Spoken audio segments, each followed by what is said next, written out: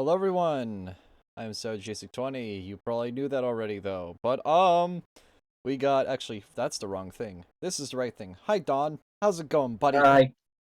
Yeah. Pretty good. How about you? This is Don right here. He's the crazy edgelord Jewish guy that shitposts a lot and makes slanders. Yeah, that's him. That yeah, he's him. He's that guy. He's him. Basic from the dark timeline. Jasek from the what timeline? Dark timeline. From the dark timeline, yeah. It's like Link and Dark Link, except that you're just Dark Jasek. You're just evil Jasek. Very equal, Jacek. Yes, very evil. I may be a misanthrope. This guy is quite literally like just a genocidal maniac. There's a slight difference. Which Don shitposts more? I think this Don shitposts more. The left camp meme is a true thing, but yeah, two J6, yeah. Alright, so, we're gonna be listening in to the Musk-Trump interview that happened last night. That was actually DDoSed, by the way. I wonder who did that. Totally not the deep state, the CIA, the FBI, or maybe Russia or something. It could have literally been anybody that hates him. And he has a lot of people who hate him, so I can't really say I can't really say I'm surprised. They spawn bouncy balls. Yeah, he spawned bouncy balls. So I should mention, I don't like Elon Musk. I do appreciate what he did to Twitter, but the guy treats his workers like shit, and EVs are a fucking scam. I'm not afraid to admit that. Like, don't get me wrong, Musk is a smart man and he knows what he's doing. I don't like the dude. I can still not like the dude. He's definitely a take what you can get from him guy. What? He's definitely a take what you can get from him guy. Yeah, exactly. Elon scammed everyone with the cybercuck. Yeah, the cybercuck is a terrible fucking pile of shit. I call it the cybercuck, but Tealord likes to call it the cyberstuck, and honestly, he's not wrong. It is the cyberstuck. The cybertruck load of mess. But yeah, I'm not afraid to admit that it's a steaming pile of dog shit. Hold on, let me actually just disable which one. Okay, there we go. Now it's fixed. Can you start the interview in an hour? I can't really do that. I can't really vamp for dead air because I did want to play Splatoon later tonight, and this thing is 2 hours long, Tealord. It's a one-way trade. So, I mean, if you want to just rewatch like the first hour of it, I hate to push you to do that, but that might be what has to happen. Solely because Don wanted to do 6 p.m. It's 6:18. The shaker truck, shut the fuck up. The thug shaker truck. You're not Corbin, stop it. Yeah, you're not Corbin. Nor am I. I'm not him. Nor do you want to be him. He's him. I'm not him. Did darn, I'll catch the VOD. Yeah, I'm sorry, Tealord. No ill will towards you. It's just that Don really wanted to start this at the time we scheduled for, and we're still running a little late now. I bet Corbitch isn't here. He is not. But I see a lot of other people here. So, anyways, we're gonna start. It's a conversation. All right. And it's really intended to just get a feel for what you can hear it, right, Don? Just like in a conversation. Yep, I can hear the stream. So it's hard to catch a vibe about someone if you just don't hear them talk in a normal way. And when there's an adversarial interview, like no one's themselves in an adversarial interview. Okay, he is right about that. If you don't mind me pausing, he said like people aren't themselves in an adversary interview. He is right. Like when you're trying to argue with someone, you let your kind of inner demon come out. If you get what I mean by that, you let your inner demon come out, and you just become like a really spiteful human being, I guess you could say. Like you just want to get that person wrong. And I've dealt with conversations like that before, especially with people who are either A, not of my political leaning, or B, are so demented in the head that they must be right. I think you know who I'm alluding to, guys. But there's a lot of those people online, and I have dealt with plenty of them, but I love proving them wrong, and then they're just like, oh, that's just that's just a different interpretation of it. And I'm like, man, you are so fucking stupid. But this is what they do. they don't act like a normal human being when you're arguing. You don't act like a normal human being when you're arguing with someone, especially if it's an adversary. Now, if you're just chatting like I do with Don, we just shoot the shit.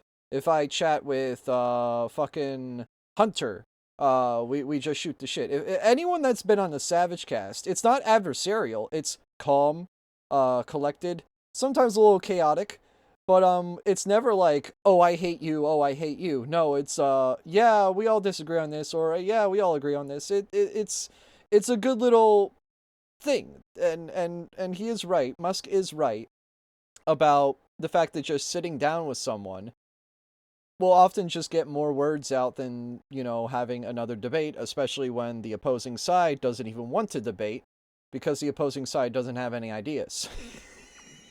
I'm not wrong. Especially when she copies off him. Did you hear about that? Copycat Harris. We're gonna make tips tax-free. We're gonna make tips tax-free. Woo! And on top of that, under her administration, yeah, she's under her administration, she made tips taxable. Like, you don't just make it go one way and then go like, oh, if you vote for me, I'll do the opposite. Mate, you're a conflict of interest now. Have y'all reacted to it yet? We literally just started like the first few minutes. It's and like before Jason server gets branded as a far right insult shud cave, never gonna happen. It's like forcing people to go on the EV train, and suddenly when EVs start blowing up, suddenly they want to backtrack on that. Yeah. The only way electric vehicles can work is if we have little tiny fusion reactors in each of them, or we switch to nuclear energy. Everywhere. We just, instead of using solar or hydroelectric, which hydroelectric is rather reliable, but instead of using solar or wind as our green resources, we need to do nuclear. And there's a really good gatekeep is to prove if you're a true environmentalist or a tourist environmentalist, a fake one, a snobby one. If you're a real environmentalist, you want nuclear. If you're a fake environmentalist, you're a jackass that wants to do solar and wind and think those are the most amazing things in sliced bread. They're not. They're cool. And on top of all that, forgetting the manufacturing part and the cobalt miner slaves. Oh, forget about that. By the way, your Tesla car, a bunch of African children helped mine the cobalt for that battery. I bet you guys really do enjoy hearing about that. African children working on your car. The cars are shit. Even they're unreliable. Shit. And they look ugly. The truck looks ugly. The Teslas look like they're bug-eyed. The regular Tesla cars, they look like they're bug-eyed anytime I pass them. You know what I mean by that? Sorry, bug-eyed? Mm-hmm. Yeah. How's it going, Mohammed? And this is really all right, let's continue on with this. At kind of open-minded, independent voters who are just trying to make up their mind. So you can understand what is what is it just like to have a conversation. So honored to Donald, great to speak. You stuttering a lot. We had a great conversation yesterday. As you mentioned yesterday, if we could just record that conversation and post it, it would have been excellent. And I hope we can have something like that today. Well, exactly, I think Fletch. I'm pretty sure we will. And congratulations, because I see you broke every record in the book with so many millions of people, and it's an honor. We view that as an honor. And then you do want silencing of certain voices. Usually those are voices that have something to say that are constructive, oftentimes constructive. And so we have to consider it an honor. But congratulations on breaking every record in the book tonight. That's great. Well, thank you. Well, I mean, maybe we could start off with, the assassination attempt, which was an incredible thing. And I have to say that, your actions after that assassination attempt were inspiring. You, instead of shying away from things, instead of ducking down, you were pumping your fist in the air and saying, fight, fight, fight. And I think that's... I remember that. I remember seeing that. The president of the United States represents America, and I think that's fucking badass how he did that. That is America. You gotta admit, that is strength under fire. It was very badass. And, that's American as fuck. A big, part of the reason why I was excited to endorse you as the president of the United States for having another term here is that was just incredibly inspiring. But I mean, what was it like for you? Not pleasant, I have to Not be honest. pleasant. I said Yeah, I there was bet. blood. I Being had being more shot is blood. not I didn't much know I had. fun. I didn't know I had You that don't much say. blood. Yeah, no The shit. doctors later told me that the ear is a place that is a very bloody place Well, yeah, it's if you're going to cartilage. get hit. Cartilage is a very But bloody in part. this case, it Like was probably That's the near best like if a your whole possible nose blood thing you can bleeds, clot. even that's think because it's about cartilage. because it went at the right It's not angle, bone. and it was a hard hit. It was very, I guess you would say surreal, but it wasn't surreal. I was telling somebody you have instances like this or like a lot less than this where you feel it's a surreal situation. And I never felt that way. I knew immediately that it was a bullet. I knew immediately that it was at the ear, Yeah. and No because shit. it hit very hard, but hit the ear. And I also heard people shout, "Bullets, bullets!" Get down, because I moved down pretty nicely, pretty quickly, and we had bullets flying right over my head after I went down. So I'm glad I went down. The bigger miracle was that I was looking in the exact direction of the shooter, and so it hit me at an angle that was far less destructive than any other angle. So that was the miracle. That That's was one Yeah. way to put for it. those Split people that second. don't believe in God. I think we got to all start thinking about that. You have to, I'm a believer now. I'm more of a believer, I think, and a lot of people have said that to me. A lot of great people have said that to me, actually. But it was amazing that I happened to be turned just at that perfect Yeah. angle, and all because I put down a chart on immigration that showed that the numbers were so great. I love that chart I even mean, more maybe it's now a than I. sign. Maybe Yeah, that's a sign, you know. it's an immigration sign. You highlighted a serious issue, and Yeah, at that moment, that's right. the bullet missed your, hit your ear, but missed your If you don't head. mind me I mean, pausing, so that bullet was actually gonna go like straight through here. Like to clarify, it would go straight like through the skull. That's where that one kid was aiming. And because Trump turned, it was no longer going straight through the brain at the side. It was basically doing this. It was just going to skim the ear. It grazed. He was lucky that he was panning over to look at a chart, because he did that, it skinned his ear. If he didn't do that, it would have gone like straight through, like basically right here, and he would have died almost instantly, if not Or a instantly. blood vessel. What? Or a blood vessel. Well, that's the brain. Right here is the brain. I mean, sure, yeah, you're right. There are blood vessels right here. Like, I believe this is the temple. I forget what this part of the head is called, but like right here and right here, there's a lot of blood vessels there. Because that's like the lower part of the brain. Because the brain basically stops right around here. And that's basically right where the bullet would be. That's death. You either die of blood loss or you die of brain damage. One of the two. But that kid knew where to aim. He just was a bad shot and didn't realize that the guy he was trying to shoot was about to pan over and look at a chart. And may I interrupt you for a second? Yes. He not only knew how to aim, he conveniently had a ladder, was driving that He suspicious truck. conveniently had a ladder, and the Secret Service didn't cover the building that he climbed to. He was registered Republican, but he was an Antifa member that voted Democrat, that donated to Democratic thingamajigs, and he also apparently, and I don't know if this is fake or not. Apparently, he was trans too. Oh yeah, remember that trans shooter in Nashville that no one talked about, like the day after it happened because he was trans? The media is such bullshit. Yeah. You don't want to admit your own stereotypes are true. You don't. Blessed be the immigration chart. Exactly, though. Exactly. The Secret Service director went back to guarding the other type of Cheeto. Well, the Secret Service also was very malcompliant, and I guarantee you it was an inside job because it wasn't BlackRock, but it was a couple other retirement funds shorted his stock the day before the assassination attempt happened. that's a red flag. And that's like such a big glowing red flag because that's insider trading. If like how would you know that, oh yeah, we're going to shoot Donald Trump tomorrow. Short all of his stock to get infinite wealth.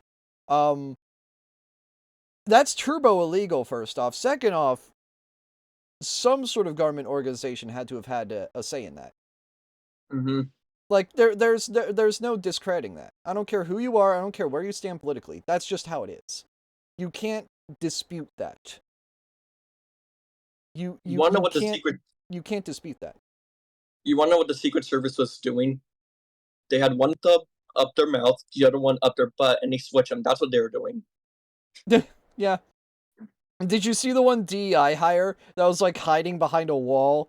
Like they took pictures of her hiding behind a wall behind Trump. I did not see. I might have to find out what picture Again, specific. they didn't give him proper protection. They literally gave him DEI hires, which is again why DEI should be illegalized. If I were president, I would illegalize DEI entirely.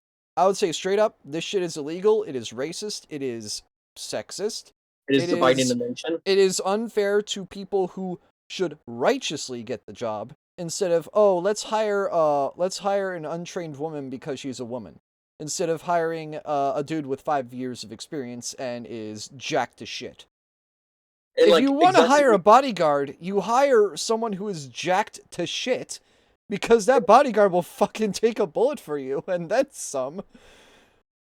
And to what you said, exactly, like there was like one like blonde woman, I think, like who was like short as shit, like literally like she couldn't put her gun in her pocket. Exactly, and you want to know why people should have a tall bodyguard? It's because of two reasons. Okay, the first one is that they're tall; they're going to take large hitbox. And the second part is, if you're taller, like a head taller, right, and they aim for the head, a bullet is going to hit them in their chest, not get headshot. Yes. No, you're not going to get headshot. You're going to get hit in like the shoulder or something, which is far less deadly than in the head. The shoulder, you could still do your job and carry the president out of there.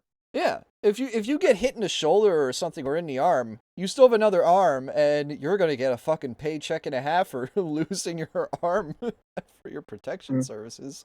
Because you still need to be functional even if you got shot. That's why the Secret Service is important. And that's why they get paid so fucking much, because they're basically, when you get hired, you are basically told, and I know this because I went to, like, in high school, they had a Secret Service guy literally Q&A us. They are required to, like, more or less have a verbal legal contract to protect whoever they're supposed to protect at all times. No pushing out, no none of that. This is like 10 years ago, by the way. This is 10 years ago that this guy said that to us. So I don't know if they changed it since then. Maybe somebody did a Palpatine execute Order 66 and wanted to try to kill number 45, but I don't know. There's definitely some sort of toying, and it's undisputable. It's obvious that somebody's doing it. Anyways, back to the thing. Well, the amazing thing is that the sign, I said, bring down that sign on immigration, and it was literally about an eighth of a second where it would be good, and after that it was going to be a disaster, no matter which way you were facing. But it just had that perfect angle, which was exactly at this shooter. Very sad situation. Such a sad situation. As you know, we lost somebody that was great, Corey, who a firefighter, a great gentleman, a great Trumper. He was just a fantastic family and a fantastic man. And a friend of mine came up, Elon, and said, "I'd like to give the family some kind of help." And I said, "That's great." He said, "Do you mind?" I said, "I don't mind at all." And he wrote out a check for $1 million, gave it to the wife, and you know. He said, "This is really nice, but I'd rather have my husband back," which is a nice thing for somebody to say, to be honest. She's great. The family is great. And we raised a lot of money for them and for two other gentlemen who are unbelievable people also. They were hit really badly. They thought they were not going to make it, and they did. The doctors in the Butler area, I tell you, they were incredible. They saved the two, and they were really hit tough, both of them, equally. And we thought, my first question was, because I heard bullets flying over me. And I said, how many people were killed? Because we had a massive crowd there, a tremendous Yeah. He had a big crowd thousands there. and thousands of people. And there was no land. I mean, it was all people. So I said, how many people have been killed? Because I knew there were other shots being fired. Sure. And they said, we don't know yet, but some people have been badly hurt. And I have to give the Secret Service sniper, they call him, or sharpshooter, but sniper, Yeah. because he didn't know there was a problem. He's an I don't believe extraordinary that. shot, obviously, and he didn't know there was a problem. And he was Yeah. able to pick it all out within 5 seconds. And he used one bullet from very far away, I guess probably about 400 yards. The shooter was 130, but he was on the Yeah. he was on the opposite side of the field and the podium, and he saw the smoke and the flame from the gun, immediately recognized it, and immediately took a shot. And it was one perfect shot from very far away. And if he didn't, I'm gonna pause that. I have a feeling he knew and didn't shoot back until Trump was shot. Conspiracy, like, not even conspiracy theory, but like, I'm just postulating here. I did hear rumors that that the guy did actually knew and wanted to take the shot beforehand, but this Secret Service told him to hold your fire. Yeah, no, that just further proves my point. That, like, again, he knew about it. He just didn't fire back because, again, you could say it's malcompliance. I say it was intentional. They want him dead, and it failed, so they, killed the guy that failed. You just kind of know at this didn't do point. that, Elon, he would have. I mean, if he would have, a lot more people could have been Sure. badly hurt and killed. So Yeah. I have to Absolutely. take my hat off to him because that's also a surreal. You know, he's been with them for 23 years, and Yeah. he's never had anything like this. And all of a sudden, he has to act, and it's a very tough thing to Sure. act and to be shooting somebody. But he saw the gun, saw the smoke, saw the flame from the gun, very far away. I obviously has very good eyes. He's got very good vision, which I assume you Yeah. have to have in that particular work. But he took Absolutely. aim very quickly, and they say it was approximately 5 seconds from long range, Yeah. one bullet. If that didn't happen, because Yeah. the shooter had a lot of bullets, he had a lot of cartridges Sure. up there with him, so Well, could have been very. I mean, that's clearly, he was very confident in taking that shot to stop the attempted assassination. But I mean, there does seem to be, I mean, some pretty significant failings elsewhere in the system. Like, there's just no way that, like, how on earth does a shooter get on a roof 130 yards away? That seems crazy. I think most people people are wondering how on earth could such a thing happen? Well, I view it as two ways. There should have been nobody on the roof. There were people, Yeah. because there were so many tens of thousands of people there. There were people that were seeing him, and there was one woman with a red shirt and Right. Trump all over I it, saw and the video. she's screaming. That guy's got a gun. You saw it probably. There's Yeah. a No, I guy saw the up there video. with a I gun. mean, it's like I guess, I mean, for my part, and I think probably many members of the public are wondering how the heck are basically people wandering by pointing out there's a guy on the roof with a gun. Yeah. And they're seeing it, but somehow it's not being addressed. Because the deep state doesn't that care. does seem Yeah, crazy. well, They didn't they're going care. to learn from this. The communication between the local police, who sort of had an idea, and then ultimately a man lifted himself up to the roof, could barely do it because he was pulling himself up, and Yeah. he saw the man with the gun. The man with the gun pointed the gun at him. He thought he was probably going to get shot, but he was like pulling himself up, and because of that, he couldn't get to his gun, and he fell down. Actually, very badly hurt his leg, his ankle. I hear very badly, Okay. but he fell down, and he did. From what I understand, he did say there's a guy up there with a gun, and the shooting started very quickly after that. I think it forced the shooter to go maybe quicker. You're supposed to be a very good shot. Yeah. My sons, Don and Eric, they can't Don. believe what happened, but They said from 130 yards, a bad shot would hit that target almost every time. Yeah. They said it's like in golf, Yeah. sinking a 2-foot putt. Yeah, it's not a tough shot. It's not a Yep. it's not a long shot. The Secret Service person had the long shot. He had triple the Yeah. distance actually. So it was a terrible thing. Look, it's hard. I have to say this about the Secret Service. When I went down, and I went down based on I think they're screaming, but other people also, because people saw this happen. You had so many people. One of the miracles was that nobody ran. I mean, if a gun goes off, the crowd Yeah. control people Yep. showed us this. When guns go off, and it does happen in stadiums, People at a soccer panic. match or some kind of a match, That's just everybody flees. natural They call instinct. it a stampede, like cattle. But everybody, and a lot of Yeah. people get killed with those stampedes. Mhm. We had Sure. more people than you'd have at some of these matches or these games, and nobody left. You had a small group behind us in the grandstand, and that was full. And you look at it as it was taking place, and normally they'd be running. They didn't. No, Like, they they just saw stood that I still. was hurt. They saw a lot of blood, and they saw that I went down.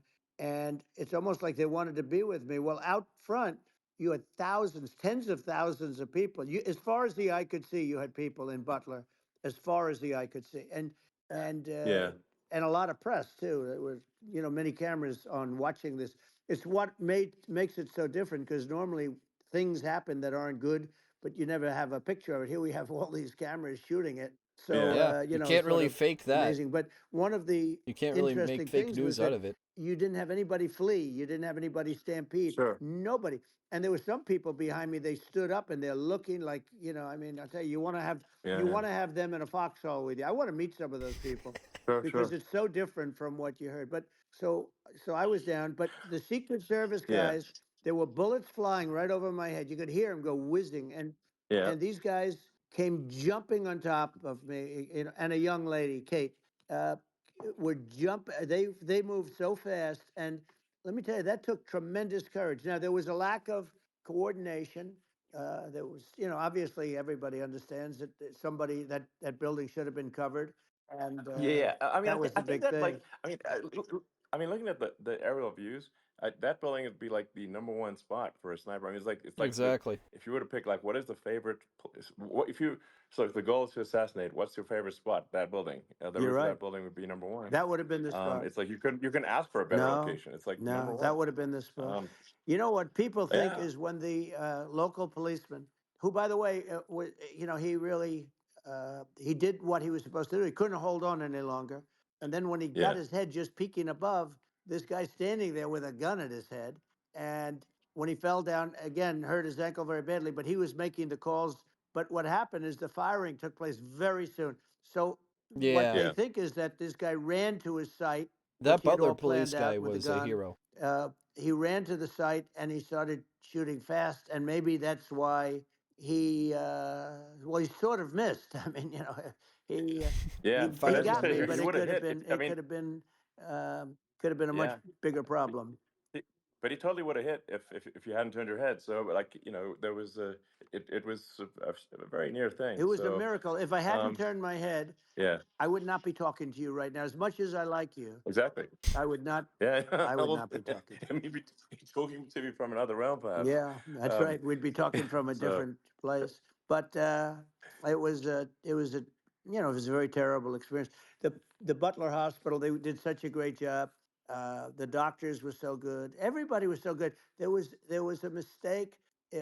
If somebody knew, because people were hearing that, there was just a bad feeling that there was somebody was around. You know that story now. It's been pretty yeah, well. yeah, And yeah, if somebody could have said, because they've oftentimes said, like there'd be a lightning storm or something, because I've done, I think, over 300. I think I did a lot more than that, but we did a lot. And oftentimes they'll say, sir, could you wait 10 minutes, please? Sir, could you wait 20 minutes? There's a storm overhead or lightning or something, right? And yeah, that happens yeah, often. And this would have been a perfect time for that to have happened, but it yeah. didn't get coordinated. That was the problem. Well, it was your I think your actions in the heat of fire, and like what I find admirable there was that you can't fake bravery under such circumstances. The courage is instinctual or it is not. It's not a rehearsed action. And so I just want to say that I think a lot of people admire your courage under fire there.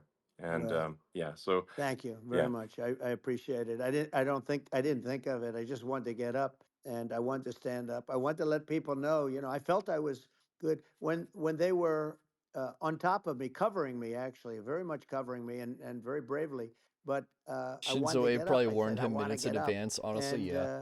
they wanted, Yeah, they have the everything. crowd had guts to stay put. They wanted stretcher. I didn't like the stretcher, and I knew I was hit in the ear, but I knew I wasn't hit anywhere else. They felt I was hit someplace else yeah, because it was such a lot of blood, and they were sure that I was hit someplace else. And they were saying, "Sir, you were hit in more than the ear." I said, "Nope, I was hit in the ear. I want to get up.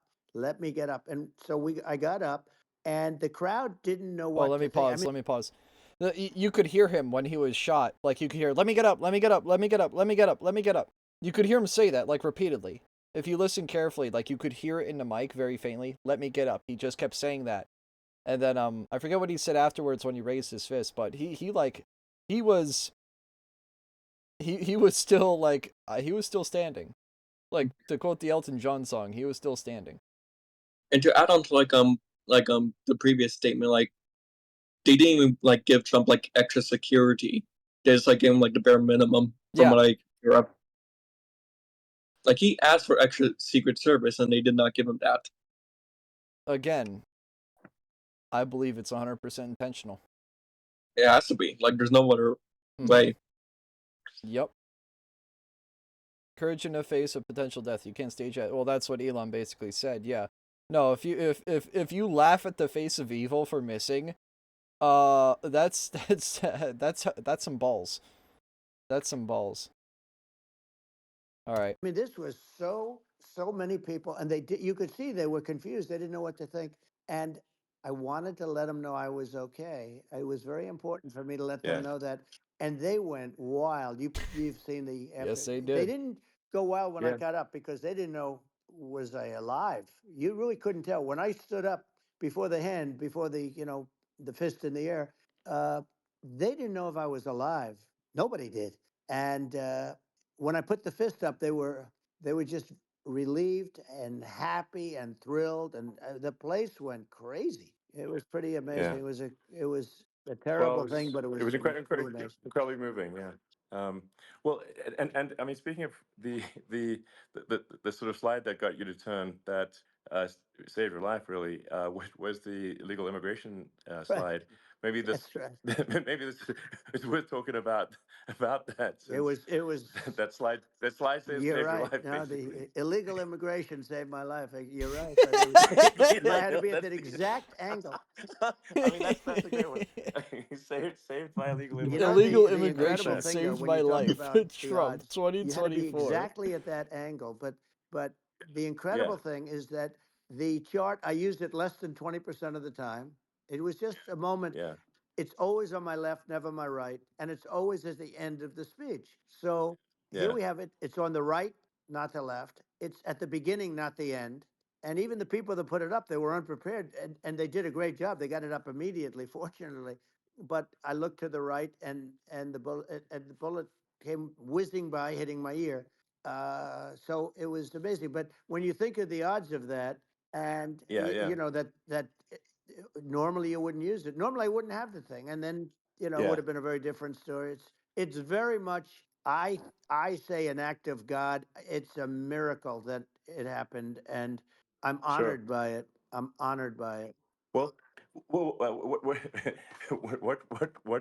were you about to say about illegal immigration before you were rudely interrupted with Well, I was bullets? going to say how good the numbers were. By the way, we're going back to Butler, and we're going to go Great. back in October. We're all set up, and the people are You fantastic in better have Butler. those fucking It's a great roofs area. cleared. Great, these are incredible people.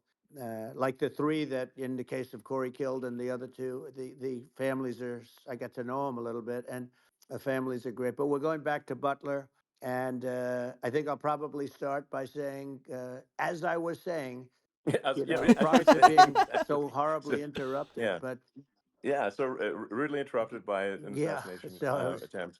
But no, but the chart, Some people have no manners. Elon, the chart was just a chart that in my last week, we had the best illegal immigration numbers, meaning stopping. It was at the lowest. You've seen the chart. It's become quite a famous Yeah, chart, yeah, but that was the lowest yeah. point ever recorded. It was a really, I mean, I was very proud of those numbers. And then you see what happened with these people, Kamala and Joe. You see what happened. They just let it go. I had remain in Mexico policies. I had all these different policies that was so good. Stop. Let them Guys all like through Tom the Homan wall. and Let Brandon it Judd from go. Border Patrol. All these are all people that they've been on television. They said it's the best numbers we've ever had. We had so many different checks, catch and release in Mexico, not the United. We had catch and release in the United States. We had it in Mexico. We had so many things. We had things where if people, many people come in there, they have contagious diseases. We had everything passed. If you have a contagious disease, I'm sorry, but we cannot allow you into the country. So we were setting Yeah. literally records, and all I was doing is showing that, and I use it sometimes, Sure. and in this case, I'm glad I used it. I can tell you that, but they were fantastic numbers. But I'm going to sleep with that chart always. I'll be sleeping with that Damn, chart. that That aged like chart fine wine, Fletch. was very important for a lot of reasons. Well, I mean, would it be accurate to say that you're supportive of legal immigration, but that but we also need to shut down illegal immigration, and especially unvetted illegal Yes. immigration, because you know, and that's not the same I as mean, saying just look at the that UK everyone right who's now. an illegal immigrant is bad. In It's fact, fucking New Arabia. I think most people who are And illegal and immigrants Canada Arabia? is just good, New but India. you can't tell a difference unless there's a solid vetting Really? of who comes across the border. Does that accurately 100%. represent your position? I say it Okay. very simply. They have to come in legally. They have to be checked. Yeah. Because look, Kamala was the border czar. Now I'm gonna she's pause denying. this now. So he wants him to come in legally. Here's the thing. I'm gonna butt heads against him, against what he's saying right now. You see, I may agree with a lot of things he says, but I'm gonna butt heads against him. We need to make the process simpler. Or not simpler, but easier to pass through. Because the current system, you gotta wait like 3 years to come here legally. I know this because I have friends, like, this one dude was trying to get married with a German girl and have her come over here. It would take like 3 years. There's this guy who's trying to marry a Ukrainian girl right now that lives in Odessa, Ukraine. And, needless to say, that will also take about 3 years for her to immigrate over here. The point is, if you want to legally immigrate over to the U.S., it takes years. And you still have to live in the country that you live in. It still takes years. That needs to be fixed. That's why there are so many people illegally immigrating here. Because why wait 3 years to legally immigrate when I can just walk across the border and take a few months? It's so much easier to illegally immigrate. And it's basically incentivizing illegal immigration. We need to fix that by, I don't know, making the process simpler or getting more people to work on the process or some sort of thing, which, by the way, if we get more people to work on the process, that means more jobs. You know, something that's really good for the economy. More jobs. Yeah, more jobs. Yeah, come on, people. Is it not fucking obvious? Now I will add on to this, like all your points are true. I am saying though, like the reason why the border needs to be maintained is because you have like stuff like child rapists coming in, or you have all these illegals who are like drug cartels or rapists or whatever, and they're just coming in freely because we don't enforce it. We don't enforce our border protection anymore because of our current president. That's just how it is. Trump did a good job on that. Trump did a good job on that. I'll give him that. He did a good job at protecting our border, which honestly we need more of, because we shouldn't be letting illegals have more rights than citizens. Just again, look at the UK. There are Muslims from Turkey and Iraq and Egypt and Lebanon and all these other countries that are just living in fancy, lavish hotels in London and other various cities in the UK. They get a free fucking ride. They don't have to work or anything. Meanwhile, you get to scrape on by paying carbon tax for your car, like 5 pounds a day to drive your car around because of ULEV restrictions, which, by the way, people are snipping the cameras down for ULEV, by the way, which is very based, honestly. Fuck ULEV. What is ULEV? Ultra low emission vehicles. Think of the emissions program that we have in the US, but so severe that they'll literally take a picture of your license anytime they see it, and if it's not emissions compliant, you pay a $5 fine every day. And funny how they'll put money into that, but they can't put money into They'll tax the fuck out of carbon taxes, but they won't actually put money into, I don't know, making greener energy for the country. No. Let's just tax the fuck out of the people and let these Muslims that are illegal live in our country for free. And they don't have to work a job or anything. They can just live in a hotel fancily for the next 5 years while they riot in the streets. Yeah, that sounds like a great idea, guys. And this is what's happening with a lot of these illegals. They're drug cartels. That's what they are. Look at New Mexico. Watch Breaking Bad, for God's sake. Breaking Bad is a perfect example of drug cartels. It happens a lot in California, a lot in Arizona, a lot in Texas, a lot in New Mexico. It is super common in those states because they're border states. I don't care who you are. I know there are tons of Hispanics watching right now.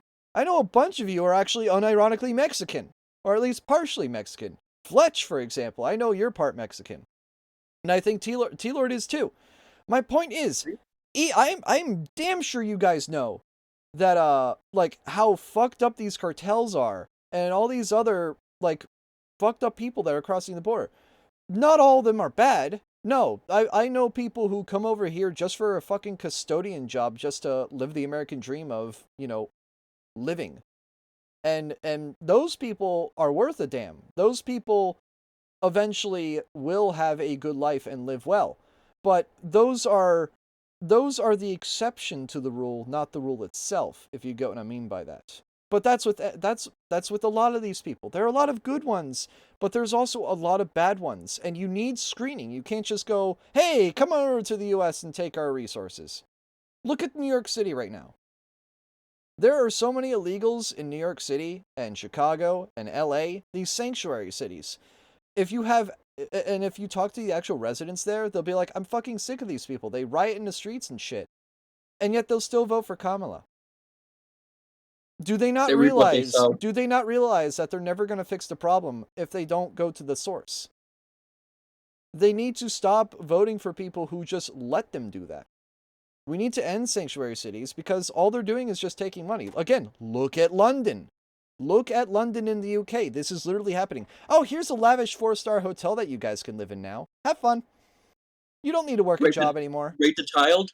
We can give you guys an EBT card even though you're an illegal. We can give you guys an EBT card. Something that tons of people fucking need. SNAP, EBT. Stuff that people that make my income would desperately need. Say if I were, homeless or didn't have a home or had to pay rent and couldn't afford food because, it's like $2,000 a month to rent here. And imagine these illegals get that for free. $2,000, $3,000 a month rent free. Why do they get all these benefits? Maybe I should just become a Mexican resident and illegally immigrate back here. Honestly, it would probably be better off. Again, it's stupid. It's stupid. Anyways, back to this. Everything that I do, she's saying she was strong on the border. We're going to be strong. Well, she doesn't have to say it. She could close it up right now. They could do things right now. It's horrible. No tax on tips, and all of a sudden she's making a speech. And there I mentioned that to you like not even 20 minutes ago. And by the way, they had just the opposite. They had not only tax on tips, but they hired 88,000 IRS agents. And many of them were assigned to go get waitresses and caddies and all of this. Of course they did. Tips. They have a policy. They had a policy that they were really going to go after you and were really harassing people horribly. And then all of a sudden, for politics, she says, she comes out with what I said, which I think is terrible. And I think it's also hitting them very hard. These people are fake. Now they're also saying they did a good job in the border. We had the worst numbers in the history of the world, not of our country. There's never been a country in history that has had a catastrophe like this. We've had, And again, I'm going to pause it. Look at how bad it is in the UK. Look at how bad it is in Germany. Remember the guy that was beating up the Muslim that had a knife? And then the police arrested the German guy, and not 5 seconds later, the Muslim stabbed the police guy? Guys! The problem is right in front of you. And imagine it's that in the Germany and the UK and Poland and France and Italy and all these other countries in Central and Western Europe. Imagine how bad it is there. I mean, Aisha Speed literally had his hair ripped apart by Aisha Speed Muslims. literally had his hair ripped off in Norway. There's literally Sharia law communities in the Scandinavian countries because of how much immigration to those countries are. You can't get police to go to those Sharia law countries or the communities because they will literally get stabbed to death. They don't want to integrate into the country. They want to be a separate thing within the country. They want to mooch. And if it's that bad there, imagine how bad it is in America. You just don't see it because the media doesn't want to show you it. The media doesn't want to show you how bad it is because it's the media. It's fake news. We only want to see how good Kamala is doing and how bad Trump is. No. That's a one-sided view. And the media sells you on that, and you are fucking stupid if that's the only way you see it. There are good things on both sides. I will admit that. I'm a libertarian. I hate both parties. Both major parties. But the fact that you aren't willing to admit that the media is pandering to one side and one side only, it makes you laughable. It makes you pathetic. It makes you a clown. Anything you want to say, Don? Just that Twitter is unironically the best news source at the moment. It's unironically the best news source now because it's, for the most part, not entirely, for the most part, relatively unbiased. And typically, if something is biased, there's community notes. There's community notes that say, actually, this is fake news, or actually, this happened, or for clarification, this happened, which is great, because it can sometimes, unironically, just chuck somebody in a ditch and leave them to die whenever they, do some sort of sensationalist bullcrap. And it's hilarious when that happens. I believe, and I think you believe this too, you hear 12 million, 13. I believe it's over 20 million people came into our country, many coming from jails, from prisons, from mental institutions, or a bigger version of that is insane asylums, and many are terrorists. And I'll tell you what, they're coming not just from South America, they're coming from Africa, they're coming from all over the world. They're coming from Asia, they're coming from the Middle East, they're coming from countries that are they're coming from everywhere. Stupidly and horribly bombing Israel October 7th. They're coming from all over the world. And you look at, it's so sad October 7th because it should have never happened. It's so sad when you look at Ukraine. It should have never happened. We have a defective government. These are defective people, and they're not people that should be running it. But where you see it the best is the border, because you have millions of people coming in a month. And then she gets up and she tries to pretend like she's going to do something. She had 3.5 years. And by the way, they have another 5 months that they can do something, but they won't do anything. They won't. It's all talk. She's incompetent and he's incompetent. And frankly, I think that she she's is more literally a incompetent than he diversity is. hire. And that's saying something. Biden only appointed her because she is a black woman. She's actually Indian, you fucking retard. A secure border. I mean, you're really not a country unless you have a secure border. And secure elections too. Absolutely secure elections, and so it's just essential to have a real border, or we can't function as a country, and our service, our central services are being overwhelmed in a lot of cities. But as we were talking about earlier, I think having a legal immigration process that is smooth and efficient and done well, and I, speaking as someone who is a legal immigrant. I think that like one way to think of it is, who do you want on your team? Who do you want on Team America? And I think we want to just say, okay. I'm gonna quickly pause this and read some chat messages. My dad's brother died through the cartels. Yeah. Again, you have Mexican heritage, and you firsthand have experience about it. Like your uncle died through the cartels. Yeah, it's tragic. That's like, damn, bro. I'm sorry about that, man. That sucks. That legitimately sucks. I'm sorry about that, man. And people wonder why the AfD is getting stronger. For those that don't know, the AfD is the right-wing party for Germany. Yeah, apparently they got a shit ton of votes. And France apparently also had their right-wing parties surge a bit, as well as a couple other countries. Even though the UK voted for BlackRock-funded Labour Party, which will shoot them in the ass. They did get 2 or 3 Reform Party seats, which is basically their right-wing party as well. Which is more impressive than, I believe, the Green Party, which only has 1 seat over the 30 years of it being around. The Reform Party's been around for like 6 years, and it already has 3 seats. That's impressive. Now, unfortunately, 4 years of Labour Party will probably ruin the fucking country. But if they're able to reverse it by having a reform sweep, that would be really cool. It's just, I think it's too late for that now. I'm sorry, if you live in the UK, you're fucked. The main problem is because of how like the party system is like in all these other countries, like where there's like 5 different parties to vote for. Yeah. Essentially, what happens is that all the right-wing parties like get split up, and like the fucking left just backs one major like communist party. That's literally what happened in Mexico, from what I recall. Right? Didn't they Didn't they have like this one creepy fucking pedophile-looking, like super hyper liberal shitlib as like I think she got like now? like she got like 37% vote, or I don't know the specifics, but I'm just saying 30%. And like the other right wing parties, like yeah, they're right winged, but like they're all fucking split apart, and that's what kind of like caused that shit to like fucking default to like the left wing. That is the problem with multi-party, which honestly is why they should kind of like pool together. Like, and that's what some of the countries do. They'll have like a few of the parties pool together their votes to have a better say.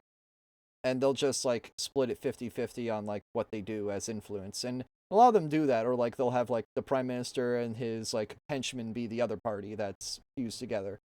Kind of like that Dragon Ball fusion where they like do the like, you know what I mean? Yeah. But that's what they do. In some countries, some of the ones with better democracies do that. America though is not a better democracy. We're a very flawed democracy, and that's like that's a statistic. That's a legitimate fact that we are a flawed democracy. Between the ballots being stuffed as well as the fact that we only have 2 major parties, that's a huge thorn in our side. We need to have more than just 2 parties, and frankly, it angers me that neither of the 2 have fractured at all. I mean, sure, you have RFK Jr. running for president, but that's not going to do anything. He might get 5% of the vote if he's lucky. The thing is, there's nothing like really major to change the status quo. There isn't. And there needs to be. Again, there needs to be like a whole rewrite to the government. But there needs to be, honestly, there needs to be a fucking civil war. Like, I honestly won't be surprised if a civil war happens. Because if it does, honestly, it'll be like the economy falling into depression. It will probably fix shit. It'll just be super fucking painful for everyone involved. The thing is, like, they'll try to like kill Trump again and again. Like I heard like not too long ago, like a plane supposedly had an accident and Trump had to make a emergency landing. Yeah, there'll be plenty of people trying to kill him for the next 5 years of his life, I guarantee you. And he knows that. I'm pretty sure he's aware of it, but he doesn't want to say anything about it publicly because either A, that shows weakness, or B, he doesn't care and he'll just do as he pleases. We want to let in people who are going to, be great contributors to our society and to our economy, and and who do you want on the team? And it's not to say that, like in my opinion, actually, I'd say like probably most of the illegal immigrants actually are actually good, hardworking people. That's my opinion. But as I said, I talked about this before. He is probably right. Again, like maybe half of them are hardworking people. But you also have the other half, which are the quite literal epitome of illegal immigrant and why they have a bad name.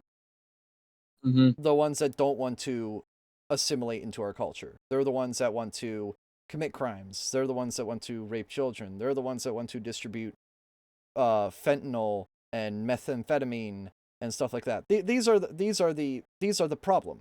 And in order to filter out the problem, you have to, I don't know, maybe simplify or stratify or accelerate the fuck out of the process of legal immigration. Because again, when you incentivize a bad habit, you're going to have more people doing the bad habit than the good habit of legally immigrating.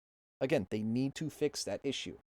The sooner you fix it, if you immediately fix it, these people aren't going to illegally. They're going to immigrate legally, because if it's going to be stupid simple, or it's only going to take a month or two instead of 2 to 3 years, or forced marriage with somebody, and good fucking luck with that. And even if you do get married, you still have to go through a shit ton of paperwork.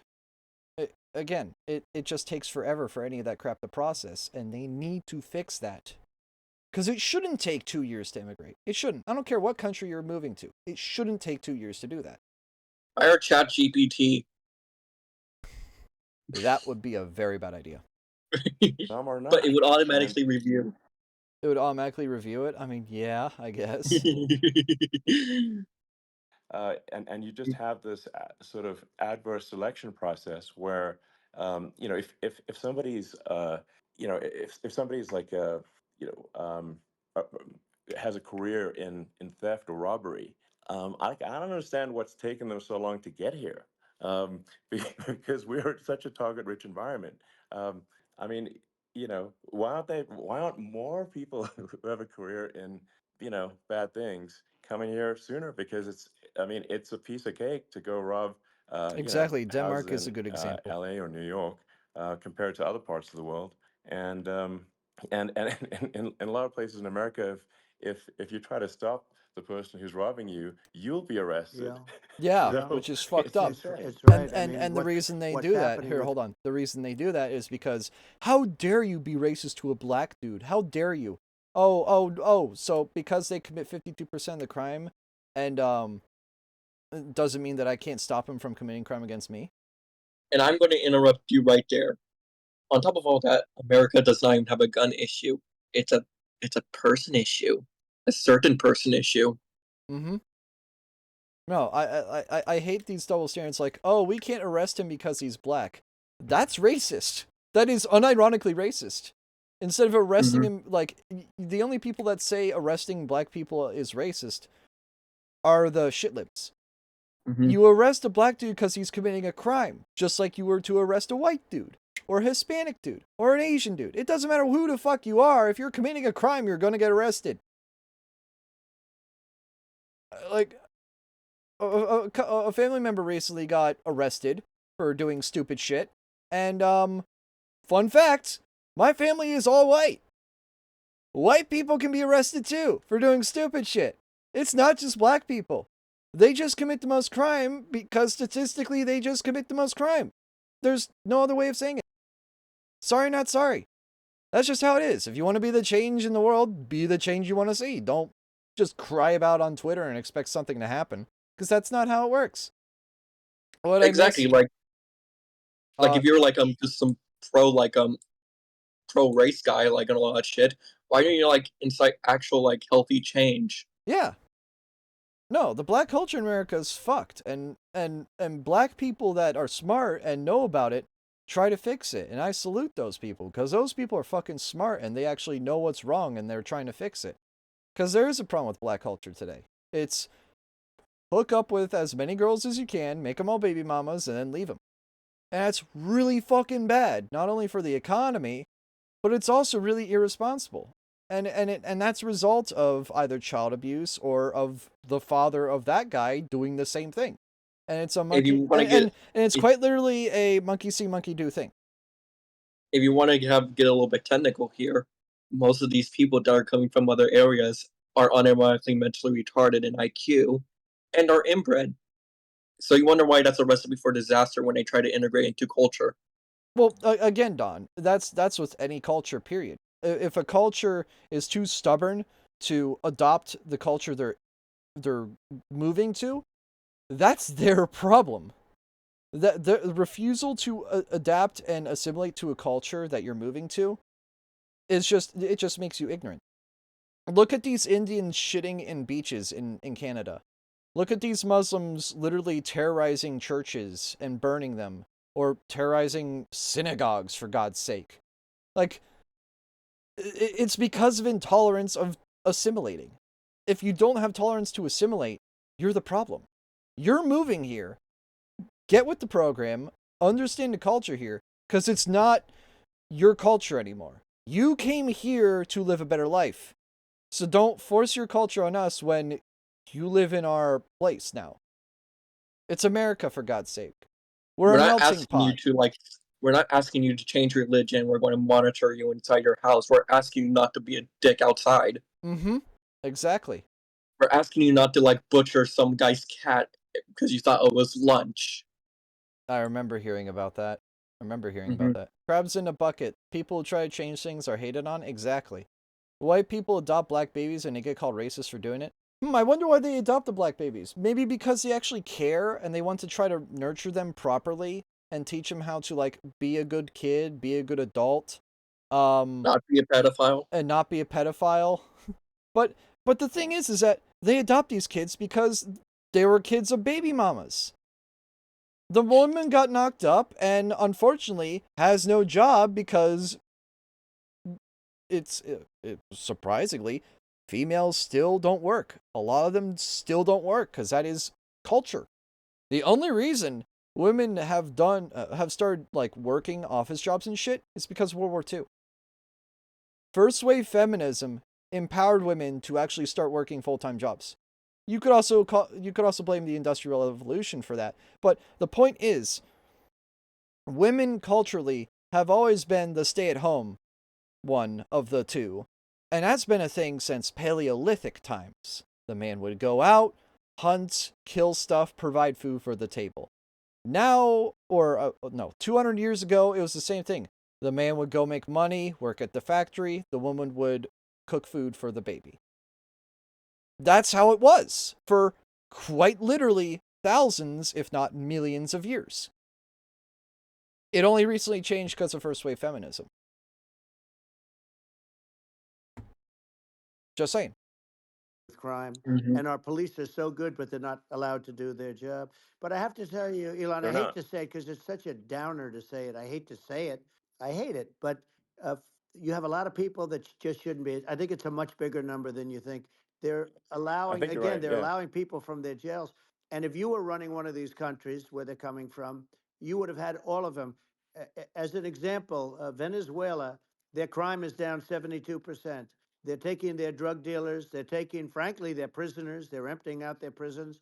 They're taking their criminals, their murderers, their rapists, and they're delivering them into. But that's what Castro did. Yeah, well, he did on a much smaller scale. Yeah. It was a much smaller scale. Hold on. Feminism went from equality to women's supremacist movement. Okay, actually, let me fix that statement for you. First wave feminism went for equality back in the 40s with, World War II, which was honestly justifiable to a degree. Then there was second wave, which was, I think it was we don't need men or some shit like that, which was fucking retarded. I thought it was voting. Last I checked, most carpentry, electrician, plumber, sewage worker, any major trade job, IT, they're all at least 80% male. And I wonder why that is. Maybe because women are typically higher maintenance and don't want to do those kinds of jobs. Ever think of that? Maybe it's just the monkey brain in the human going maybe I don't want to get dirty. Because that's what a lot of women have. They have that in their brain still, because it's literally been etched into the skull of a human for millions of years. Women don't want to get dirty. They want to stay at home and protect the child. That is just monkey brain right there. That is monkey brain. But it's true. It is quite literally just how we've thought since ever. And the women still follow this. They still want to stay at home and take care of the kids. A lot of them still do. It's like someone in Cali doesn't want me to see this, lol. The FBI. The FBI is watching this stream. But yeah, it became, we don't need men. And then it became, we are the men, I guess you could say, with all the women pretending to be men, all the men pretending to be women, and yet they don't realize that these men are invading their, their privacy and shit. And yet, where's the feminism there?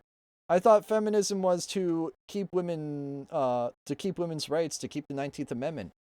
Do we have to get rid of the 19th Amendment to make them actually go like, oh shit, maybe we should actually care about our rights? Does it take that much of an extrema to get a fire under their ass to let them know, hey, maybe we should actually care about our rights? Or have a pedophile, or have an autogenophiliac pedophile pretending that he's a woman go into a woman's locker room and sexually assault a 6-year-old girl? Do we need to have that happen to every single woman? To teach them that, hey, maybe these people are fucking evil and are trying to take away your rights. Do we have to do that? Do we seriously have to do that? Because all that fourth wave feminism is now is just retardation. They like what first wave feminism was and what fourth wave feminism are basically the exact opposite. The first one cared about women. The second one hates men and honestly hates women more. There is no female movement anymore. It's just fuck men, men bad, men evil. Also, men belong in women's spaces. Lol. And whose side are you on? Women need to get beaten at the Olympics. Oh yeah, and a man beating a woman at the boxing tournament in the Olympics. Not That's just a man. The two finalists. Men. 2 men. Yeah. 2 men. The finalists are men. Women's happiness is down, male suicide is up, no one is Mayfinger. Yeah, no, modern day feminism is causing men to kill themselves because either A, they're single forever, and I can concur with this. I'm probably going to be single forever, unfortunately, because there's just no woman that is my age that has similar views to me or is too shy to express those views.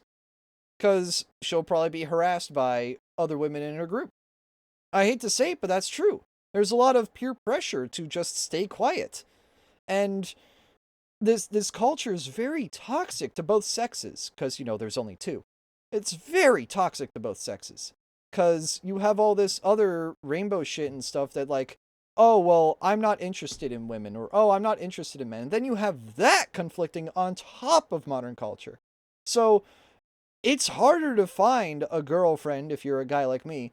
Not only because a bunch of them are lesbians now, but also because a lot of them just have such wildly different political views that are like quite literally like, oh, if you don't give me $1 million a year, I'm not gonna date you.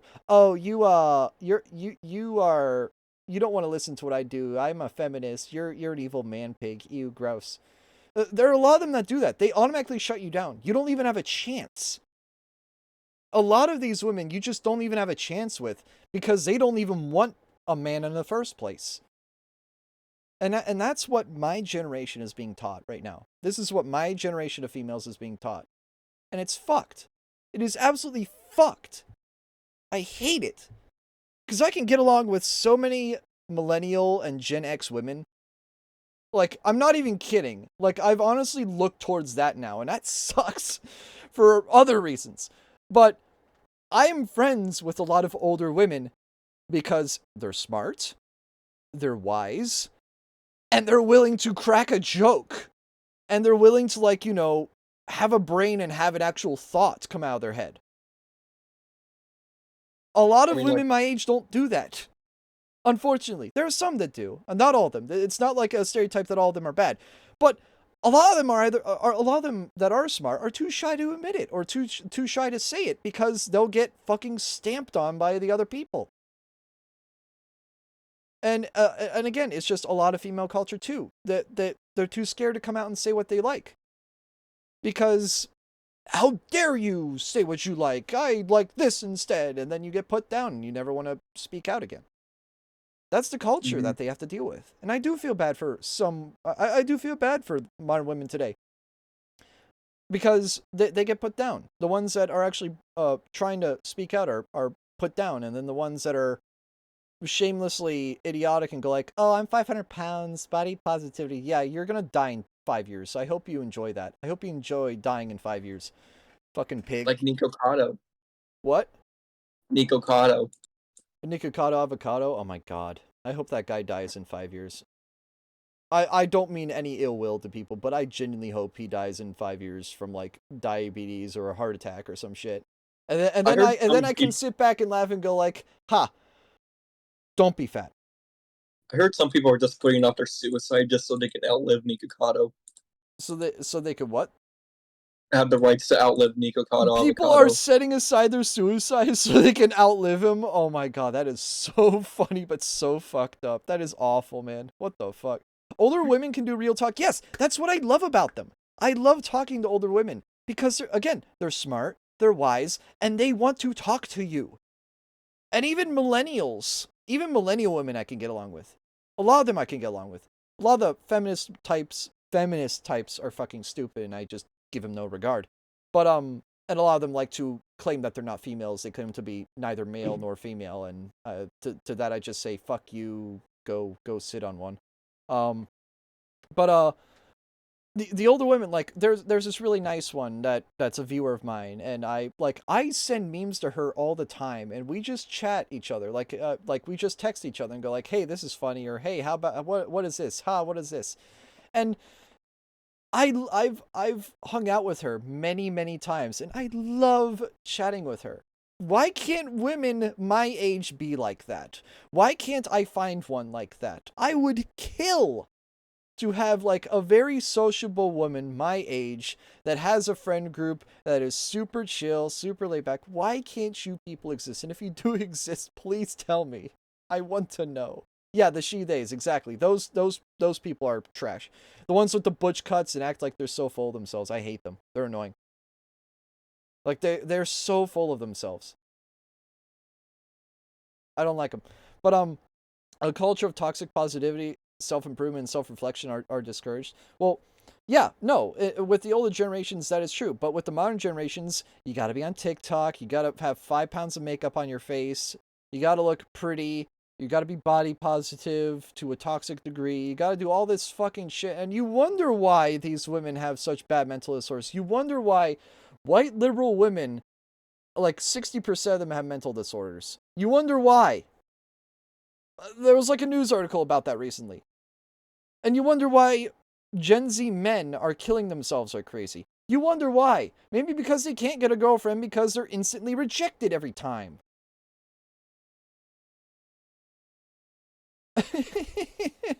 Alright, enough of this. We'll go on. But this is a massive scale because this is being done worldwide. But here's what's happening. Crime all over the world is down. And wait till you see the numbers that we have. You know, this is migrant crime. This is crime that's going to be. Yeah. And I saw it today in New York where somebody was knifed with raped the girlfriend of a man that stood there watching in New York in one of the shelters and started pulling out the knives, and bad things happened today. But this is happening every day. These are rough people. These are people that are in jail for murder and all sorts of things. And they're releasing them into our country. And they're telling them, if you come back, we're going to kill you. We're going to give you the death penalty or kill you. So they don't want to come back. And we should give them the death penalty. Yeah. These are criminals that reinstate the death penalty, guys, for God's sake. And it's horrible what they're doing. And she's in charge of it because, you know, now she's trying to say she had nothing to do with it. And she's such a liar because she was called the border czar the first day, and it was on the headlines of every newspaper. She's the border czar, and she never even went there. She went to one location, which had nothing to do with where the problem is. You know, she went in and out, I guess, because she was getting a lot of pressure, but had nothing to do with the problem is. But she was the border czar, and people can't allow them to get away with their disinformation campaign. Now she's trying to say that she wasn't really involved, and the whole thing is horrible. She was totally in charge. She could have shut the border down without him. He didn't know what he was doing anyway, so he wouldn't have even known what happened. You could shut the border down. He wouldn't even know the difference. But the fact is that she was border czar. But if you don't have to call her that, the fact is you could just call her, she was in charge of the border, and the border was the worst ever. It's simply not working. No, it's horrible.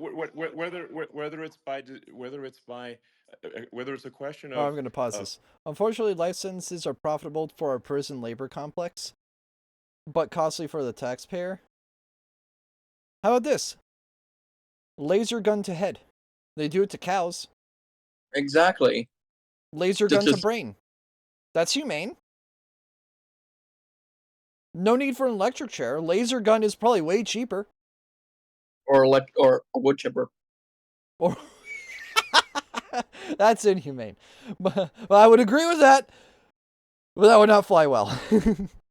Hey, Jason, just one question just off topic. Do we have to make a part 2 to this only because like this thing is 2 hours long? Nah. Alright.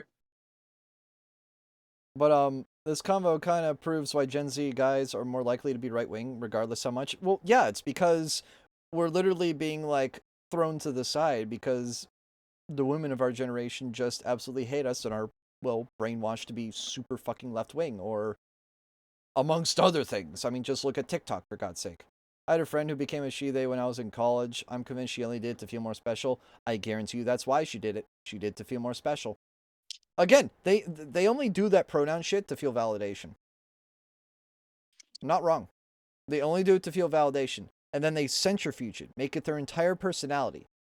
And then when you don't play their little game of pretend, it makes them mad, makes them angry, makes them want to cut you out of their lives, and then they end up going ack a few years later. 42% suicide rate. You wonder why that is? Just saying. 42% suicide rate. Strap him to explosives on the 4th of July. Blowing up is painless anyway. How about we just go back to Texas law, where we just have a you know how, like, I forget what it's called, but like 30 people gather up around in a half circle, aim their guns at the criminal, and all shoot at him simultaneously. Let's just do that. Let's just do that. That'd be fun as fuck. It'd be just like old times where you would have a whipping post for somebody who misbehaved or killed somebody. They'd be whipped to death. Firing squad, yeah. But like back in ancient Mesopotamian times, you had a whipping post and you'd be whipped to death. And people would watch it. They would take their kids to see it. This happened in Roman times, for God's sake. I mean, the Colosseum was a thing. Yeah, the Colosseum was a fucking thing. If you were a criminal, you go into the Colosseum and try to fight other people to prove your worth, prove your innocence. Why can't we just do that? Fuck, man. Fuck, man. Holy shit. Why can't we have cool ways of killing people to prevent them from ever committing crime again? Why not do it like Saudi Arabia, where if you steal, you get your hand cut off? That will teach someone not to commit a crime. That will teach someone. But Jason, that's barbaric. How dare you be so barbaric? It'll teach them a lesson. But it's not humane. It'll teach them a lesson. They're still alive. They'll just forever remember why they fucked up. I know people who have to install breathalyzer machines into their cars because they committed a DUI. And they'll always remember that they fucked up. Knowing that they have to breathe into their car every time to start it, they'll remember. They'll learn their lesson. At least you fucking hope they will. Mm-hmm. You'll fucking know. You'll fucking remember. It's the same thing. That's why they get their hands cut off in Saudi Arabia if they steal. It's the same thing. You fucking learned your lesson now, didn't you? Don't fucking do it again. Yeah, they can get a robot hand anyway. Exactly. No, prosthetics exist now. Prosthetics exist. But they will fucking remember, oh yeah, I don't have my actual hand anymore. Maybe because I stole that apple. Or maybe because I tried to steal that gold bar. Or something like that. Did you fucking learn your lesson? God, I hope so. You got out the other one proudly. Yep. I refuse to die out of spite for this world. I'll never off myself. If I get my way, I'll die at a pissed off 80 to 100. So many handless college students. They can get yeah. No, exactly. That's why Darwin Awards exist. Exactly. Again, why can't we bring back those kinds of punishments to tell people to maybe not fuck around and find out? Because if you do fuck around and find out, you're gonna pay for it. And these are like, you know, crimes that you shouldn't be doing anyway. Like obviously if you're, you know, going through like if you're doing something stupid that's unenforceable, who cares? But if you're stealing like hundreds of dollars from a cash register or destroying a bunch of shit in in a California Safeway because you're allowed to steal $10,000 of shit, and you're a naked fat woman who just rubs cake on her body because oh yeah, by the way, that was an actual video that I saw. I'm glad I did not see it yet. It was on Twitter a while ago, but there was this woman who was literally just throwing cakes on the floor and just bathing in them at a Safeway. Oh yeah, and remind me why we allow these people to do this. Oh yeah, because if you arrest them, they're black, therefore it is racist. Stop it, guys. You saying that it's racist is racist. Most common stolen item in Cali is makeup. People aren't even stealing what they need. Exactly. They're not stealing what they need. They steal what they want. It's not even food to get by. It's just shit they want. It's a Supreme bag, not a canned tomato soup. You know, food's more important, people. Instead of looking like a whore, maybe you should, eat. Just saying. Intention or competence, either way, we don't have a secure border, and we have people streaming over like it looks like a World War Z zombie apocalypse at times. And sometimes you got to sort of wonder, like, is it real or not? So because you see things, you're like, is it real? So I went to the border at Eagle Pass, and I saw for myself in Texas, and I was like, okay, it's real.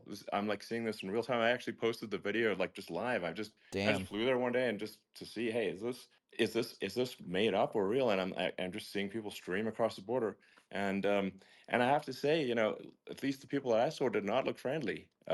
Yeah. These are people can look at my video and say, Yeah. hey, does these people look friendly? I don't look super friendly. So These are people that Elon would not be the same man if he had to walk across the street and look these people in the eye. These are rough people. These are really rough people coming across. And I know rough people. And these are people that we don't want in our country. And, the caravans are coming in and they're putting, and who's doing this are the heads of the countries. And you would be doing it, and so would I. And everyone would say, oh, what a terrible thing to say. The fact is, it's brilliant for them because they're taking all of their bad taking people, the trash really out. bad people. And I hate to say this, They're taking the the trash reason the out. numbers are much bigger than you would think is they're also taking their non-productive people. Now, these aren't people that will kill you. We have enough of them. But these are people that are non-productive. They're neats. They are just not productive. I mean, for whatever reason, they're not workers or they don't want to work or whatever. And these countries are getting rid of non-productive people in the caravans in many cases. And they're also getting rid of their murderers and their drug dealers and the people that are really brutal people. And they're coming into our country at levels that have never been seen before. And I saw an ad just before I got on the air. I'm walking over here, and I saw an ad by Kamala saying how she is going to provide border security. Where has she been for 3.5 years? My for ass. 3.5 years. Yeah, no, We have 20 million people I poured think in. It's a terrible I thing. think frankly, I think this is a fundamental existential issue for the United States. And if we have another 4 more years of open borders, and it's going to be even worse. It's going to be even worse. It's going to be exponentially even worse. worse than it's been for the past 3.5 years. I'm not sure we've got a country. You don't have a country left. Elon, if they Just look get at in, just you look will at the have UK, for 50 God's to sake. 60 million people from all over the world, not South America only. We think of South America, we think of Honduras and El Salvador, Guatemala, and Mexico, the 4. But it's not that. It's everywhere. They're coming in from everywhere. Yep. And I had to stay in Mexico. I think this is a super important point. Like, it's people, not just Mexico. Basically, it's when not I just went South down there, I America. was like, well, where are people from? It's like almost no one was from Mexico. No, to be clear. Mexico less. It's just less it's than just the others. border. It's just the border with Mexico. But the people coming in, Yeah, they seep in from the south. Earth. The rest they of just Earth. cross each country. And America is only about 4 or 5% of the population of Earth. It would only take a few percent of the rest of Earth to overwhelm everything in the US. We're already overwhelmed, Elon. We're overwhelmed. You had to see the news tonight about New York, and I love that place. And what they're doing to it is horrible. What they're doing to it, and all the courts do is they try and focus on Trump. Okay, let's focus on Trump, who did nothing wrong. I complain about a rigged election. Elon, what's happened is unbelievable. You have from Africa. From the Congo, they're coming from the Congo, and 22 people came in from the Congo recently, and they're murderers, and they're dropped. They drop them. They take them out of jails which is very expensive, to maintain the jails, although they don't do too much maintaining, I can tell you. Yeah, But that is true. they take them out of jails, prisons, they take them out and they bring them to the United States. Those third world jails are like basically North Korean work camps. They're like basically think Nazi concentration camp. They're just so poorly made, so poorly rushed. They're literally made so that you can die in them in a few months. Which is intentional, because you're expensive to house. And that's why there are some people who unironically in America commit a crime, because the jails are so well made. And you get fed food and shit like 2-3 times a day. You basically live a lavish life if you're a minimum security in jail. I mean, look in Norway. You're basically enabling people to commit crimes. Just saying. I think Don... Nope, no, I thought your internet died out. Oh, did it? No, you're fine, you're fine. I felt like you were going to say something, but you just froze. Oh. Oh yeah, I was about to say, like, just like Norway prisons. Aren't those, like, really lavish? Yeah. Yeah. Again, you're only enabling people to commit crimes. They're literally... Like, wasn't there a video of a dude who was like, Norwegian jail or British apartment? And it was basically like a photo of either a Norwegian jail or a British apartment. And these fuckers looked... And these things looked lavish. Like, 3-star hotel lavish. And you just get to live in them. Why do you guys do this? You're only encouraging people to commit crimes in your country. They deposit them in the United States and say, don't ever come back or you're going to be executed. And they don't want to come back. I did a thing. Hold on. There we go. I did a thing. I pressed the space bar and freaked out. But yeah, Norwegian prisons look better than some college dorms here in the US. Yeah, exactly.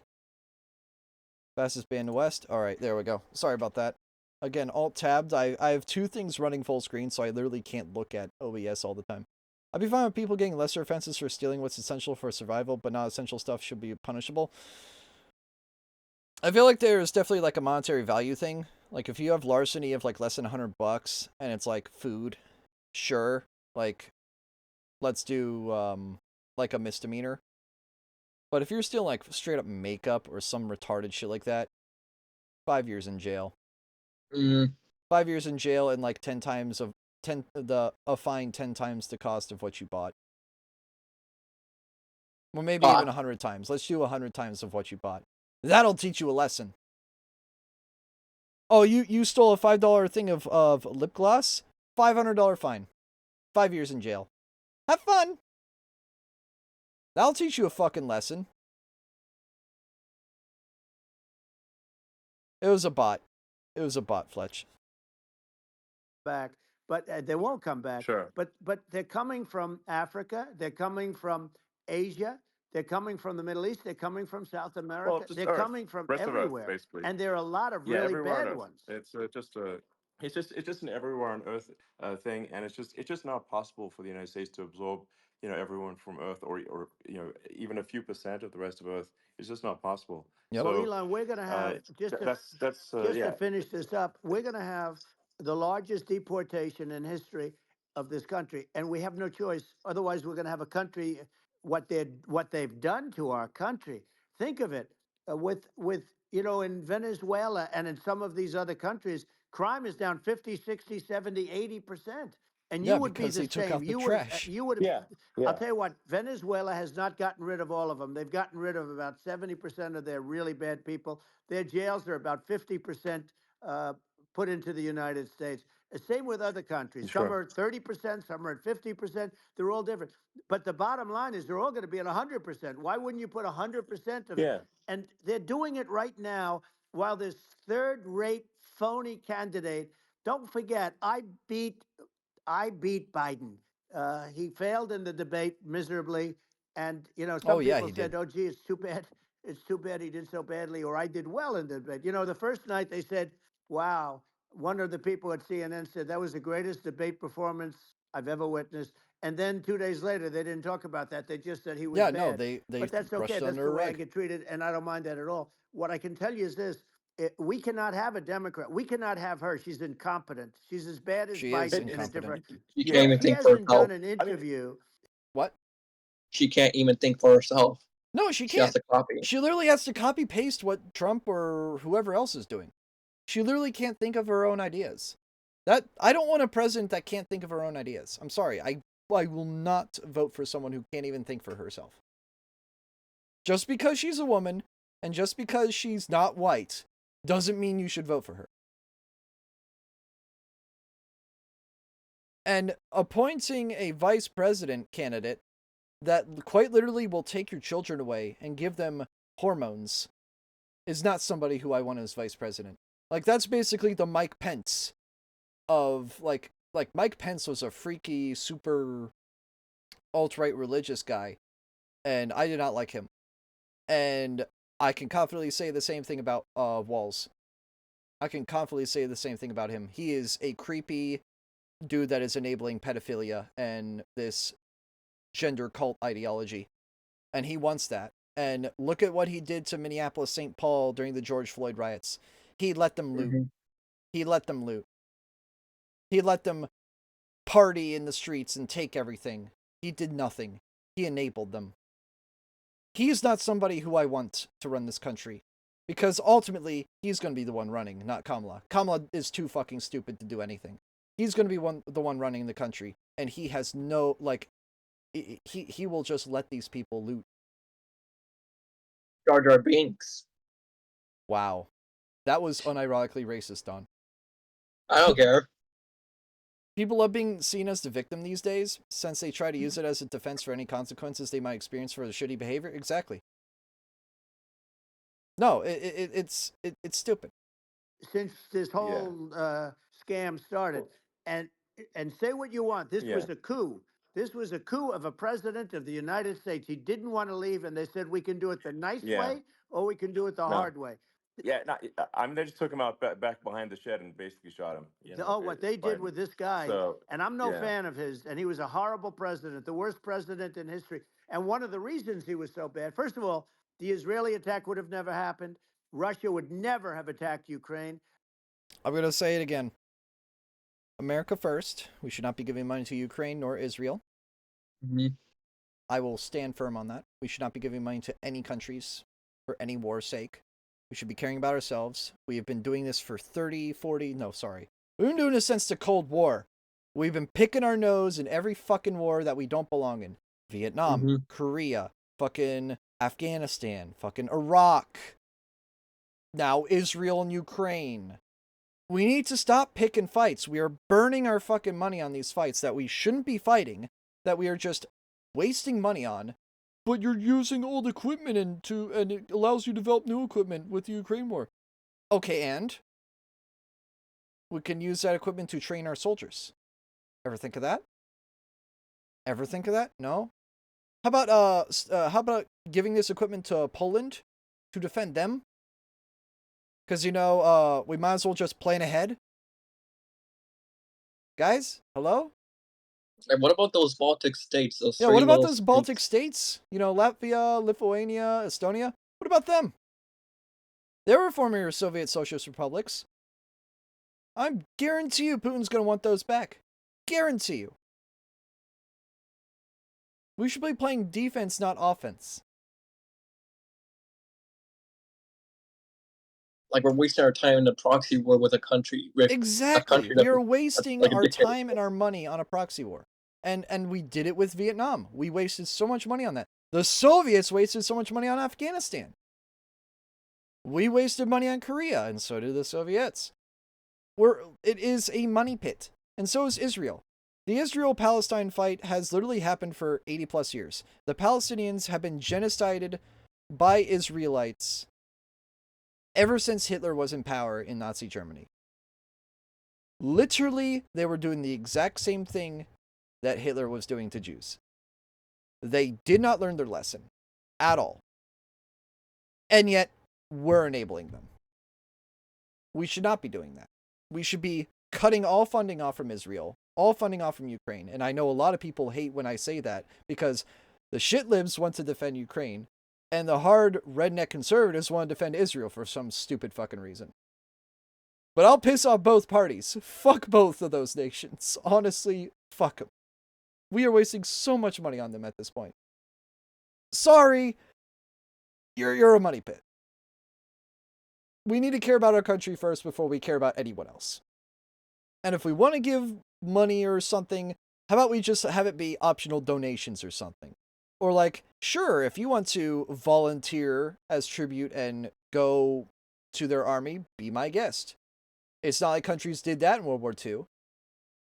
I mean, a bunch of countries did that in the Spanish Civil War. You had people fighting for the communists and the fascists and the one weird faction up north. You literally had people sending troops to those. If you want to do that, how about you volunteer? Just saying. I guarantee you a bunch of these fat blobs will volunteer and enjoy getting shot. Oh my god. Europe can fund both wars if they want to pick their sides. It's never been the US's job to do so. And yeah, and guess who's more geographically closer to both Israel and Ukraine? Europe. Mm-hmm. You know, they literally share a border with Ukraine. And Israel is just, just across that sea a little bit. The Basques, thank you, Basques. But, they're just across the sea a little bit, much easier to travel to if you're like Greece or Turkey or, heaven forbid, Italy or Cyprus or, any of those nations that definitely don't have any money or any way to fund a war or anything, totally not. No, they would never be able to fund any of that shit.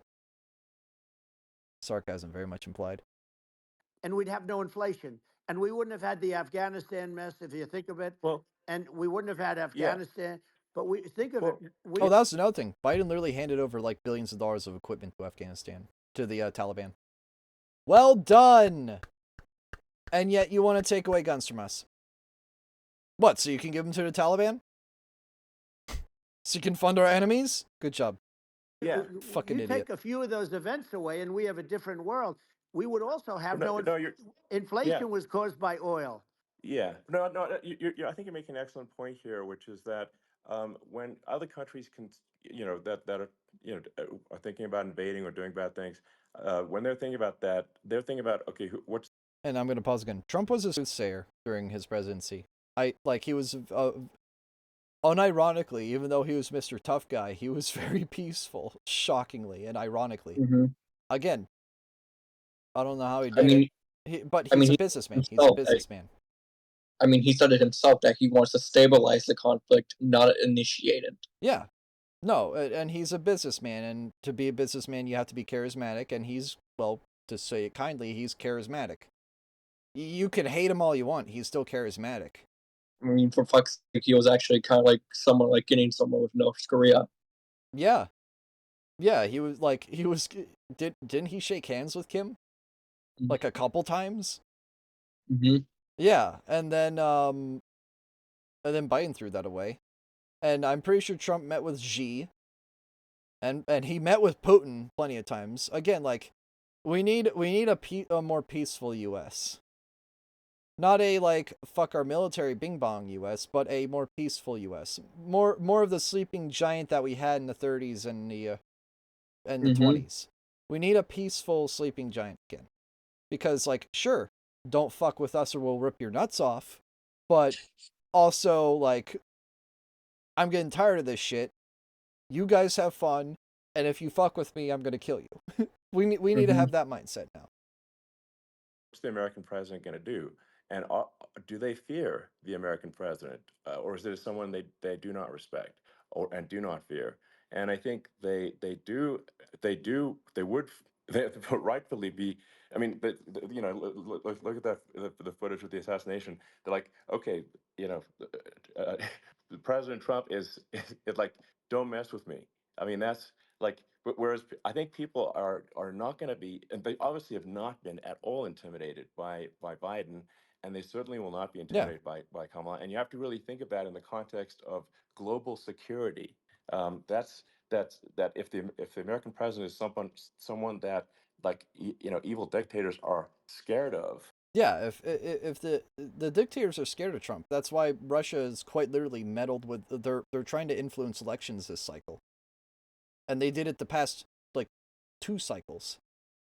Like, this is knowledge. Russia has meddled with the elections because they're scared of him, and they know that they have to play nice. They have to play hardball with Trump. Meanwhile, they can just do whatever the fuck they want with Biden because Biden doesn't care. Again, the businessman knows how to intimidate while also being charismatic. And again, I don't like Trump, but he knows how to do things. You cannot like a person and still appreciate someone for who they are. Like you can Elon Musk. appreciate an artist and hate the art. You can appreciate an artist's artwork and hate the artist. You can appreciate a music composer and hate the composer. Like you can appreciate the music but not the composer. So, you know what I mean? Separate art from human. You can do that. It's very much possible. A lot of people don't realize that, but you can do that. That makes a huge difference to the security of the world. So I had a good relationship with Putin, despite the Russia hoax that lasted for over 2 years. Just a hoax created by Hillary Clinton and Adam Shifty Schiff, some just bad Shifty people, shift. just sick people. Frankly, I mean, Schiff is a sick person. He's going to end up probably being a senator. It's hard to believe. The whole thing is hard to believe. But they put our country in danger with that stuff too. They actually, when they make up stories, and you have to fight your way out of it for a long time. But I know Putin very well. I got along with him very well. He respected me, and it's just one of those Yeah, things. because he was And intimidated by him. we would talk a lot about Ukraine. It was the apple of his eye. But I said, don't ever do it. Don't ever do it. You know, I shut down Nord Stream 2. That was the big oil pipeline, the biggest, I think, the biggest pipeline in the world going all over Europe. I shut it down. Biden came, and then they say, Yeah. I loved Russia. I was a friend of Putin, and I loved Russia. No, he actually said to me one time, he said, if you're my friend, I'd hate to see you as an enemy. I shut down his pipeline, the biggest pipeline. They were looking at that to Yeah. fund, and this pathetic president gets in there. And the first thing he did, one of the early things he did, is he shut down Keystone XL pipeline, which is our pipeline that would have employed 48,000 Yep. people, pipeline workers. Shuts it down. That was, a massive job that Obama refused to allow. Yeah. I allowed it in my first week because it was jobs and it moved oil. And by the way, in a much more environmentally friendly way. It's underground. It's not a truck that catches on fire or a train that catches on fire.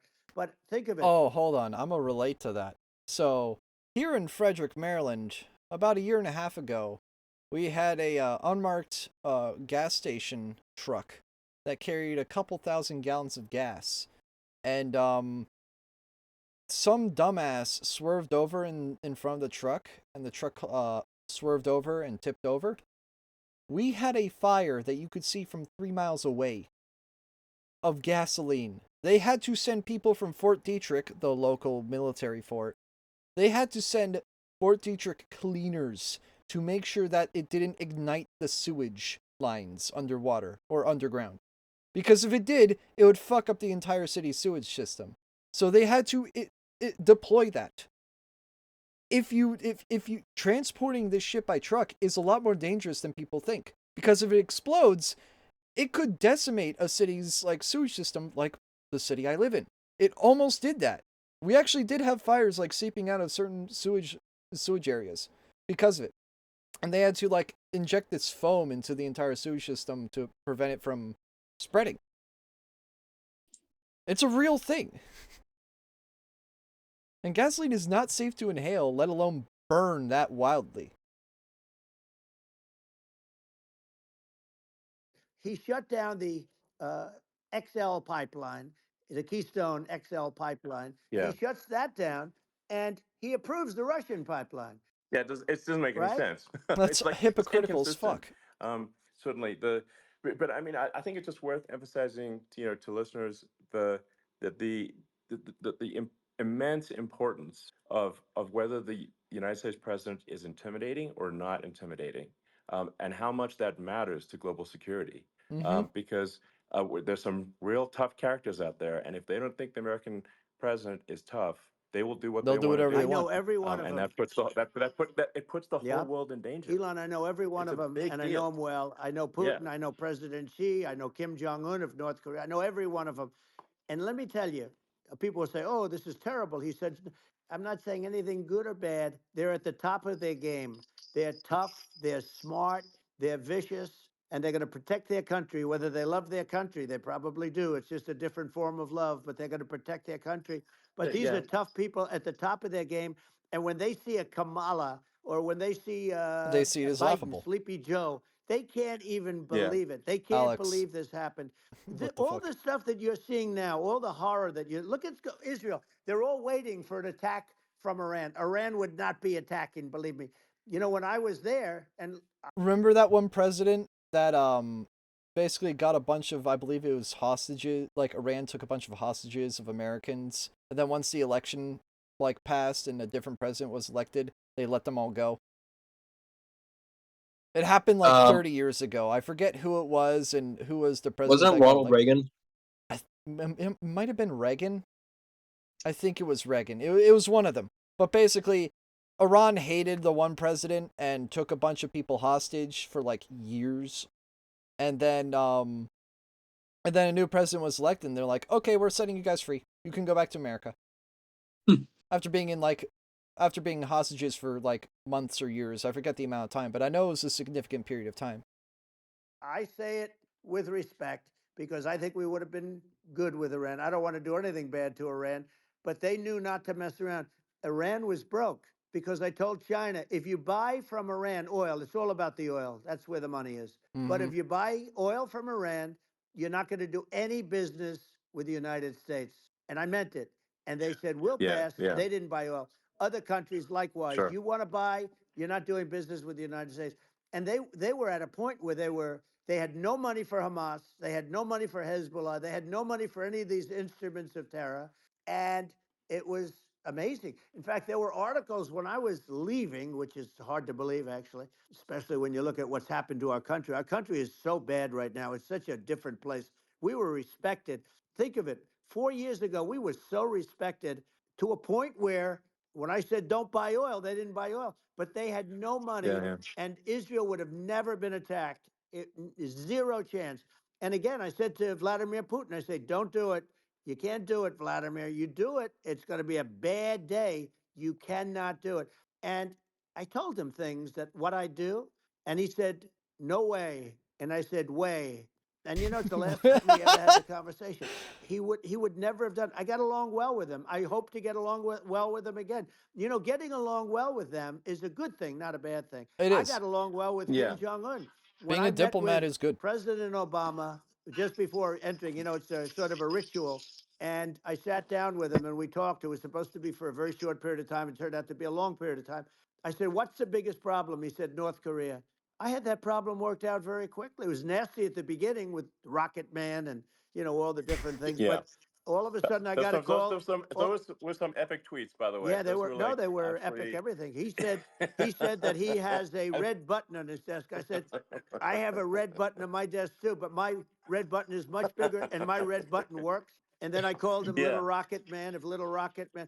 Anyway, here's the bottom line. All of a sudden I got a call from him and they said they want to meet. They want to meet me. And we met, as you remember, we met in Singapore. We met also in Vietnam. And I got along with them great. We were in no danger. But President Obama thought we were going to end up in a war, a nuclear war with him. And let me tell you, he's got a lot of nuclear stuff too. Exactly. He's got plenty of nuclear. He can do plenty of damage.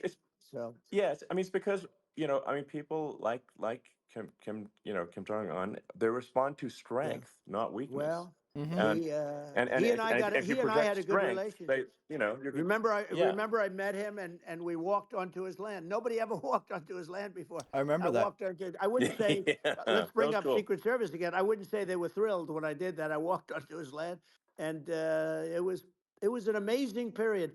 But we were not in danger with him because of me. You know, I always say that we have enemies on the outside and we have enemies on the inside. We have some really bad people in our government and people that are and controlling of the people. I mean, I'd mention names, but I really don't want to give them the credit. But we have some really bad, and I say they're Damn. more dangerous than Russia and China. If you have a smart president, a president that gets it, we are not in danger from those countries because they need us and they need our help. I mean, we forced Obama, if you think about it, Obama and Biden and Bush to a certain extent, in all fairness, forced Russia and China together.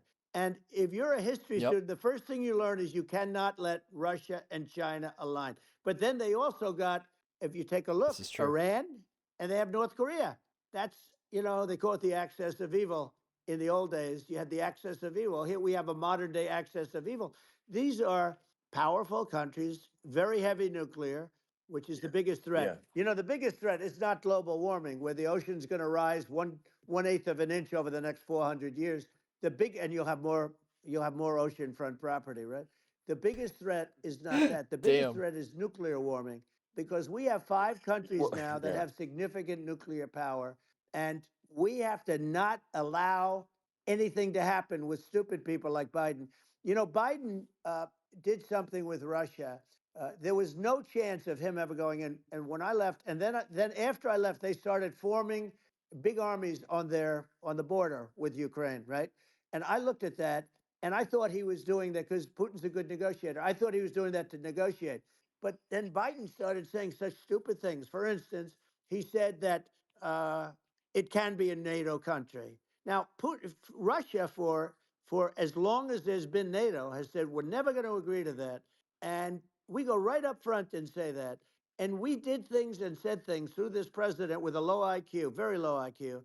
He had a low IQ 30 years ago, by the way, but now he might not even have a IQ at all. There's What nothing the on the board. fuck? That goes Damn, this way. bro. He said things Chill out. He's telling the that truth. were so stupid Damn. that war would have been, that war had zero chance of happening if I were there. Zero chance. He was saying everything Yeah. the opposite. Everything the opposite.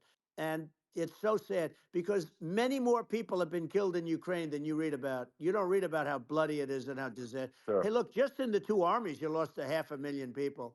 All right, I'm gonna pause this quickly and read comments. Wasn't that guy kind of ruthless, lol? Saying any kind of dictator is respectable is kind of stupid. Well, respectable it's a different word. So respectable as in like willing to stoop to you, willing to like listen. And because of how intimidating Trump was during his presidency, they stooped to him, they listened to him, they respected him. They were respectable. That is quite literally the definition of the word textbook. They respected him and they were respectable to him. So yes, he is technically using the right word. Does it mean that they are respectable people to their country and their people? Fuck no. Fuck no. They're terrible fucking people. But if you can keep them in line, if fear can keep them in line by having an intimidating president, they're not going to push. They're not going to do anything stupid. The thing is that when you have a president that isn't intimidating, they're going to do whatever the fuck they want to. Because that sleeping giant over there is in deep sleep. He's not dreaming. He's unconscious. He's fallen asleep. He's gooning. Shut the fuck up, Don. I don't think any president could have stopped Russia. Again, I genuinely think like you need some intimidation. Like again, Trump is right about that. You need intimidation to keep them in line. And if you have a guy who's just like, yeah, don't fucking do that or else shit's gonna hit the fan. So I don't know how good his goons are. Alex, I didn't want to fucking hear that. But We're fuck talking about Russia government. Biden's. Oh, I agree. Fuck Russia government. I agree with that. Well, also, I'm also of the type to say fuck the Ukrainian government too, because they're also becoming like super fascist. Like I'm not afraid to criticize both sides. I think both sides are fucking terrible. Do I feel bad that Ukraine's getting invaded? Yes, as someone who is Polish, I do feel bad. Do I feel like what Putin said about like he has claims to the land for historical reasons? Yeah, he's kind of not wrong. I do see both sides of this argument. I really do. And both are justifiable to some degree. But I also shouldn't be wasting my tax money on it. Mm-hmm. I can respect both sides. I am quite literally neutral on this war. But I'm neutral to the point where I do not want to be involved in it. Like what Trump said, he would just like stabilize the conflict and negotiate something. I'm just glad Ukraine is pushing into Russia, lol. We don't use tax money, we use old weapons, we still use our tax money to ship them over. You forget that. We don't just magically ship them over like Amazon. It And on costs top of money to all ship them that, over. It on costs top of money all to that, train them to use them. wars are slow. Like they're very slow and arduous. So like that, the slower the war, the more money that gets wasted. And even if we didn't use our tax money right now, we still used it eventually. 30 years ago, if we made that equipment 30 years ago, the people who made that, who paid for our taxes 30 years ago, essentially paid for that equipment. And I bet you if you told them, oh yeah, 30 years from now, we're going to use that tax money on a country that's getting invaded that we technically have no involvement with, I think they'd be pretty pissed if you told them that. Just saying. Yeah, and also what was used to make the replacements? Yeah, tax money. Just saying, Lexer. A flawed argument, not trying to be rude to you, but it is a flawed argument. It's still our tax money, whether it be 30 years ago tax money or modern day tax money. It is still our tax money, whether you like it or not. And Yeah. and you know, Ukraine's having a hard time. Ukraine, I don't know if you saw the article recently, and it's true. You don't hear the true story, but if you think about it, Russia's gone. You know, Russia defeated Germany with us, and they defeated Napoleon. You know, they've been around a long time. Yep. They're a big fighting force, and it's very unfair. And Ukraine now doesn't have enough men. They're now using young men and very old men to fight, and they are quite literally scraping the barrel. If you've ever played Hearts of Iron 4, they are quite literally scraping the barrel. They're using people who are not fit for the army anymore, which is like that's going to cost them hella questionable. And it's a war of attrition. They're losing. They're on the losing side. They may be pushing into Russian territory, but they're on the losing side because they're starting to, you know, conscript people who are not fit. And like I said, wars are slow and arduous. If it's all the same for them, I'll take an old M1 Abrams since they're free to give away. Yeah, can I have a rifle too? Can I have one for my for my imaginary great grandson? I think I have like 2 guns and a shotgun in my house. How about America gives us all a firearm for like Christmas as like a tax payment? Like, oh, you paid your taxes, have a firearm. Merry Give them Christmas. to the real British people. What? Give them to the real British people. Lol, that's a bad idea. I was being sarcastic, Lexer. I'm surprised you didn't realize I was being sarcastic, but I was also making fun of how the Democrats are trying to take away our guns. Democrats are the ones that take away your guns and gives them to a different country to fight Russia. Exactly! Call it an emergency defense option. Oh yeah, guys, we're struggling. Take guns. Please just take a gun. Thank you. And remember, if it's not Russia, it's Iran. If it's not Iran, it's Ethiopia. If it's not Ethiopia, it's some other African place. I'll take an old military gun. Dude, I've seen an old military rifle. Those things are sexy. Like, those things are like cool as fuck. You gotta admit, like, old World War I weapons are cool as fuck. I want to get a Garand just because it makes the little ding when it runs out of ammo. I just want that. That's just like something that like 6-year-old me is just like must have gun that goes ding. You can fuck up your thumb really bad if you have that. If you mismanage that. It'd be what? If you mismanage it, you can fuck up your thumb really bad. Oh yeah. We're in a very bad position, and I'm not going to blame exclusively, but I can tell you I could have stopped that, and a smart president Winchester could have would be stopped epic. that. It wouldn't have happened. But we had a man that actually made it more prevalent. It was so bad. The words that he was using, the stupid threats coming from a stupid face that he was using. I said, this guy's going to cause us a war. He's going to cause us. And let me tell you, it can lead to World War III. I would love an old school rifle. That can lead to World War III. The Middle East can lead to. We have numerous places that could end up in a World War III right now for no reason whatsoever. He's right. I think World you're War III can happen. I think people underrate the risk of Again, just look at how quickly World War I happened. What was it? Like an Austrian prince died in Serbia? Is that what happened? Yeah, it was some retarded shit like that. An Austrian prince died in Serbia. That's what caused World War I. Something as small as that, something as like diplomatic as that happening can cause a world war. Now imagine that happening in like modern day. Thanks. But imagine that happening in real life, dude. Just think of that for a second. Anything could cause that. Anything. Let alone a nuclear missile. Anything. World War III, and it's just when you're looking at the risk of global thermonuclear warfare, it's game over for humanity, and it's something that people have, I think, after the end of the Cold War, people have become complacent about, but they actually have forgotten that there are currently a lot of nuclear missiles that have talked. There are enough nuclear missiles to probably power the entire Earth for hundreds of years, if not thousands. I'm gonna and say yet my we're not thing. using that for good. We're using it to just say like, "Her, I have lots of missiles. Her, I have enough missiles to destroy the planet. Her." And I was about to say something. On top of all that, because of the fucking war in Ukraine, 2 Polish people actually died over the Polish borders. By the way. Yep. And but Poland decided to actually gain a consciousness and back down and not escalate it. But now 2 people had to die. Yep. Because of their stupid goddamn conflict. Cold War never ended. It ended, but then a phoenix rose from the ashes and took its place.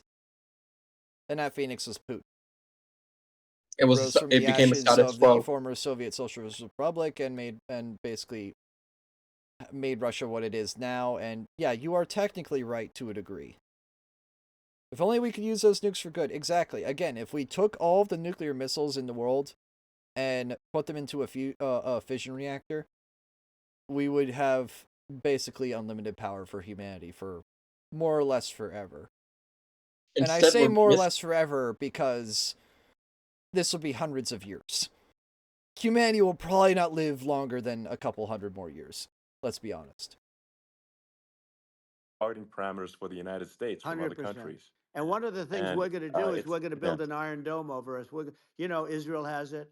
We're going to have the best Iron Dome in the world. We need it, and we're going to make it all in the United States. But we're going to have protection because it just takes one maniac to start something. We're going to have protection, and we're going to have. Why shouldn't we have an Iron Dome? Israel has one. Some other places have one that nobody even knows about, frankly.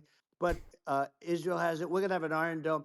But with all of that being said, to me that's so important, the most important.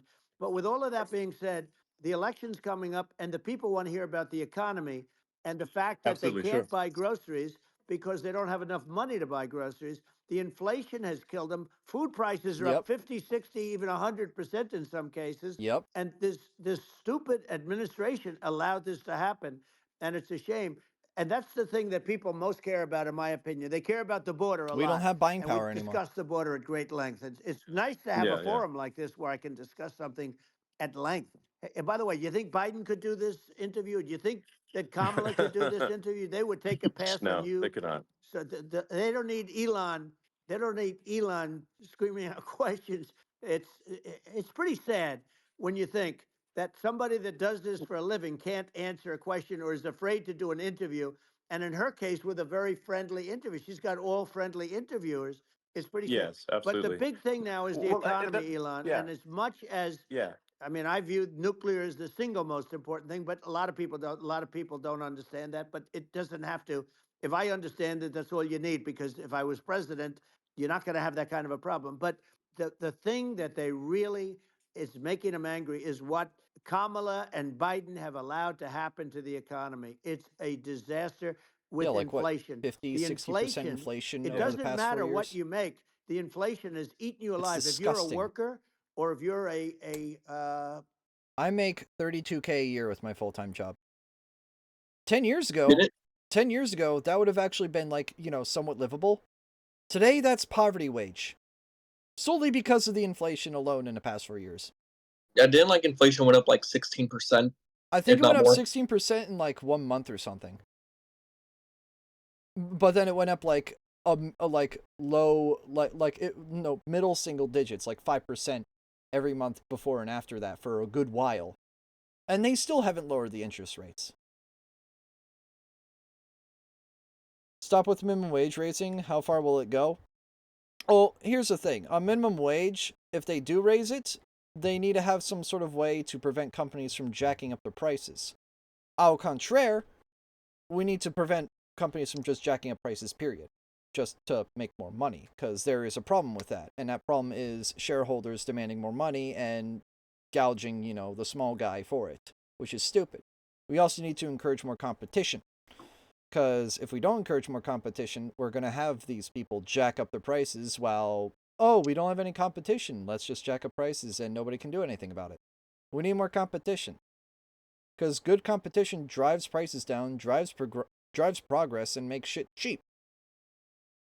If you have progress in an industry, everyone's going to be fighting for dominance. If you have one person running a monopoly, they can set whatever the fuck price they want. So you need a little bit of both. Like, if you raise minimum wage, which, by the way, it's still $7.25, and it's been that way for 15 years, that needs to go up to at least 12. That needs to. You may disagree with me, it needs to go to at least 12. Literally, the buying power of $7.25 in 2009 was okay. Not great. It was livable-ish. Today, like, not even with welfare, you can live off that. Not even with welfare, you can live off $7.25. I don't care if you live in buttfuck Mississippi. That's not going to get you anything. Even 12 won't get you anything. Like, there needs to be a whole entire fucking rewrite to how that shit works. There needs to be a bubble burst on the housing economy. We need to prevent these multi-billion-dollar retirement corporations like BlackRock from buying out all the fucking land. We need to prevent the Chinese from buying out all the fucking land. Look at what Canada's having. China's buying out all the land in Canada, and they're doing it in America too. We need to stop that shit. We need to make that shit illegal, and we need to make it so that, like, you are one person, you can buy this land, sure, but you are X corporation or X foreign adversary government. No, you cannot buy our land. Fuck you. Don't buy up all the fucking land just to drive up prices, you fucking shithead. You're the problem, not the solution. And we need to make, like, these, like, companies, like, have less control over the regular lives. I mean, look at the fucking goddamn COVID vaccine bullshit. Yeah, no, we need to stop having companies having control over everything. We need to stop Big Pharma from leeching off of people and brainwashing people to take these hormone pills to make them think that they're women. Because that's not how it works. And they make so much fucking money off of this because it's a seedy underplace. And it's not just that, like, it's with anything. They're basically encouraging being diabetic at this point with all this unhealthy sugary shit. And then, oops, you're diabetic now. Enjoy paying thousands of dollars a month for insulin. Oh, you can go up to... And meanwhile, you can go up to Canada and get insulin for like 10 times cheaper. Again, I mean, like, it's an American problem. We need to regulate that shit. But we don't. Because we're America. And Big Pharma runs everything. And the banks run everything. And all the super hyper rich people that run the retirement funds run everything. It's not the small guy. The small guy has no say. We need to restore that. Mm-hmm. Just a middle-income person, you can't afford.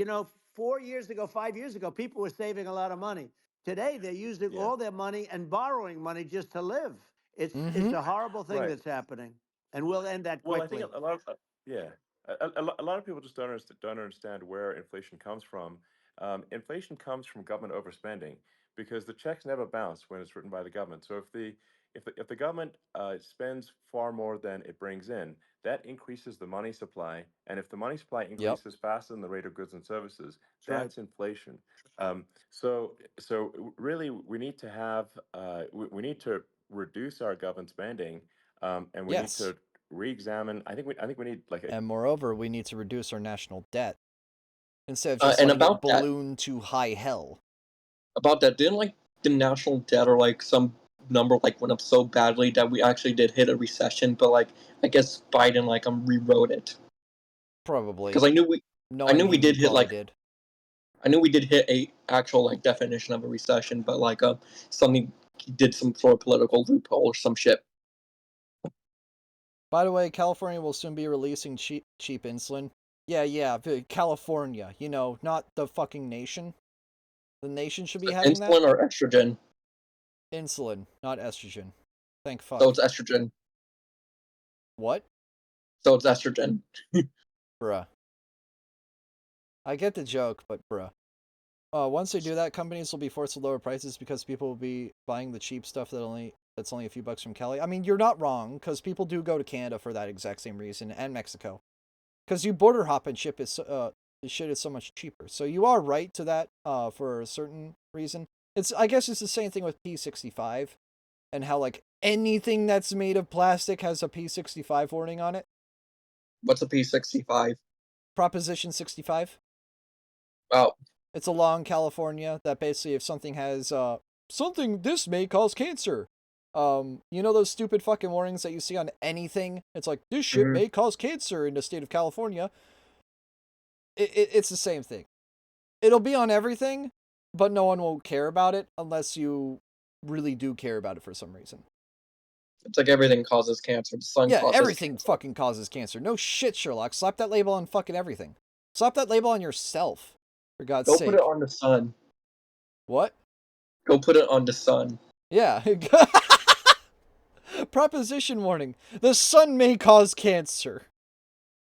Fucking hell. Hey, Jason, have you seen a movie, Thank You for Smoking? No, I have not. Everyone has known it's a recession, but we can't call it one because it's bad publicity, and plus it would hurt Biden. It would make Biden look bad, even though we already know that he is bad. But we can't say that because that's fake news, and that's against the message. Hey, Jason, may I interrupt? I think I do have to head out just because like I do have like other plans, but like we can always do a part 2 if you want. We could. Yeah. Yeah, it just said this is like going like for 2.5 hours now. If you don't mind holding on for a few more seconds. Oh yeah, definitely. So, chat, should we continue this? I say yes. Should we continue this, chat? Should we carry on with this, or should we just have we talked enough talk? I can join VC, just no cams. Would you be okay with that, Don? I don't mind. Tapping out and him tapping in? Take the lead, other Californian. Right. All right. Well, Tealord, I guess you're gonna join in. I don't think I'll be able to move you in because I'm full screened on Discord. Goodbye. Thank you, Jessica, for the time. Reactions. Okay. All right. If somebody is mod, actually, hold on. I can just do this. Give me 1 sec. Let me just quickly do a thing. Continue on more reactions. All right, we'll just continue doing this all night. All right. Lexer, do you want to join in as well?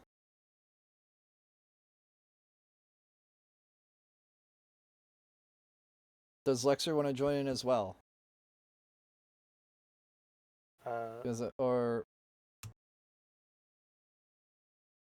You accidentally joined. Okay, no, it's because you were you had a creator role. What, Jasek? Nothing, Ian. Nothing. But yeah, we're gonna continue on. We're gonna continue on with this. Also, Tealord, I can barely hear you if you're saying anything. Okay, I moved my mic a little closer. Are we sounding? Oh, Ian, I just need Tealord to be moved into voice chat. That's all. I took care of it. Efficiency commission. Let me quickly Alt-Tab OBS. Set it back to this. Not that. That. Also, I should probably change it to this. I was gonna say, there you go. Logos need to be rearranged. Oh yeah, mine is so small. Hey, listen. I don't have your logo actually. Oh shit, let me see. I drew this one so I could just share you the raw file of it. Why can't I make Discord smaller? Hold on a second. Would you be able to, and I know this is a bit of an ask, would you be able to scale it to, what's the number? 120 by 140? Probably. It's just a raw image anyway, so let me just open it. Why the fuck can't I make it?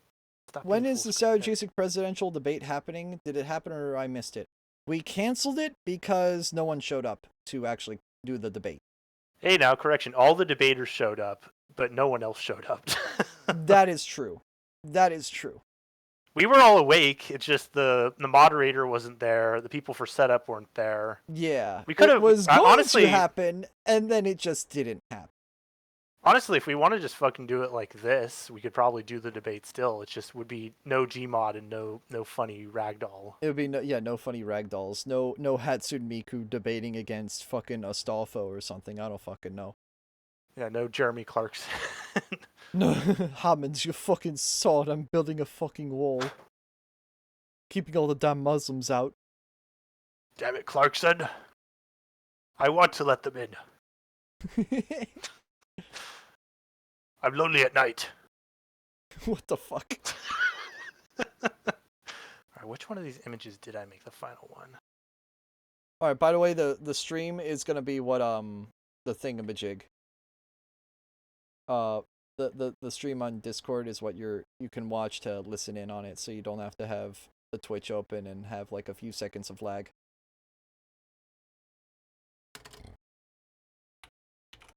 Let's see, what size did you say again? 120 by 140. If you want to send me the raw logo as well, go ahead. I need 120 by 140 so I can just immediately import it. Okay, let me see how complicated this would be. I'm just going to copy the file and see if I can send it to you on Discord.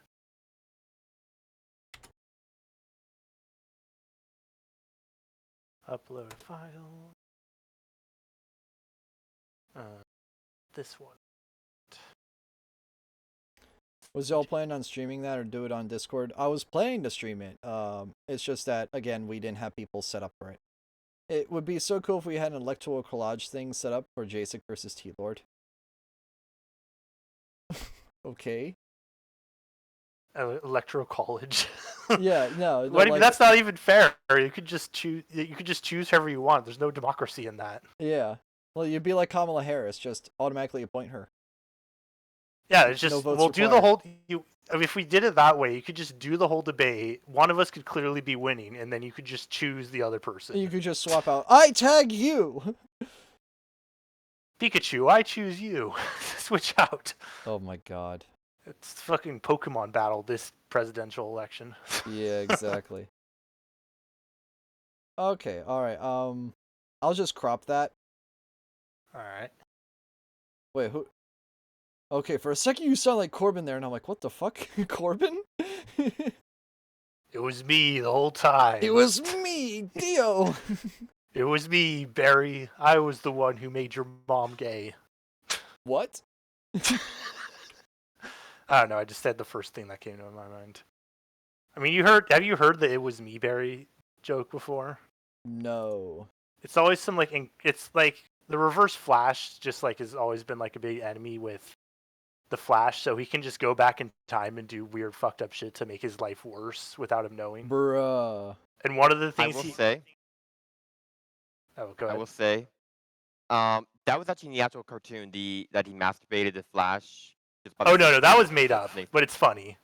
No, it wasn't. It was actually in the actual cartoon, if I remember right. Where I jerked you off at super speed. I made you Oedipus Barry. Pretty much. Oh it was, God. if I remember right, it was in everyone. That's all I want to say. There's no way. There's no fucking. I'll get the clip. Yep, do it. All right, let's see. I need to make a new one. 240. Oh no, that's definitely not doable. You cut my face. You cut some of my face off there. All right, 120. Let's do 480. Let's do 420. Blaze it. Da da da da da. It's the motherfucking Dio double G. Snoop Dogg, Snoop Dogg. It's definitely not on center. Yeah, and that angers my OCD immensely. I mean, I drew that literally, so it was never designed to be on center. I just chose the closest thing to the center. 3 times 140 is 420. Blaze it. 420, blaze it! Yeah, it's pretty close. There you go. Alright, and then I can save that. And then I can... Only I can see what you're doing. Everyone on stream just sees you. yeah, I know. And then I can lock aspect ratio, set it to 120. Oh, shit.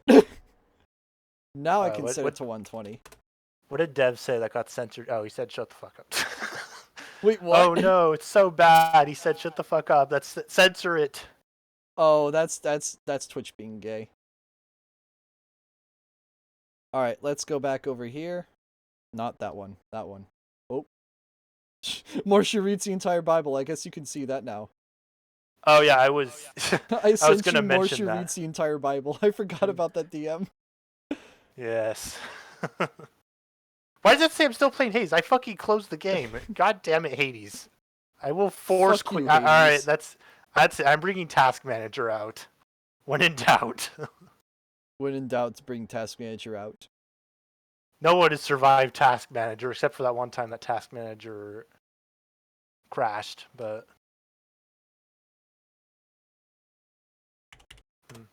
All right, let's see. What do you mean it's not responding? I told you to close it, Task Manager. JSIC has zero furry roleplay servers or anime called 010 Discord account. Bro, I'm actually like insane, unlike you. Yeah, well, we're sane by the server standards. Oh, I just realized.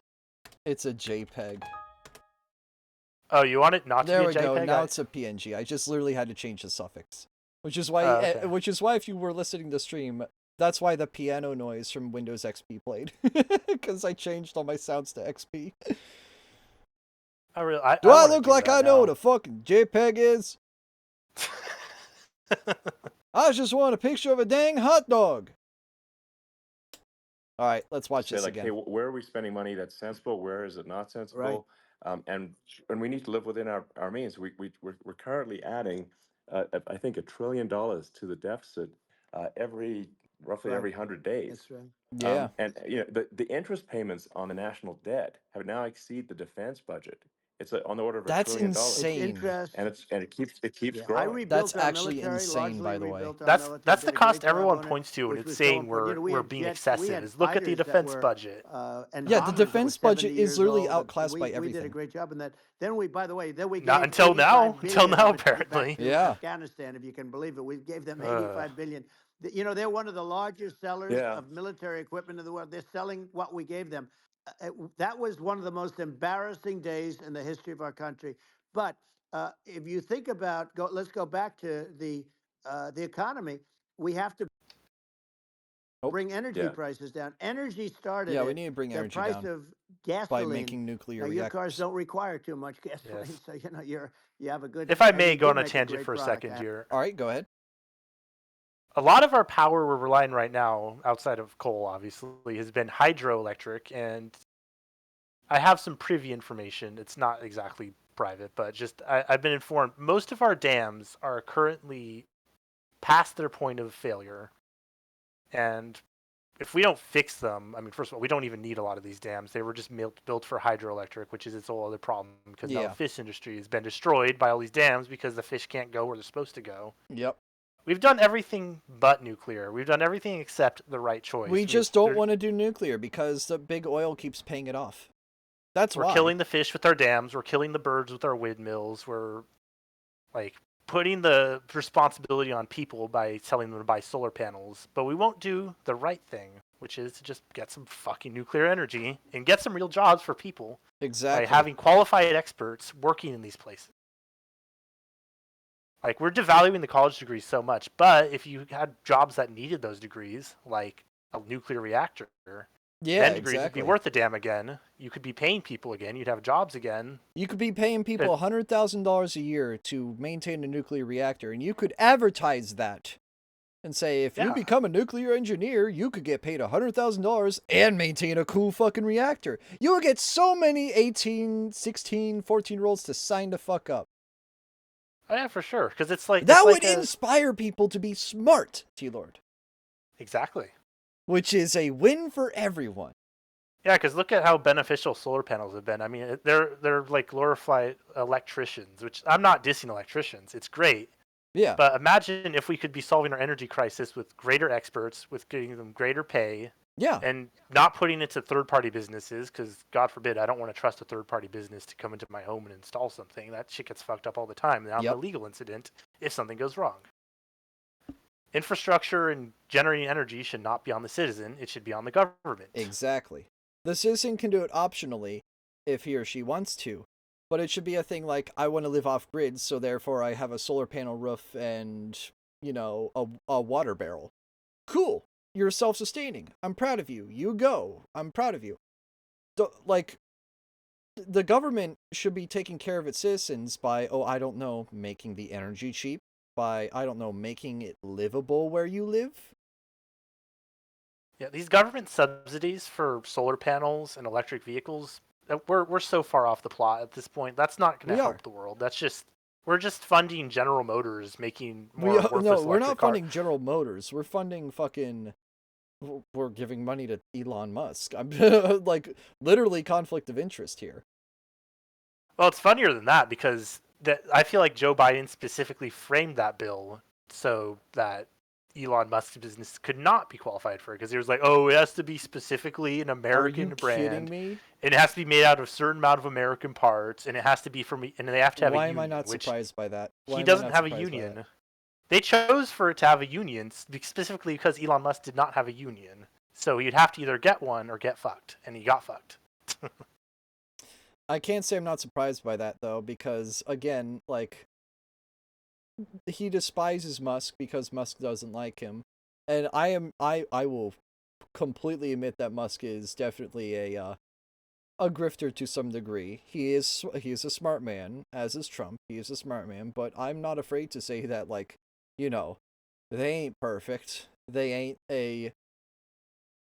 a perfectly amazing little thing. No, they're good at what they do. And I'm not on his side either, but I'm gonna call bullshit, and that's bullshit. Yeah, exactly. They're good at what they do, but I also know a rat when I see one. Indeed. I have to say, I have to be honest with you. That doesn't mean everybody should have an electric car, but these are minor details. But your product is incredible. About electric cars. Again, I said this earlier in stream. If you want to have an electric car, it's only practical if you have nuclear power. Otherwise, you're just another retard running on fossil fuels. Oh, I have 0 emissions on my car. You run on coal power. Shut the fuck up. I don't want to hear any bitching from you. You run on coal power. I don't want to hear a fucking peep from you. You are just as hypocritical as these people who have gas guzzlers. I don't want to hear it. Yeah, oh no, it's a cloudy, windless day. Whoops. Where am I getting my electricity from now? Yep. Yeah. The only thing that is dumber than the electric cars are fucking hydrogen cars, and I've seen some people trying to defend them, but they fucking suck. And they will only be good. They will only be good where it's cold out all the time, and even then, the water vapor will probably just fuck shit up. You'll need heaters and stuff to prevent it from immediately like clogging shit. But point is, it would probably be better for like colder environments because hydrogen... I think it has an industrial purpose. I think. Hydrogen has an industrial purpose. It would be good for trucks and it would be good for low temperature environments.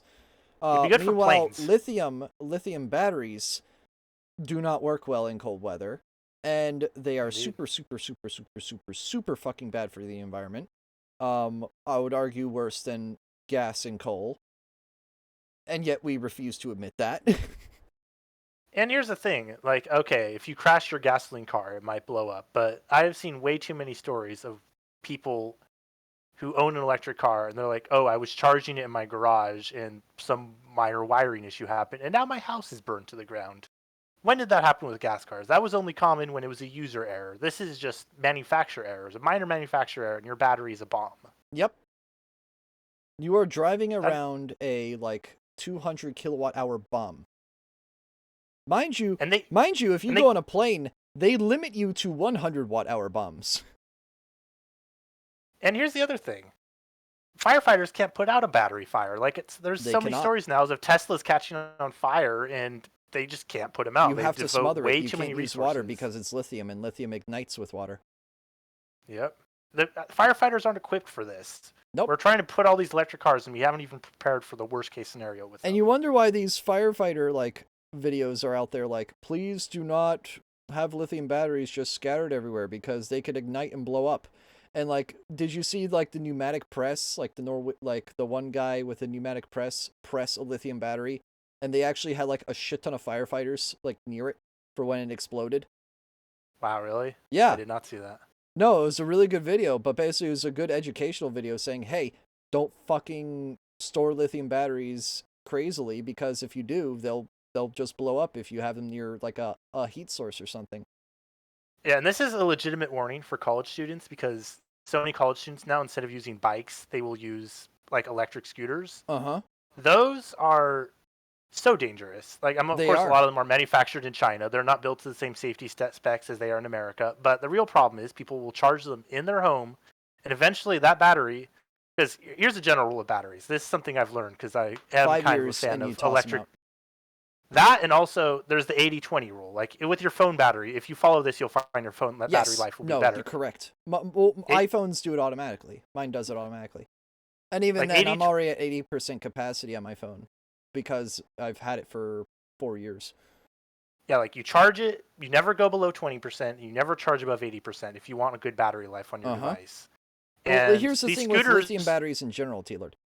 Lithium batteries perform the best when you charge them as lightly as possible and discharge them as lightly as possible. And the closer you keep it to 50%, so again, that's why the 80-20 rule exists, they're not lead acid batteries. They're not meant to take large currents.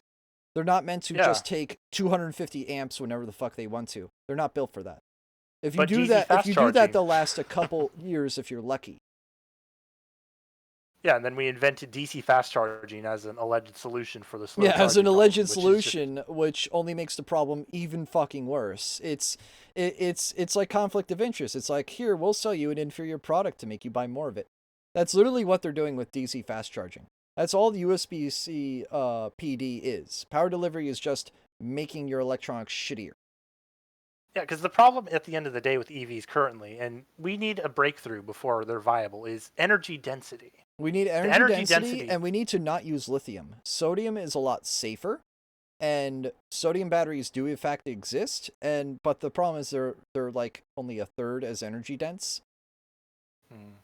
But they're a lot safer. They're a renewable resource. I mean, for God's sake, look at how much salt is in the fucking ocean. We can just use that.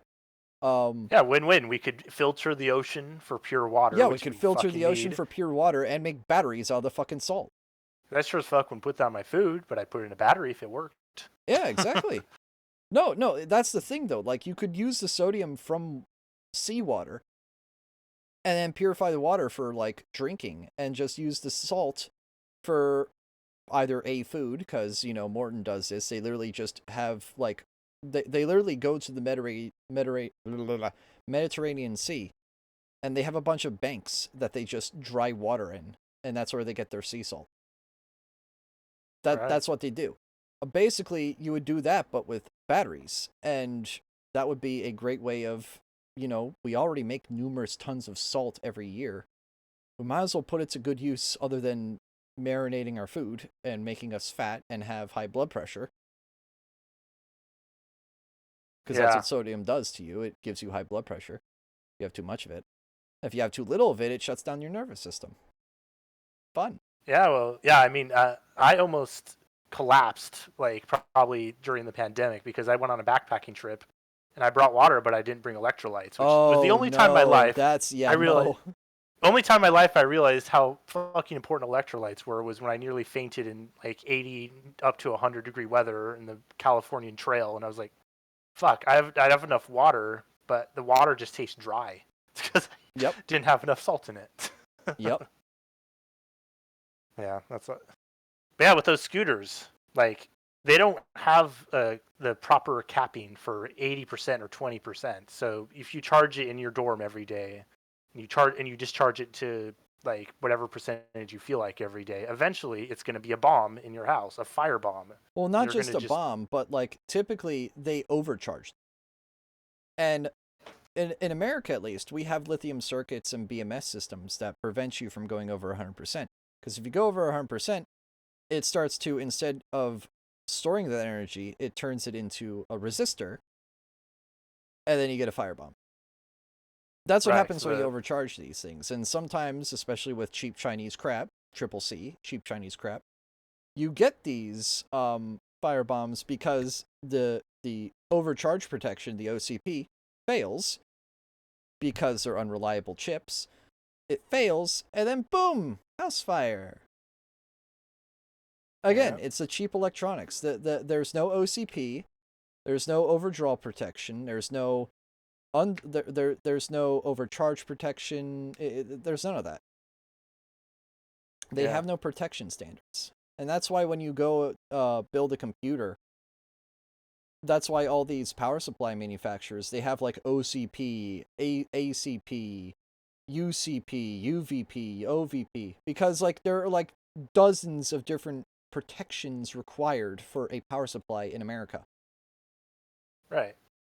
Because they're needed. And then someone goes on to like Wish.com and is like, oh, well, this one's cheaper.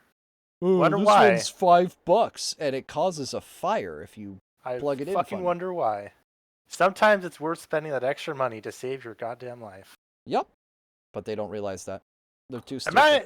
Might I say this? This is another kind of rant here on college students because I'm just kind of pissed off with how fucking stupid people are here. But okay, everyone at my school didn't wear helmets. They'd bike everywhere. You know, isn't it against the law? If you're a kid. I'm talking about college. Oh, in Maryland, it's against the law. Really? Yeah. Really? The first time that California doesn't have the highest safety standards. Oh yeah, no, helmets. trust me when I say that. If you bike at all in my city, you have to wear a helmet. It doesn't matter. I think the only exception is if you're a kid. I think if you're under 6 years old, you don't have to wear a helmet. Huh. Which is a very weird thing. Don't know why. I think it's like if you're under 6 in Maryland, you don't have to wear a helmet. But I know for a fact, at least in Frederick, you have to wear a helmet if you are biking. Outside private property. If you're in private property, they don't give a fuck. It's unenforceable, and it's unconstitutional to enforce it. Yeah, these young college students, they're here investing in their brain, going to school to get smarter, and then they get out of class, they get on this bike where they can go 15 to 20 miles an hour with a bunch of other people that are biking like idiots, also going 15, 20 miles an hour without a helmet.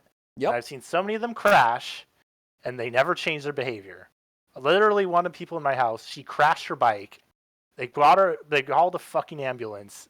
They had to check her. She refused to go on the ambulance because, of course, it's fucking expensive here. I'm just a college student, but yeah. And then she didn't even wear a helmet. My school was giving away helmets for free. That wasn't even an excuse. That reminds me. They still weren't wearing helmets.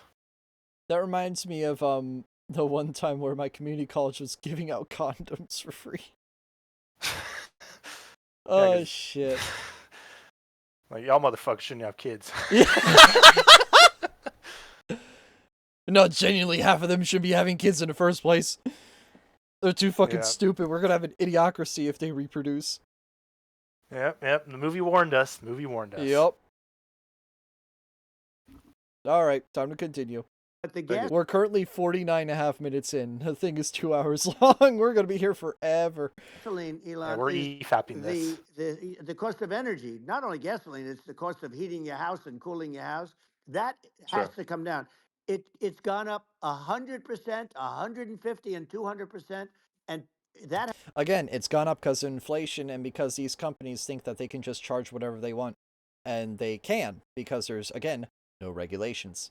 Like, it's already proven for the fast food industry. Like, every time they raise minimum wage, like McDonald's, all the fucking companies, they just raise prices immediately. They didn't need to. They just did because they wanted to. And our president isn't strong-arming them out of doing it. Yep. We need regulations on that shit because, again, you're only...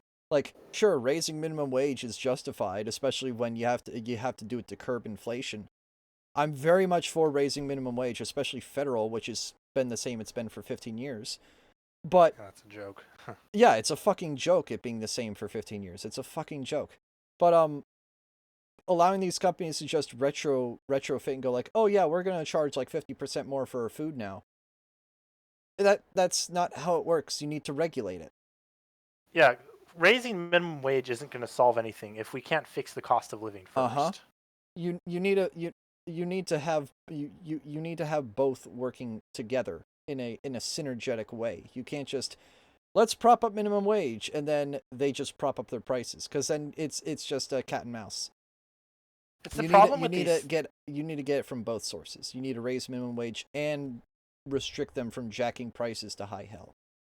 Yeah, and it's a problem with these cities too. Like I just saw a video about this in New York, but I'm almost certain it's also happening here in the Bay Area. But there's these foreign companies just buying out these buildings, and leaving the prices really high because they can get away with it. Because every other Again, we building, need to illegalize foreign countries and companies from buying out land. We need to illegalize it because this is a country for the people, by the people. Yeah, when I was a fucking kid working in parks, I just remember one day there was this plot of land right next to our park, and it was covered in these fucking weeds, and I was like, we need to get rid of these, otherwise our park's just gonna have more weeds in it, because these were invasive species that were like just destroying our park. And it was like, oh no, that one's owned by China, we can't go there. Wow. The park right next to our park, causing more problems. It was just a fenced-off piece of grassy land covered in these fucking weeds, and they weren't taking care of it. They didn't give a fuck about the land. They just cared about fucking us over. Yep. Because that's all they care about. Again, I mentioned, like, China keeps buying out Canadian land. They're doing it here in the US too, and no one's caring about it.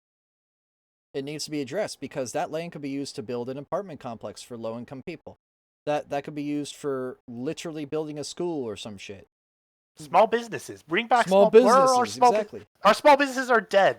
If they weren't dead before the pandemic, they were certainly dead after the pandemic. Mm-hmm. The Job Corps Center has required students to wear helmets or minor infractions will occur. That is probably because of OSHA regulations, Vic. That is probably because of OSHA regulations. Thank God we have OSHA. That is why.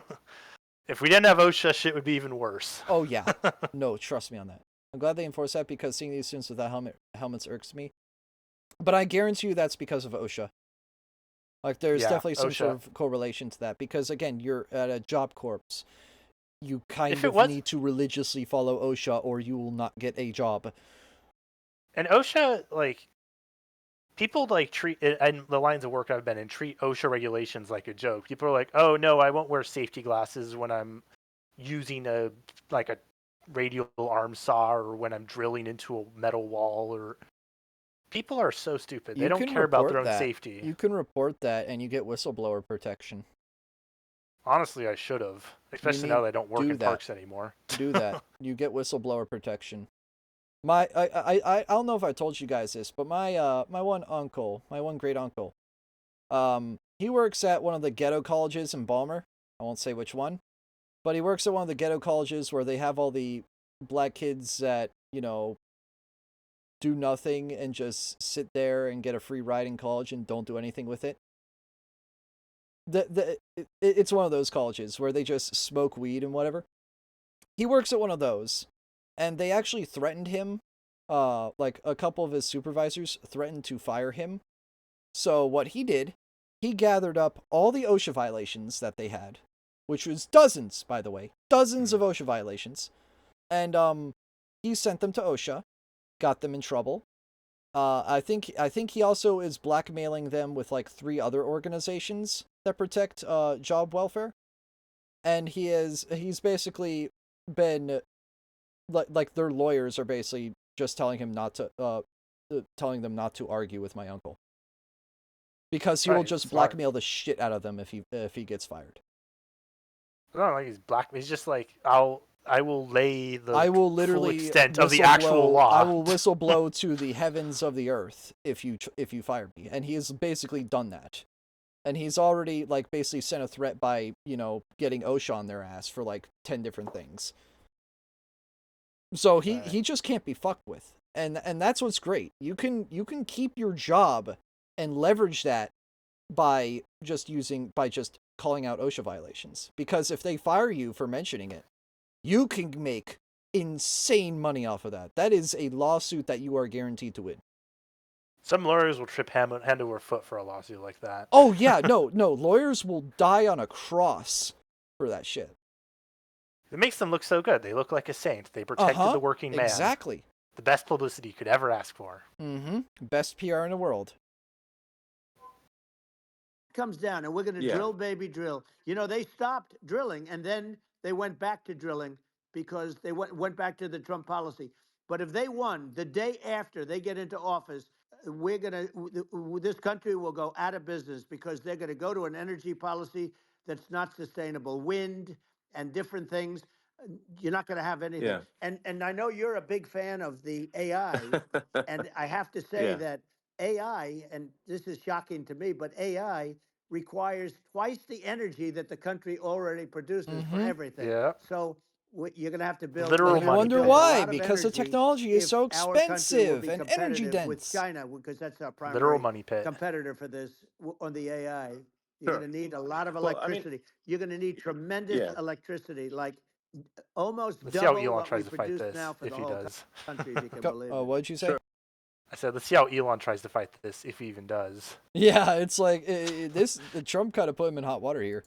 Well, just going, back to this, like this basic thing, which that people try to make it sound complicated, but it's not. But inflation is caused by government Right. overspending. He just pivoted away. Would Yep, you he agree pussied out. that we need to take a look at government spending He pussied out. and have perhaps a government efficiency commission that just tries to make the spending sensible and so that the country lives within its means, just like a The person does. waste is incredible, and nobody It is. negotiates prices. You used to have a lot of people making jets, and you end up with two companies, and they'll probably try and merge at some point. I mean, I went through it like Air Force, just a thing like Air Force One. One of the first documents they asked me to sign, a general walks in, sir, would you please sign this document? And what is it? Air Force One. That's with Boeing, which is basically two planes, two 747s. And the price was Yeah. $5.7 billion for two planes. Now, Wow. Yeah, they're fuck highly no. sophisticated. That's They're insane. even nicer than your plane, Some okay? expensive but ass much more aluminum. sophisticated. They're very, I won't say what's on it, but they got a lot of stuff on it. Anyway, but it's 5.7. That's a crazy It's a number. crazy number, but I said, I'm not going to pay 5.7. I'm not going to do it. I said, who made the deal? Obama and his people. I said, well, then I know the deal's no good. I'm not going to do it. Good. And over a course of about 4 weeks, by my saying I'm not going to do it, I got the price reduced by $1.6 billion for the exact same Again, plane, other than we he's a had a nicer businessman. paint job, if you want to know the He truth. knows how to make a But for the deal. exact same plane, I saved. It's funny how and I many said to times you Boeing, can deal with "Man, you these guys must make a lot of money if you inflating can reduce prices the just price by by doing that." some homework But or now what I asking do hear for is the that they're receipt. going back Exactly. to the Biden administration and wanting big cost overruns, because they see these dopey suckers in there, and they'll end up getting some of the money back. But I shaved it by $1.6 billion for the exact same plane. And you can now take that and let's pause. Imagine how much shit you can do with $1.6 billion. That's a Imagine good what question. the government can do to a large city with $1.6 billion. The thing is, that money just disappears so fast. The thing I think of every day here in the Bay Area is we have several bridges that charge $7 for every car that goes through. Every car. And Dude, like simple what the math, if you're like, oh, I don't know, that's like, say 1 million cars go through. That's $7 million for a day. Now Yeah. think about all 365 days in a year. Where is that money going? You could probably build a new bridge every year with the money, that kind of money they're bringing in. But it goes straight. And I never hear where it's going. It goes straight Somehow to we their need more money. coffers. It goes straight to the pockets of the corrupt people that run that shit. Yeah, because like, oh, so you have all this, you have all these bridges making all this money, and you're still taking a ton of my check just for existing here, just for working here. That's why everyone's leaving, and then it's so expensive to live here. Like here in the fucking Silicon Valley, property is so fucking overvalued. Of course, everyone's going to move to Texas the moment they can because now your income's not being taxed. And sure, people like guns more there, but. And you act like that's a bad thing. and multiply that out times thousands of other I want items. a gun. I'm gonna Multiply it shoot by a a gun this zillion. year. The what? I said I want a gun. I'm gonna shoot a gun this year. Bet. I wanna make a gun. I could make a gun. Oh yeah. 3D printing, baby, as well as a couple nails and stuff. And astronomical. I agree with you. Well, I mean, I think it would be great to just have a government efficiency commission that takes a look at these things and just ensures that the taxpayer money, the taxpayers' hard-earned money, is spent in a good way. And Here's what we need to do. We need to have a system, kind of like if you ever get a water report from your local government of like what's in your water. We need to have that, but with our tax money. That would that would get rid of so much fucking corruption. I would legitimately I don't read the terms and conditions. I would legitimately read every page of that document. I want to know every detail. I will look at every dime. Especially for California. I want to know where my fucking money is going. Because it's not going in my roads. The bridges are falling apart. That again. Look at Caltrans. Holy shit. Oh, don't even get me fucking started with Caltrans. Those guys, I fucking hate those guys. Yeah, fuck Caltrans, man. Like, literally, when I was working, like, when I was driving, like, all the way to my work every day, I had to cross a bridge every day, which, you know, meant I spent $7 every day to get to work, but that's another story. The real story is every day, like, at least once a week, I would go through and there would be a ton of traffic, and I'd be, what's the cause of traffic? Every once in a while, it'd be from a crashed car, but you know what the majority of it was? Fucking Caltrans. They would show up in the middle, in peak commuter hours, block a lane for no reason. Literally one day, I came in, and there was just a truck sitting there, and these two fucking jackasses were just sitting here, staring forward, not a thought in their goddamn mind. And they were like, oh, we're going to block the traffic because it's our job to maintain the road. The roads suck. What are you doing? What are you doing? You're wasting my money. You're causing traffic. And yet they're trying to charge people $1 a mile with the new EV plan because they're not making any money off of EV cars. Oh yeah, sure they're not making any money off of it. I'd love to see the receipts on that. But really, you know what they do in Japan? What they do in Japan is they pay their road workers to go in the middle of the fucking night when no one's driving. They do the repairs and no one is inconvenienced. Exactly. Do it then. It's colder out. You're not burning in the sun. You're not getting skin cancer. And it's a lot more palatable to do it at night because no one's fucking out there. You know what? I would love to never see Caltrans again, and I would pay for it. I would be fine with it. But I have to pay for them, and I have to see their faces just sitting around doing fucking nothing, blocking traffic everywhere I go, and the roads still suck. So what are they doing? That reminds me of, Tealord? Pennsylvania's PennDOT. They do the exact same thing. When I was going up to see the solar eclipse in Ohio, there was a stretch of 70, Interstate 70, between Hancock, Maryland, and Breezewood, Pennsylvania. As soon as you cross the border into Pennsylvania, they start having road work. And by road work, I mean closing one of the two lanes on each side of the highway. Because, you know, it's on a mountain, so they can only have 2 lanes in each direction. But what if I told you that all they did was just set up cones and maybe, just maybe, have one of the bridge lanes be replaced, and that's it. Maybe. Right. And they had like a whole mile back coned off. They could have just done it a lot later, but they didn't. So instead, when the eclipse ended, and we were all driving home in our cars, it was gridlock immediately as soon as you exited Breezewood. And it was that way all the way for 30 miles until you hit Hancock. We should be paying the fucking cones, so they're the ones doing the actual work. So they would so it was gridlock, like 10 miles an hour for 30 miles. So what I just did, I took one of the side roads, and it was much faster. I was literally going 50 miles an hour down a side road, and I was making record time as a result. These people, like, A, people are stupid and don't know about side roads, and B, the construction workers of Pennsylvania aren't construction nor workers. They just sit there. And maybe they might work on one of the bridge lanes and replace a bridge lane. But that's it. I saw that once out of the dozen or so miles of 70 that I was on. The rest of it was just, oh, let's just set up cones because we can set up cones. Yeah, because here's the thing. If they were actually fixing the road, all their trucks would have, like, they'd be cement mixers, they'd have asphalt in them, they'd have hot tar. They don't. Most of the trucks have just a shovel in them. How are you going to fix a road with a shovel? You can pick up a pile of shit with a shovel. You can dig a trench with a shovel. That's not anything you do on a road. Yep. Oh yeah, guys, we got our toolbox and we have our shovel. We're so ready for this. I could do a lot with a shovel in parks, but I'm not fixing roads in parks. I'm on a trail made of dirt. Yep. Dirt and rocks, and a shovel helps there. I don't know. I would love to interview one of these guys, like an honest guy, not one of these fucking politicians running these companies, an honest guy, and know what real work they honestly do. A real person, like one of us, just like who will speak their mind, who doesn't just accept the narrative and will fucking use some critical thinking on these issues. Yep. And I'd be happy to help out on such a commission. I'd love if it were formed. Well, you're the greatest cutter. I mean, I look at what you do. You walk in and you just say, You want to quit? They go on Yeah. strike. I won't mention the name of the company, but they go on strike, and you say, "That's okay. You're all gone.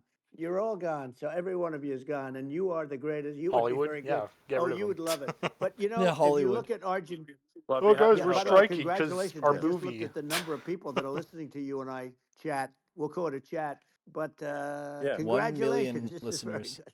I mean, it's great. And you're an interesting character. Who's You this know, other guy, by the the way? Stephen Mark Ryan. new Oh, that's just head one of the of listeners that a joined place in. called Argentina, It's and just a rando. he's a big, Malay's he's awesome. great. Oh, And Malay. he's a They were big talking about MAGA fan. Malay. You know that he He's ran really on good. MAGA, and he took it to an extreme too. He ran on MAGA, and I hear he's doing really a terrific job. It's called Make Argentina Great Again. It worked out perfectly. He came in, he bought a lot of hats, he brought over, but he's doing a big job. He really cut. And I'm hearing Yeah. they're starting to do pretty well. Inflation's getting down. You know, they had like Yes, 2,000%. They had inflation like not normal inflation. They had the real deal. Hyperinflation. But we're going to Yeah. have that pretty soon. We have, I think We we have the have worst it. inflation we've Yeah, had we in have it. 100 years. They We say it's printed $1 48 trillion. years. Of I course don't we believe have it. inflation. I think we have the worst. They Yeah. don't We include a lot printed of more the money in the items that past 4 should be years than we included, printed ever you know. since. Yeah. Well, it's just from Yeah, we from have more the money government than ever overspending before, and not nothing to do just with not it. spending Mhm. taxpayer money Yeah. effectively, 'Cause it's all and having business. just like so many departments you can't even name them all. And what Malay is doing is Is he's stripping them all. cutting He's government removing them. spending. He's simplifying things. He's having putting in regulations that make sense. And He's taking out 100 of the unnecessary gears and putting in one big gear that just works. I know people are against like stripping it, and I think Elon has gone to an extreme with stripping, but there absolutely needs to be a reduction of bureaucracies. There is. Oh yeah, no. There's a lot of paperwork that is unnecessary, and I think It takes you work for the government. You know damn well. It takes the federal government and we're 2 weeks to a month to give someone a job. Like people on the floor are like, "I want to hire this person," and they're like, "All right, give us a month. Maybe we'll hire them." And it's the same thing with I mentioned it before, immigration. It takes you like 3 years to legally immigrate here. Meanwhile, all these people just jump the fence and boom, they're illegal. It's why people are jumping the fence, but It's why people also are jumping just the fence. We need to make the process much more simplified, and we need to make the screening much easier to filter. how are we going to let the good ones in if we've just made the process incredibly slow? We've crippled the process. Yep. And You're only going to let the bad people reason, in illegally. You're not going to let any good people in legally because they just will give up. The reason why our wall keeps failing so much is because the good people don't have a choice. The bad people don't have a choice. We can't differentiate them, and we just have to keep them all out. Because I'm not just going to let everyone in. We do need a wall. I'm not just going to have an open space and be like, oh yeah, anyone who wants to enter this country can go in right here. Sure, we can trust the good people, but Put we a know there's a bunch of neon fucking sign up. Enter illegally here. like, oh yeah, we have gangs down there. We have so many fucked up people down there. Like, I have a family member who got up here because the only reason she wanted to get the fuck out was because her life was in danger. Yep. And where do you think those people are? Do you think they just stayed down there when all the people they could like exploit left? No, of course not. You think that these people are just like, oh yeah, all the good people left. I guess we'll just stay being bad down here. We'll sell drugs to ourselves. No, those drugs aren't going to stay down there. Oh yeah, guys. We only have to sell our drugs to each other now. It's so great. We got rid of all the innocent children to sell drugs to now. Tealord's a great commentator, says Vic. Well, I'm pretty sure obliged. Tealord appreciates that. Argentina overnight is experiencing a giant improvement in prosperity. But it's also a lesson for the United States, which is that Argentina used to be one of the most prosperous countries in the world. In the 30s, 40s, and because of bad government policy, it ruined the country. And if you take Venezuela, for example, Venezuela should be Venezuela's a perfect Exactly. example of what happens when you take the wrong turn. Phenomenal reserves. They never talk about Venezuela in detail. They went communist, and they went from one of the most valuable countries on the entire planet. Tiny little country in the middle of South America. They had so much money. They had so much to do. They had all the oil in the world. They went communist, and everything immediately went to shit. They still have a ton of oil, And but the they same can't thing sell it all happened to because Paraguay, and a similar thing happened to Argentina, and then Malay was like, okay, let's run it back. And he is fixing shit. He is doing an amazing job at it. He's getting rid of all the bureaucracy, stripping it clean, giving people their rights back. He's everything I would want in an American president, if I'm to be honest with you. Yeah, anyone in this nation who unironically believes there is zero corruption in this nation is full of shit and deserves to be teleported straight to North Korea or China. This guy just got vilified by the liberals, of course. But if you ever look at any of Wendigoon's videos, he points out so many different times when government corruption has occurred. I mean, the military is full of it. With the look at the U.S. military. Most certainly. Look at his story, unironically, look at his story on the AR-15 at some point. The whole story behind it shows there's tons of corruption in there. They had to organize a system where they were choosing guns only from one organization, and some other guy invented the AR-15, which was an amazing rifle, great piece of technology, and they kept refusing it just because they could. So they had to go around. They told this organization to stop doing that.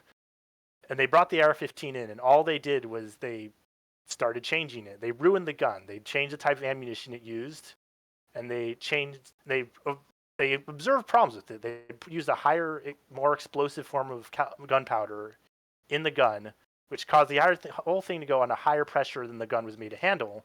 Yeah. And they observed that problem, and they did nothing about it. And because of that, thousands, if not millions of Americans died in the Vietnamese War, just because some corrupt organization decided, fuck you guys, you decided to make us not use the gun company we wanted, so instead we're going to kill people, innocent people who got drafted into a war that people should not have been in, a war no one wanted to be in, and that war sucks. Yeah, that war sucked, and I have a ton of friends and acquaintances who are Vietnam vets, and they are some of the nicest people on this planet, and it's shameful, and if anything, they're embarrassed that they had to fight in that war. And if you look at things from the other side, if you look at what the Vietnamese people were doing to fight the war, it's honestly terrifying. Like the shit they invented, they had spike traps, bomb traps, tunnel traps, everything. Dude, they had all sorts of guerrilla warfare and barbaric fucking torture shit. You're in this hellhole jungle, and every single step you're taking, you think you might die. Yep. And you think your gun might kill you. And you think your commanders might kill you. And you come home from this war, and everyone hates you. Yep. Oh, yeah, they've told me stories about that. A bunch of them have told me stories that, I was not welcomed home. I was shunned. Yeah, this is your progressive hippie movement everyone tells you about. Everyone's like, oh, I'm a hippie. This is what hippies did. Yeah, that's what hippies did. They literally shat on these people for fighting in a war they didn't want to be a part of. Oh, it's free love. It's free love until the moment that you get to people who have actually been hurt, people who were forced into a situation, people who went through some real adversity. There's no love for them. A lot of these hippies, they came from rich families. They were so privileged. Yep. And the moment they were done, they put on a suit and tie, and they left these war veterans behind. Mm-hmm. Dude, I really do need to do a proper SavageCast with you, because holy fuck, we would go on for hours. It should be prosperous, but if the government's wrong, it impoverishes the people.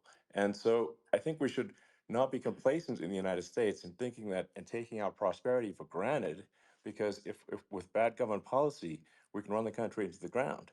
And that's just something people should bear in mind. Don't take prosperity for granted. Well, think of education. So we're ranked at the bottom of every list of the top 40. We're ranked number 40, number 38. Norway. He's right.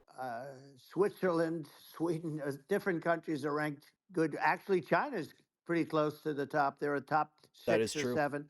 But we're ranked at the bottom, almost at the bottom. 38, I don't trust China. 39, they lie about everything. In other words, horrible. Okay, well, let me pause this. Their discipline in schools is very strict, kind of like Japan's. That is true. A lot of East Asian culture has similar schooling kind of policy. Very strict, very much you obey your teacher, you respect your teacher, you listen to your teacher.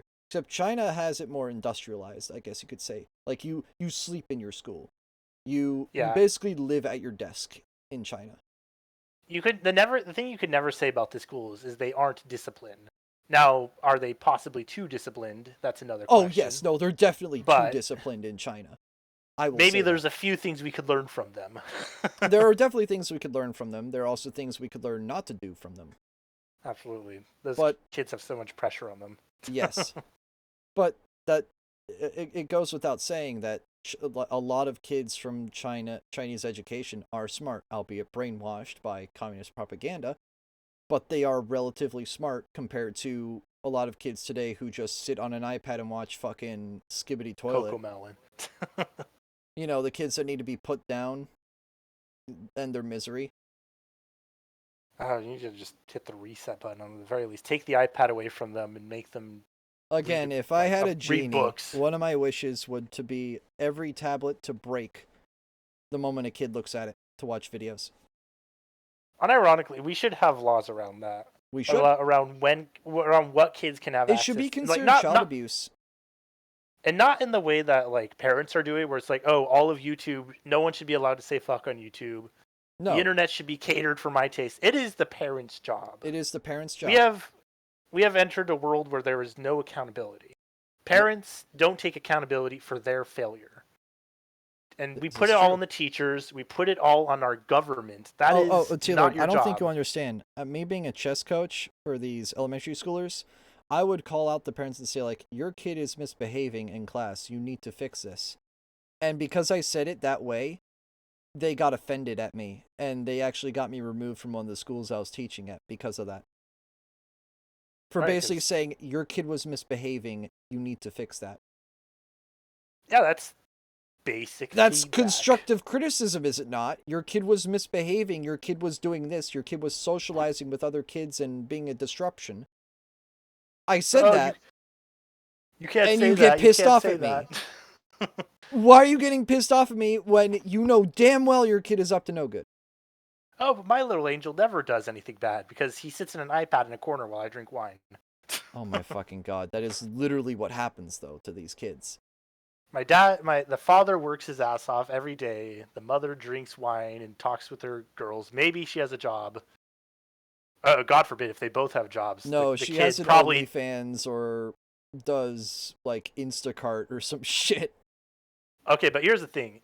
Even in the scenario that society promotes, which is both parents have jobs, the kid's definitely on an iPad then. Oh, yeah. They're not there with their kid. Like, sure, it's great. You're both contributing to society. You're both working your jobs. We haven't properly set up society to have kids be raised when that isn't an option for people, when they're both working jobs, when there's no time for it. We haven't created daycares for that. We haven't given schools, honestly, the authority to give their teachers more power just to parent the kids. Like, okay, slapping your kid's hand with a ruler isn't great, but we need to give them some form of disciplinary action because teachers currently have no disciplinary action. It's on the parents, and the parents don't take accountability. So what's a teacher supposed to do? How's a kid supposed to learn? I'm sure. I agree positive reinforcement has its benefits, but you need some negative reinforcement. You need to tell your kid, I agree. You're being a little shit right now, screaming skibbity toilet all day in class. You're being a little shit when you don't learn stuff. That unironically don't does do your happen, homework. though. Yeah, I'm sure it does. Oh, God. And you're like, oh, Fortnite, Bite of 87. No. Shut up. We're teaching history right now. And I'll admit, I'm guilty of, like, going horror when somebody brought up FNAF. But then I was like, okay, you guys had your fun. Let's focus on the topic. And that actually really did make them focus. That snapped them out because I got their attention. Because, like, the teachers need to be hip, but they also need to get the kids to, like, not be enabled. Yeah. I've had plenty of fun teachers, and they were very good. They knew when to be serious. Like, you'd be, there was a few occasions where I may have been a little shit, and my teacher looked me in the eye and said, why did you do that? And I was like, I'm being an asshole. Shit. And you know what I did? I learned. Yep. That teacher was cool. I respected them, and they looked me in the eye and said, why are you being a little shit right now? And I was like, oh my God, I'm being a little shit. Another good thing teachers, a good teacher intimidates their students when they do something stupid. And by intimidate, I mean like stare at them, or like make them look like they just committed a war crime. Anything like that will traumatize them enough that it will make them not be an asshole, but it won't traumatize them so much that it like ruins their future life. You get what I mean? Yeah, because in a school full of socially aware kids, when they see the teacher pointing out the bad behavior of one kid, they will all be silent, or at least silently judge the one kid that's being an asshole, and that will teach both that kid and every other kid in the room what not to do. Yep. Of course, that's not always enough if every single kid in the room is not socially aware and is like, oh, wow, teachers are lame because Jake Paul released a mixtape roasting teachers, so clearly they all suck or something. Because, yeah, wow. YouTubers seem to forget that, you know, they're actually teaching these kids values, and they need to consider their career to be, like, actually, sorry. They need to actually think of what impact their career is having on kids. If they know they have a kid audience, I'm looking at you, Mr. Beast.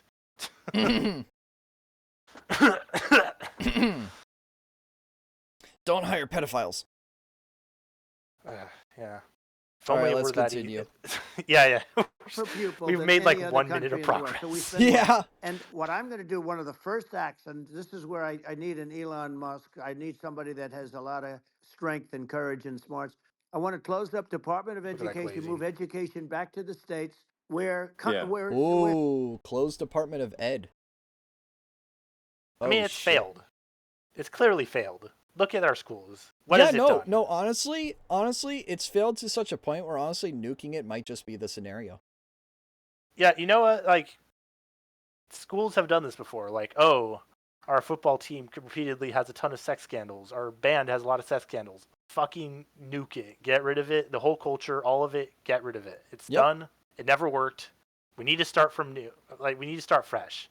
Yep. I don't think we should even keep the buildings for the Department of Education. They're ruined. They're cursed. Our kids are suffering. Our families are suffering. Common Core ruined modern education. On top of Common Core, allowing critical race theory to be taught ruined education. Where a lot of children are getting fucking left behind in spite of what they promised. Yup. Thanks, Obama. Most of them are being left behind. Thanks, Obama. where states like Iowa, where states like Idaho, you know, not every state will do great because states that basically aren't doing good now. You look at Gavin Newsom, the governor of California. He's terrible. He does a terrible job. So he's not going to do great with education. But of the 50, I would bet that 35 would do great, and 15 he has of a point. them, or 20 of them will be as good as Norway. You know, Norway is considered great. I'm going to pause this. Maryland used to have the best education system in the country until about a decade ago, and then it became one of the worst ones. Yeah. Remember Star Test? Star Test? Did you not have Star Tests? I thought that was a federal thing. Maybe no. Oh, that was probably just a statewide thing. We had SATs in high school. We had the MSA in elementary school, which was the Maryland State something. Yeah, I never understood the point of the SATs because they just nuked them away anyway. They well, never the mattered. SATs were just racist anyway. They just gave black people 300 points and Hispanics 100 points because they're black and Hispanic. And then they penalized Asians like 150 and whites like 80 points. They never did any real research for their target audiences. They did questions like, oh, is a lemon yellow? And it's like, oh, in some cultures, lemons are green. They chose questions that were just like, oh, we did zero research on like all the people that we take. Because you do a standardized test. You do standardized questions. And you don't even think about, oh, different people in this country or in this state might have like literally the correct answer, but it's wrong because you didn't think for like more than 5 seconds about the entire country. It's massive. We have a huge country with all these different cultures, all these different people, and someone thought it was a good idea to do a standardized test. Standardized. That never made sense. Yep. You can name them. I mean, just they're so good. Some of these countries are so good. But if you go into some of these really well-run states, you know, we have states that don't know what debt is. We have states that have low taxes, no debt, everybody working. They're really well run. Sure. And maybe they have certain advantages in terms of location, in terms of, the land or the sun and the water and the whole thing. There are a lot The of sun. advantages that some The people, sun. but if you moved education back to the 50, you'll have some that won't do well, but they'll actually be forced to do better because it'll be a pretty bad situation. Yeah, it'll be Yeah. But if you think competition. about it, Yeah. you'll have It'll be interstate competition, which again, as I mentioned with corporations, if you have competition between all 50 states, it's going to be like the fucking like educational Olympics. Everyone wants to be the best state. So therefore, Yeah. you are going to burn more money on the education system to make it better. Thus, we will have brain growth instead of brain drain. Yeah, hell, we should have consequences for the bottom states. There should be a reason to not want to be the worst state. Yeah, like I guarantee you Louisiana or California or Mississippi will probably be one of the worst states, or maybe even Alaska. I don't know. Oh god, do we have kids in Alaska? I thought everyone was just drinking up there. Drinking or having sex with their cousins. Or a polar bear, one of the two. I did not want that image in my head. God damn you. Fuck you. some of these states. I'll bet you'd have 30, 35 states. It'll be much better. And you know what it'll cost? Less than half what it is in Washington. And these people don't care about the students in these, They faraway states. They do not care. It'd be unbelievable. Most of them probably haven't been to a school in a long time. Probably some of them can't because of the states have to because they're pedophiles. Yeah, if each state because has of to compete against other states, past convictions. then people will Yep. naturally move to states where it's better. Well, like California, as we said, it's a badly run state. I could go through. I got so many friends that are in those states, even if they're Democrats. I hate to mention certain states, but Illinois is badly run with Pritzker. He's a real. Well, that's loser. because it's Illinois. But some of these places are just badly run. But it's almost going to force them to run better, and they won't do it good initially. But you're not going to do worse than you're doing right now. And I would say that you would cut your cost by 50 or 60%. And you'd have a little monitor. You want to make sure they're teaching English as an example. Give us a little English, right? Sure. Right? Yeah. No, but I mean, too much. I mean, some of these governors are doing so badly. I mean, they got so many people moving out of their state. They should get U-Haul Salesman of the Year award. Yeah. They're driving so much U-Haul. It's actually amazing. People moving out. Did you hear about how U-Haul is running out of trucks in California? I did not know. I'd love to look more into that. That's actually a thing that's happening. They're like U-Haul is running out of trucks in California because everyone's moving out of that shithole, as you may know. Hardly anyone can afford to live here anymore, man. Exactly. If you're paid minimum wage here, you can't live here. If you're paid min wage in Maryland, you can't live here. Where I live, we have like $1,800, $2,000 a month rent. You cannot live here on $15 an hour like I am right now. Goddamn, it's that bad. The only reason I'm allowed to live right now is because I live under my father's house. That is the only reason. Yeah. Might I say something? I'll admit myself, I have a biased view of California's education system because I was raised in like probably one of the top education systems here. But there was one day where my parents sent me to go with my grandparents for a weekend in the Central Valley. Central Valley is probably like, it's kind of a rural farming community.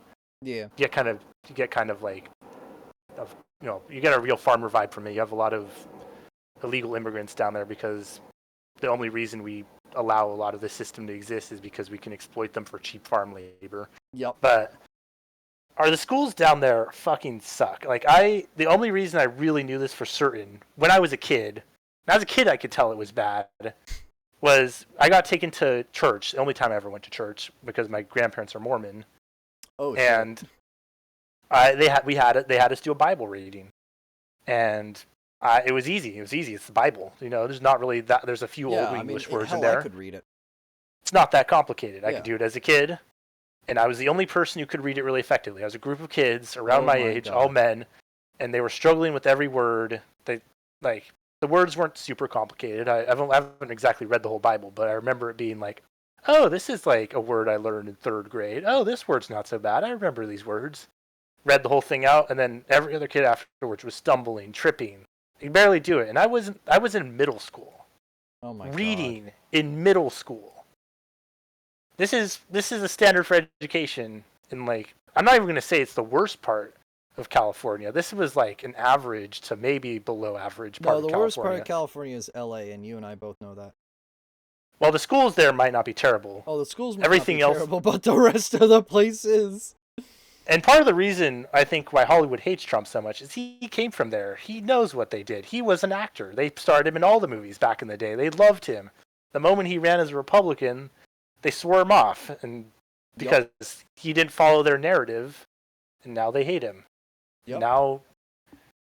Now he's turning against them. Now he's pointing out that California's flawed. Their little home in Hollywood. And now they're mad. Yep. And they've been mad. And they can. Because they couldn't pay him off. They couldn't buy him. Yep. Isn't it amazing to you as a businessman that they can even survive? Like Illinois, so many people are leaving, and you wonder, how do they survive? I mean, how do they survive? I saw where you left California and you moved to Texas. Texas does a great job. But, I mean, I just wonder, how do these states survive when big businesses, a big oil company just left California, as you know, and they moved to Texas. Oh, shit. How do these big states survive when they lose so many businesses and their taxes are already really high? The taxes are among the highest taxes. You almost wonder, how do they continue on? And in many cases, the governors don't do a good job and they're crime-ridden places. You wonder, how do they continue to just go on? It's not a good situation. I mean, I think the only thing that's going to force some of these states to change is if they risk bankruptcy and they're not getting bailed out by the federal government. Right. Yep. Well, That's you're the going to only thing have that's that. Can we gonna end change. federal You remember bailouts? the Those have area never in helped California anyone. where they had They that, never where I have. guess, You can blame somebody had Obama for sticky basically fingers and nuking our economy a with lot of GM. money. And they went Don't into get me started a form fucking of GM. chapter, and it was very nasty Yeah. for a period of time. But now it's probably the most popular place in all of California. So at some point, something like that may have to happen. But the problem is, you can't penalize people that loan money to the state when you have incompetent people like a Pritzker. Look, the family didn't want him in the family business, and then he ends up being governor of Illinois. So what Oh, is he going to be? Is he going to be a great governor? And you it's have bad when people. the I can name family every one doesn't of want them. him. I got to know every one of these, and some are very Holy good, and some are fuck. just horrible. Well, I think that That's a lot probably of the points worst. here, too, That's probably the as best you're saying, endorsement that, against a you. lot of people are concerned about the economy. A lot of people are concerned about inflation. Holy And fuck. inflation is effectively Can't even tax claim you're a on family people man. that save money Yeah. and When your for family people that are hates you, working day to so- day. God. It's just a form of taxation.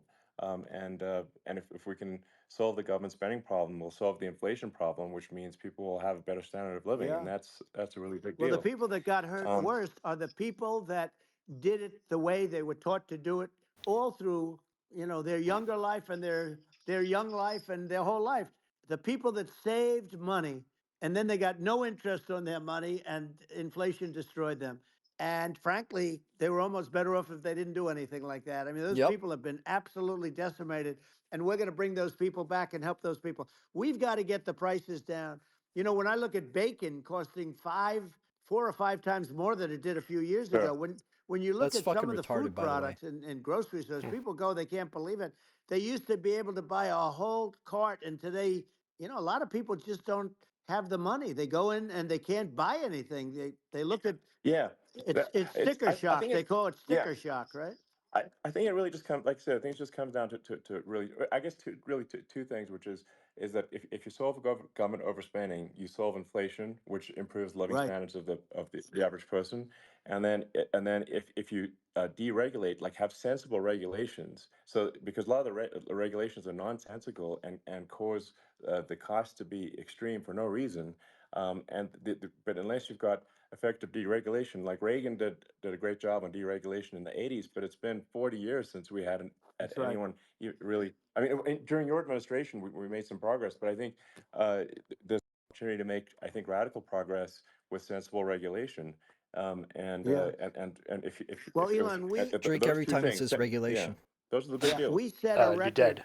You're dead. We did more deregulation and more restrictions on all of the different businesses than any other president. Remember, I had the rule for everyone we put in, you have to get rid of 10 or 12. And we did Yes. radical cuts on all of that. And a lot of that's being put back by this administration. And we did radical cuts on things that weren't necessary. But we were all set. You know, we had the best economy ever maybe in the world. And then what happened? Yeah, the dollar is was COVID really came in, strong under and Trump. we had to focus I on don't know that, if you remember and that, nobody but knew the what dollar it was was. insanely And I strong always under say I got Trump. good marks on economy, good marks on it military. was We knocked out better ISIS. We then, did so yeah. many Like different it things. was We rebuilt. amazing. But you know, I never got the credit that we really deserved on what we did with COVID. We never got the credit. But had that not happened, a gift from China, from Wuhan, came in from Wuhan, the Wuhan labs, and I always said it, and it turned out to be right. But had that not Yep, had he that was not right. happened, we were set The to amount of start misinformation reducing, with COVID is debt. quite We're ridiculous, going to and no reduce one talks taxes about it. We further. I just gave the moved largest right tax past. cut, and Yep, we were going to reduce because taxes still if you further talk about for it, you're an evil middle-income people, Nazi not only bigot who businesses. questions But we reality, did it for even though the businesses because reality they're the is ones right that. there in front That's of you. why we had the great job numbers. Yeah, isn't that the But we reason were that set Stop to Asian Hate really happened? start Because people were questioning the whole spread of COVID. They're like, "Oh, I'm pretty sure it came from China," and they're like, "You're hating Asians. You're a hate crime." The movement had no fuel. The moment that the whole they shot down the COVID thing. Plus they're Asians. They're white adjacent. Well, here's the thing.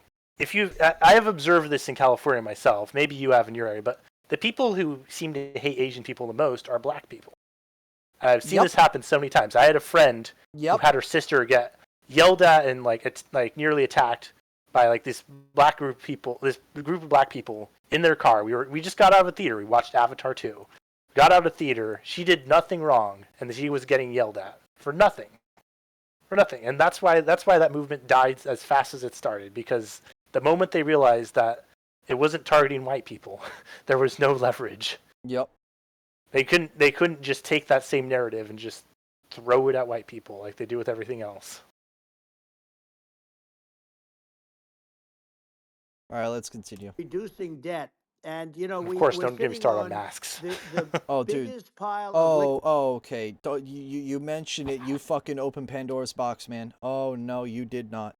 Okay. Now, here's the first thing. Let me say one thing. No. I'm going to stop you right there. I'm going to stop you right there. Go right ahead. I went to MagFest back in 2023. You know, 2023, January 2023, you know, like 3 years after the pandemic happened, you know, that ship sailed fucking 3 years ago. They required masks in 2023. Mind you, I went to 3 conventions before that in late 2022 and early 2022 that did not require them. At all. Huh. I was livid. The mask mandate was fucking stupid. It did not work. Masks did not prevent the spread of any disease. They never did. They never will, because they're not KN95s. And regardless of what mask you're wearing, it causes evaporation to stick to the mask, either A, making it moldy, B, making it smell bad, or C, suffocating you. You know how in humid weather you overheat because you can't sweat? Because a bunch of water condensates onto your skin because you can't evaporate? Yeah. Imagine that, but on your fucking face. That's what a mask is. People got a bunch of fucking acne and Yeah, people got bad acne because they let all this impurities exhale out their mouth, and it would just rot their face. Yeah, it was terrible. Also, some misinformation from the start. When literally, this is proven to be true. They said at the start that masks wouldn't help you. They said you have to wash your hands, don't wear masks. And the only reason they told you don't wear masks is because at the time they thought it would help you. And they wanted only medical professionals to have access. So they said, don't buy masks, don't get masks. It was only for that reason. Yep. And I will say one thing about this. I'm not going to question whether or not the KN95s work or not. I mean, most of them work KN95s. They most do. Of them were just They drop do ship technically crap from China work. that work. The KN95s. They put They just stamped 95 on like a piece of paper, and we're like, yeah, it's a mask. But anyway, I have been around 3 separate people that have had COVID before they knew they had it, and I didn't get transmission any of the times. Now, maybe it's because I'm immune for some reason. God knows. Maybe I'll get COVID one day and confirm whether that's true or not. But my roommate had COVID. We slept in the same room the entire night. I didn't get COVID. While my friends in another house, we drove around all day. She had COVID. I never got COVID. My own father had COVID. We hung out for the entire day, hung out in the backyard, close to each other for a long time. I never got COVID. Something tells me that either they don't understand how the transmission works, and they're just still claiming they do.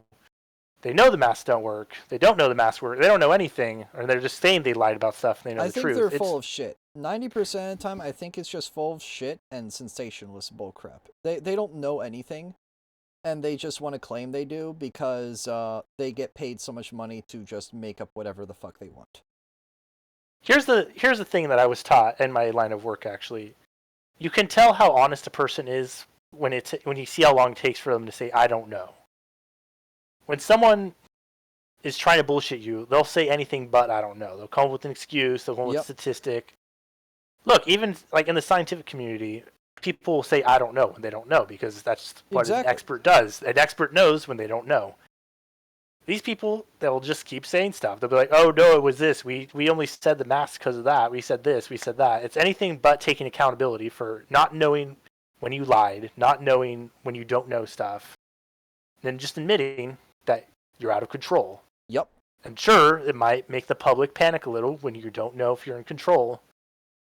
But it makes people more upset when you just lie to them all the time. Yep. How's my brother Tealord doing? He's doing pretty good. He is a chatterbox. And anywhere in the world, bigger than Saudi Arabia, bigger than Russia. And we were going to drill, and we were going to make so much money. We were going to supply Europe with oil.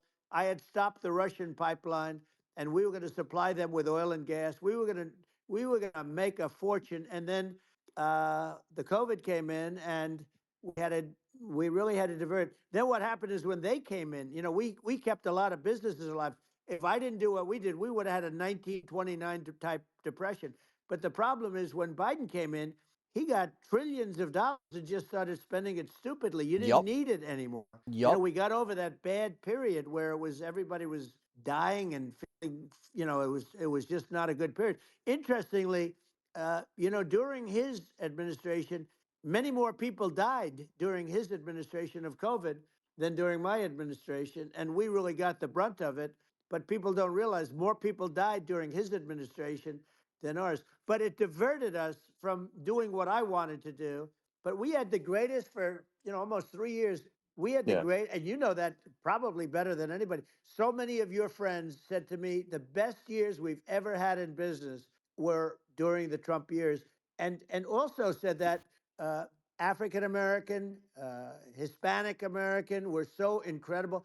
They were having the best Asian American women, men, young people without a diploma, young people that graduated from the best colleges, from MIT, from the Wharton School, from all of the great colleges, Harvard. They were doing better, and people without a diploma were doing better, and everybody was happy. And then COVID came, and we had the problem is they spent trillions and trillions of dollars. They wasted. They shouldn't have taken any money, and we wouldn't be having inflation right now, which is killing our country. Yeah, absolutely. I mean, I should probably say something about maybe my views on climate change and oil and gas, because I think I'm probably different from what most people would assume. Because my views are he's actually a fake environmentalist. He's not going to mention nuclear. Which is that I don't think we should vilify the oil and gas industry and the people that have worked very hard in those industries to provide the necessary energy to support the economy. And if we were to stop using oil and gas right now, we would all Musk be is the starving, prime and example the of economy would greenwashing, collapse. really. So it's I don't think it's prime example of what? Greenwashing. What, the fact that solar and wind is the future? Oh, he's like, oh, I'm saving the world with my electric cars. Yeah, no, he's full my of shit poorly built explosive cars. Yeah. My poorly built explosive rockets are really saving this planet.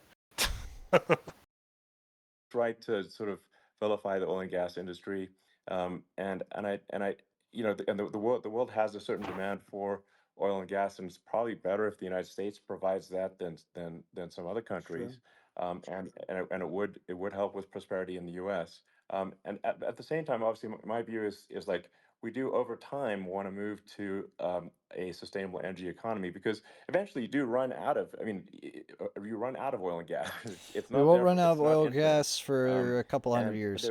there is some risk. I think it's not the risk is not as high There as is math out there you that know has proven a that. lot of people say it is with respect to global warming. But I think if you just keep increasing the I parts guess per we might have million, to I worry think about in that the for the next 1800s generation. they're long like, enough, we're going to eventually run it out of actually oil in simply 40 gets years, and uncomfortable well, it's the to 2000s breathe. now. People don't realize this. Yeah, honestly, at what point If could we if just you go start past 1,000 manufacturing some parts per million alternative fuel and of just keep CO2, going? We have you start ethanol. getting headaches and nausea. Yeah, And so shit kind of sucks right now, but we're we have now in the sort plenty of of science 400 and time to range. probably We're solve adding, I that. think, about Mhm. roughly 2 parts per million per year. So I mean, it still gives us. So what it means is like we still have quite a bit of time, but so there's not like we don't need to rush, and we don't need to like stop farmers from farming, or prevent people from having steaks or Right. basic stuff Right. like that. Like Again, Elon Musk says something correct here. We do need to subsidize. No Oh, go ahead. globalizing bullshit that's happening in the Netherlands, where you will not eat the burger. You will give us your farmland. You will eat the bugs. He doesn't want that, which is good. Yeah, I will say we do need to subsidize empty fields. We do. stopped doing that for a while, but yeah, Well, leaving fields fallow for a year every like 5 years is good for them, but leaving them just empty 24/7 is fucking stupid. Oh yeah, no. It's a waste of space. There's a difference between letting your land heal a little and just being some asshole that owns a plot of land and gets paid for it. Yeah. Leave the farmers alone. I agree. How crazy is that? Where I mean, you have farmers Jeremy that are Clarkson's not been allowed on to this. farm Leave the anymore, farmers have alone. to get rid Yup. of their cattle, and the whole world is Yeah, a little that's silly. crazy. But it's largely taken its lead from us. I do say though, I've heard in terms of the fossil fuel, because even to create your electric car and create the electricity needed for the electric car, fossil fuel is what really creates that at the generating plants. And, so Yup. you sort of can't get away from it at this moment. I mean, someday you might be able to, but I do hear we have anywhere. He just low-key roasted Elon. He Oh, basically yeah. just said, yeah, your cars are coal-powered. Because Yep, Trump yep. is right. His cars are coal-powered. No, Yeah. they use lithium batteries. They're coal-powered. Also, where do you get that plastic from? Is it petroleum? Yup. That's gas.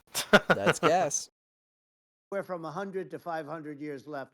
Much of it hasn't even been found yet. 100 to But there are 500 years left. tremendous- Yeah, of like gas. Anwar, Yeah, we I do. got Anwar in Alaska approved.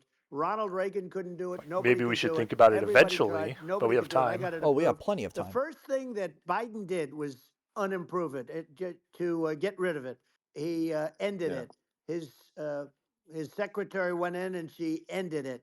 And what a disgrace. That's Anwar. That's bigger, or they think it could be bigger than Saudi Arabia in Alaska. Could be bigger than Saudi Arabia. But they went in and they terminated it. And I'll get it going very quickly, because not only is it big for Alaska, I mean, you talk about economic development, that for the United States, I mean, that is, they say bigger than Saudi Arabia or the same size, and pure, Oh, that's amazing. really good stuff. That's And, like they revolutionary. end it. So I think we have, perhaps hundreds of years left. Nobody really knows. But during that time, something will come around that will be very good. It'd be hard to say. If we kept making hybrids, we could stretch that time span further and further and further. Oh, yeah, no. If we made plug-in hybrids, we could go from 100 to 500 to easily 150 to 600. It would be negligible, but it would be a thing. We could also just, again, use nuclear. Holy fucking shit, people. The writing is on the wall. Toyota absolutely had the right idea. Like, Toyota's like, we only wanted since like 2001. Yeah, no, Toyota had it down. They're making their whole fleet hybrid. They're giving everything in their fleet hybrids and now plug-in hybrid options, and it is genius. Yep. Our battery technology is just not good enough right now for us Yes. to make full electric. It's a waste of resources. It's a waste of time, and they kind of suck still. But this current model that they're promoting is great. It's going to save a ton of the RAV4 Prime gas. unironically looks sick as hell. Like, it's unironically like the most practical car that they have. It's the thing that I need to know is how the hell the Toyota engineers managed to make a car that's a plug-in hybrid that still has basically no drawbacks from the regular hybrid version. What type of fucking witchcraft did they do? Exactly. They're geniuses, I tell you. They're amazing. Be a little more aggressive than that, but it's not the sort of like we're all going to die in 5 years stuff. That's obviously BS. But At least Elon my knows view that. is like if you just look at sort Yeah. of parts per million that increments every year, you get sort of 2 or 3 parts per million every year of CO2. I mean, I think some of that it's problematic if it accelerates, if you start going from 2 or 3 Right. to say 5, and then there may be some situations where you get just a step change increase in the CO2. And I think we don't want to get too close to 1,000 ppm, because like that's actually makes it uncomfortable to breathe. Like Yeah. just existing in 1,000 ppm CO2 is uncomfortable. That's like that's considered like an industrial hazard. Right. Yeah. So it's that's actually, you start getting headaches and stuff. So it's even without global warming, it's not comfortable to live. So you don't want to get too close to that. But I mean, I think I think we want to just move over, and like, and if I don't know, 50 to 100 years from now, we're I don't know, mostly sustainable, I think that'll probably be okay. So it's not like the house is on fire immediately, but I think it is something we need to move towards. And on on balance, it's probably better to move there faster than slower. But like I said, without vilifying the oil and gas industry, and without causing hardship in the short term, I think this can be done. Without people can still have a stake, and they can still drive gasoline Sure. cars, and it's okay. It's like, it's not, I don't It's think we okay should to drive a vilify people gas for it, car. but I think we should just generally lean in the direction of sustainability.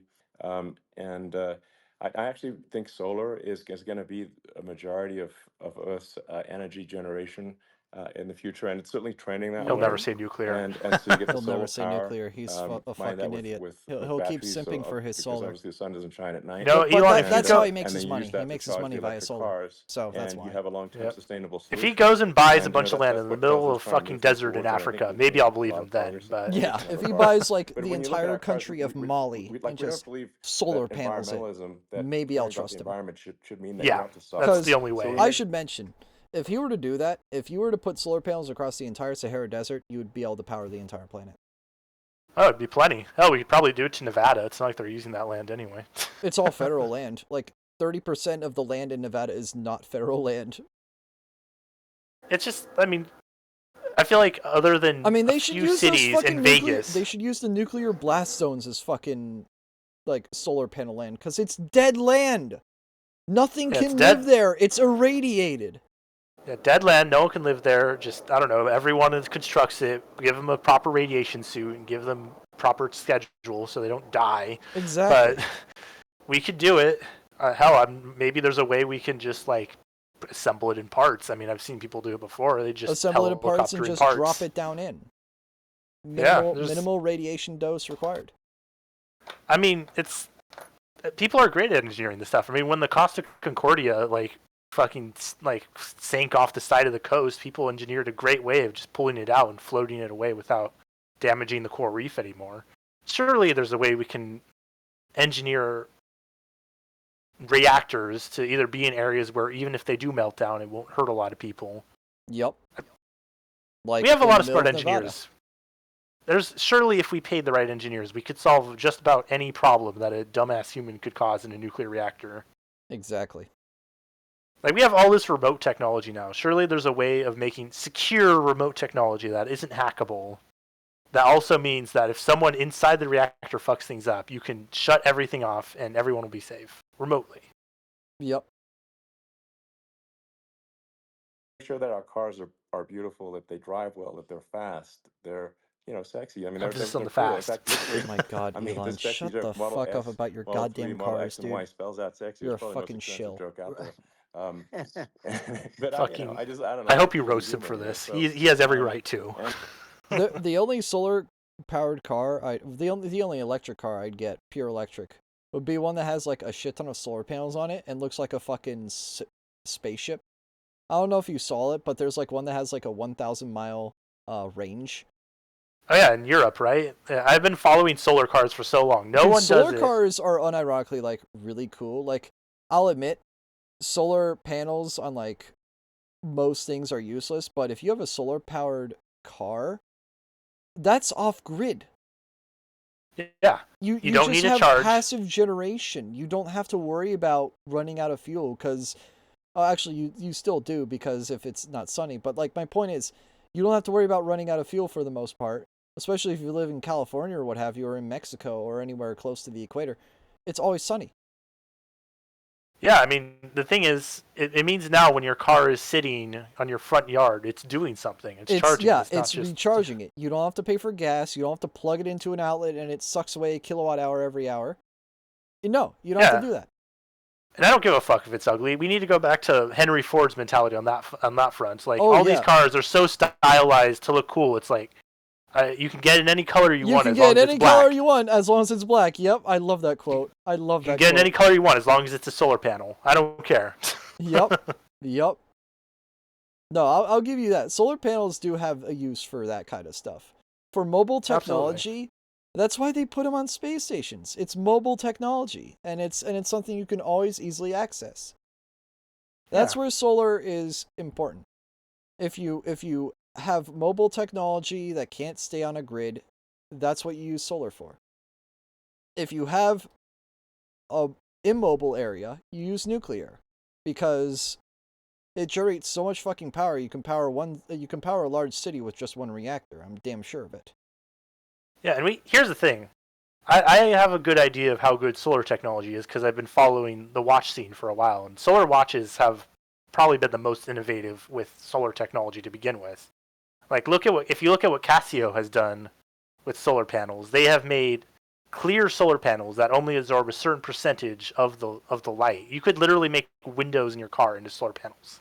Sure, they may cost a little more, but now you have your windows doing more than just being something you can look through. You have tinted windows that generate power. I could do that with my Prius, and I would never have to worry about power. I would just run pure electric. Yeah, pretty much. My commute would be pure electric. I would never need gas again for my commute. And I wouldn't even have a Prius Prime. It would just be a fucking regular Prius. Yeah. All right, Elon, what do you have to say about your fantastic cars?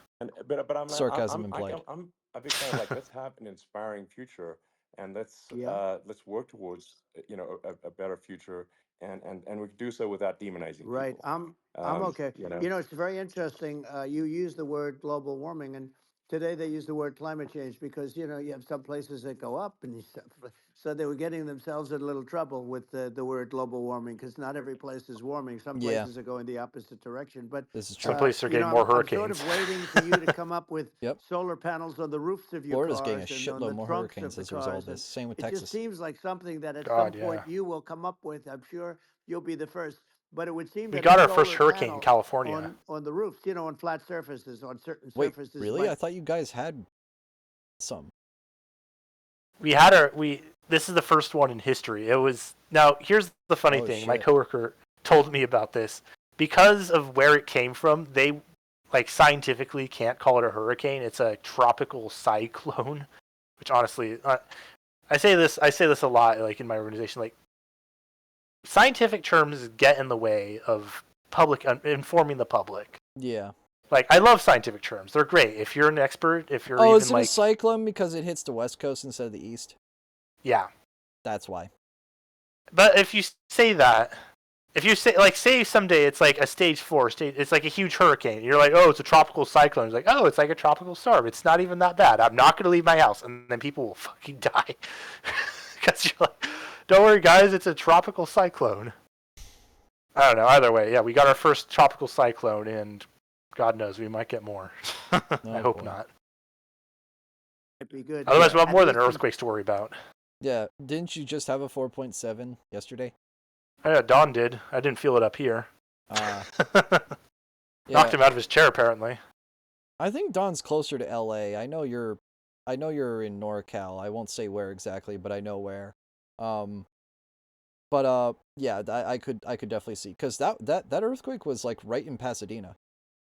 Yeah, it's a funny thing to explain the scale of California to a European. Like, I had a European roommate for Interstate a bit. 5 is 800 miles long in California. You But do yeah, the like math. I was in NorCal, and we had another housemate that was from SoCal, and my European friend was like, "Oh, why don't we go visit your family in SoCal?" I was like, "Oh, that's like a 7-hour drive. No, thank you."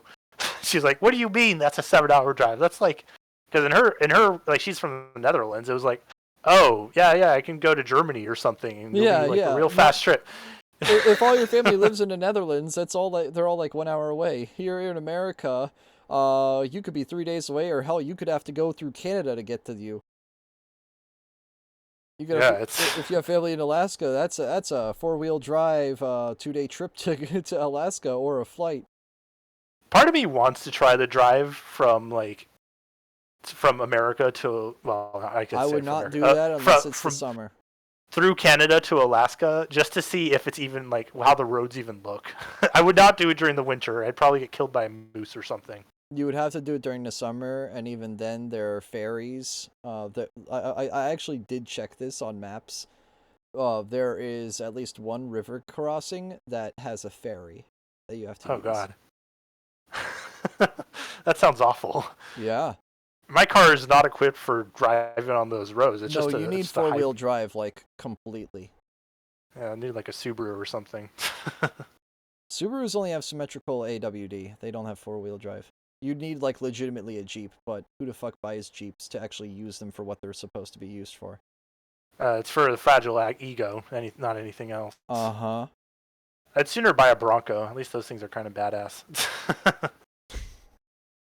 Certain areas of the country where you have the world, Sure. where you have the sun. But I would think, and I have no idea because that's not my world, but I would think that this would be something that would be interesting. But the one thing that I don't understand is that people talk about global warming or they talk about climate change, but they never talk about nuclear warming. And to me, Sure. that's an immediate problem. Because you have, as I said, 5 countries where you have major nuclear, and probably some others are getting there, and that's very dangerous. That's where you need a strong American president, because you don't want to have this proliferation. He's right. We haven't really done much about the 5 nukes in the past in my lifetime. Getting more. China is much less than us right now, but they're going to catch us sooner than people think. They're way lower. Russia they have and fusion us are number reactors in China 1, already, which we should we're also sort of be tied. taking. And China is far behind, but they're developing at a level that you're not surprised to hear very fast. They'll end up catching up, maybe even surpassing. But to me, the biggest problem Don, is you're not, lying. There's no way. Climate change. It's not, and everything's a problem, but it's degrees. To me, the big problem is the nuclear power. The power of nuclear is so great. There and we when go, I talk Don. about I'll prevent world, I'll awesome. prevent World War III. I will, but the truth is that you have to, because this is no longer army tanks going back and forth and shooting at each other. This is a level of destruction and power that nobody's ever seen before. Yeah, and actually, there's a few people saw it. They're just not alive anymore. Nuclear war, very bad side. There's also, I think, nuclear electricity generation is underrated. You're right. And it's actually holy fuck! He actually said it. Hold on, wind it back. Run it back. Nuclear electricity generation is underrated. You're right. Nuclear electricity generation is underrated. It absolutely is. Rare Elon W. Yeah, if only these guys could actually. If these guys could only actually give a fuck and actually encourage fission reactors, and maybe even fusion reactors. Like infinite energy with fusion reactors, guys. Hello. I mean, what is preventing Elon Musk from, like, I don't know, just going pulling a fucking Tony Stark and having solution. He wants just to make having money a nuclear while he can. A nuclear reactor in the middle of his headquarters, like Tony Stark had the fucking arc reactor in his headquarters. Like, power your headquarters with a nuclear reactor. That is totally. Well, do you see Elon Musk's profile picture? He's literally wearing an Iron Man suit. Oh, is that what he? I thought that was a flannel. Somebody made that like artwork edit for him. And he was like, "I love it. That's my PFP now." I knew that people were joking that he wanted to be Iron Man. I didn't know that was like so serious he actually did that. Yeah, no. It's kind of sad. Somebody made that Photoshop, and he has it as his profile pic. Like, he is not even jesting about it. He is quite literally the real-life Tony Stark. He definitely wants to cosplay as it. All the flaws included. Like, if you know what I mean. All the flaws of Tony Stark included is Elon Musk. And less of the results. And less of... That too. And it's actually, people have this fear of nuclear electricity generation, but it's actually one of the safest forms of electricity generation. It is one of the safest ones. He's safe. He's based. And if you look at the desk, caused by. Say, he's not a I'm fake not gonna pick on environmentalist. but just any kind of mining operation. There's Well, this is what he's saying. I need actions. Yeah, we need actions. Honestly, you you're compare right. that to nuclear. Nuclear is actually way better. So it's underrated as an electricity source, and I think it's something that's worth reconsidering. But there's so much regulation that people can't get it done. So that, Wait, hold on. Maybe they'll have to change. Let me go back. Regulation. Oh, maybe I need to look more into the regulations. I think it's something that's worth reconsidering. But there's so much regulation that people can't get it done. There's so much regulation. You know who did that regulation? You know who did that regulation? I guarantee you, Big Oil pushed some sort of shit to prevent nuclear energy from being more widely used. I guarantee you. I need to take a note of this. I want to look more into that topic. I guarantee you they've done something like that, because it's something Big Oil would do. It's just like Big Pharma trying to patent life. It is totally something Big Oil would do to prevent fusion or fission from replacing them. It's anti-competition. I mean, yep. If you know the reason why we don't have small trucks on the road anymore? Emissions regulations.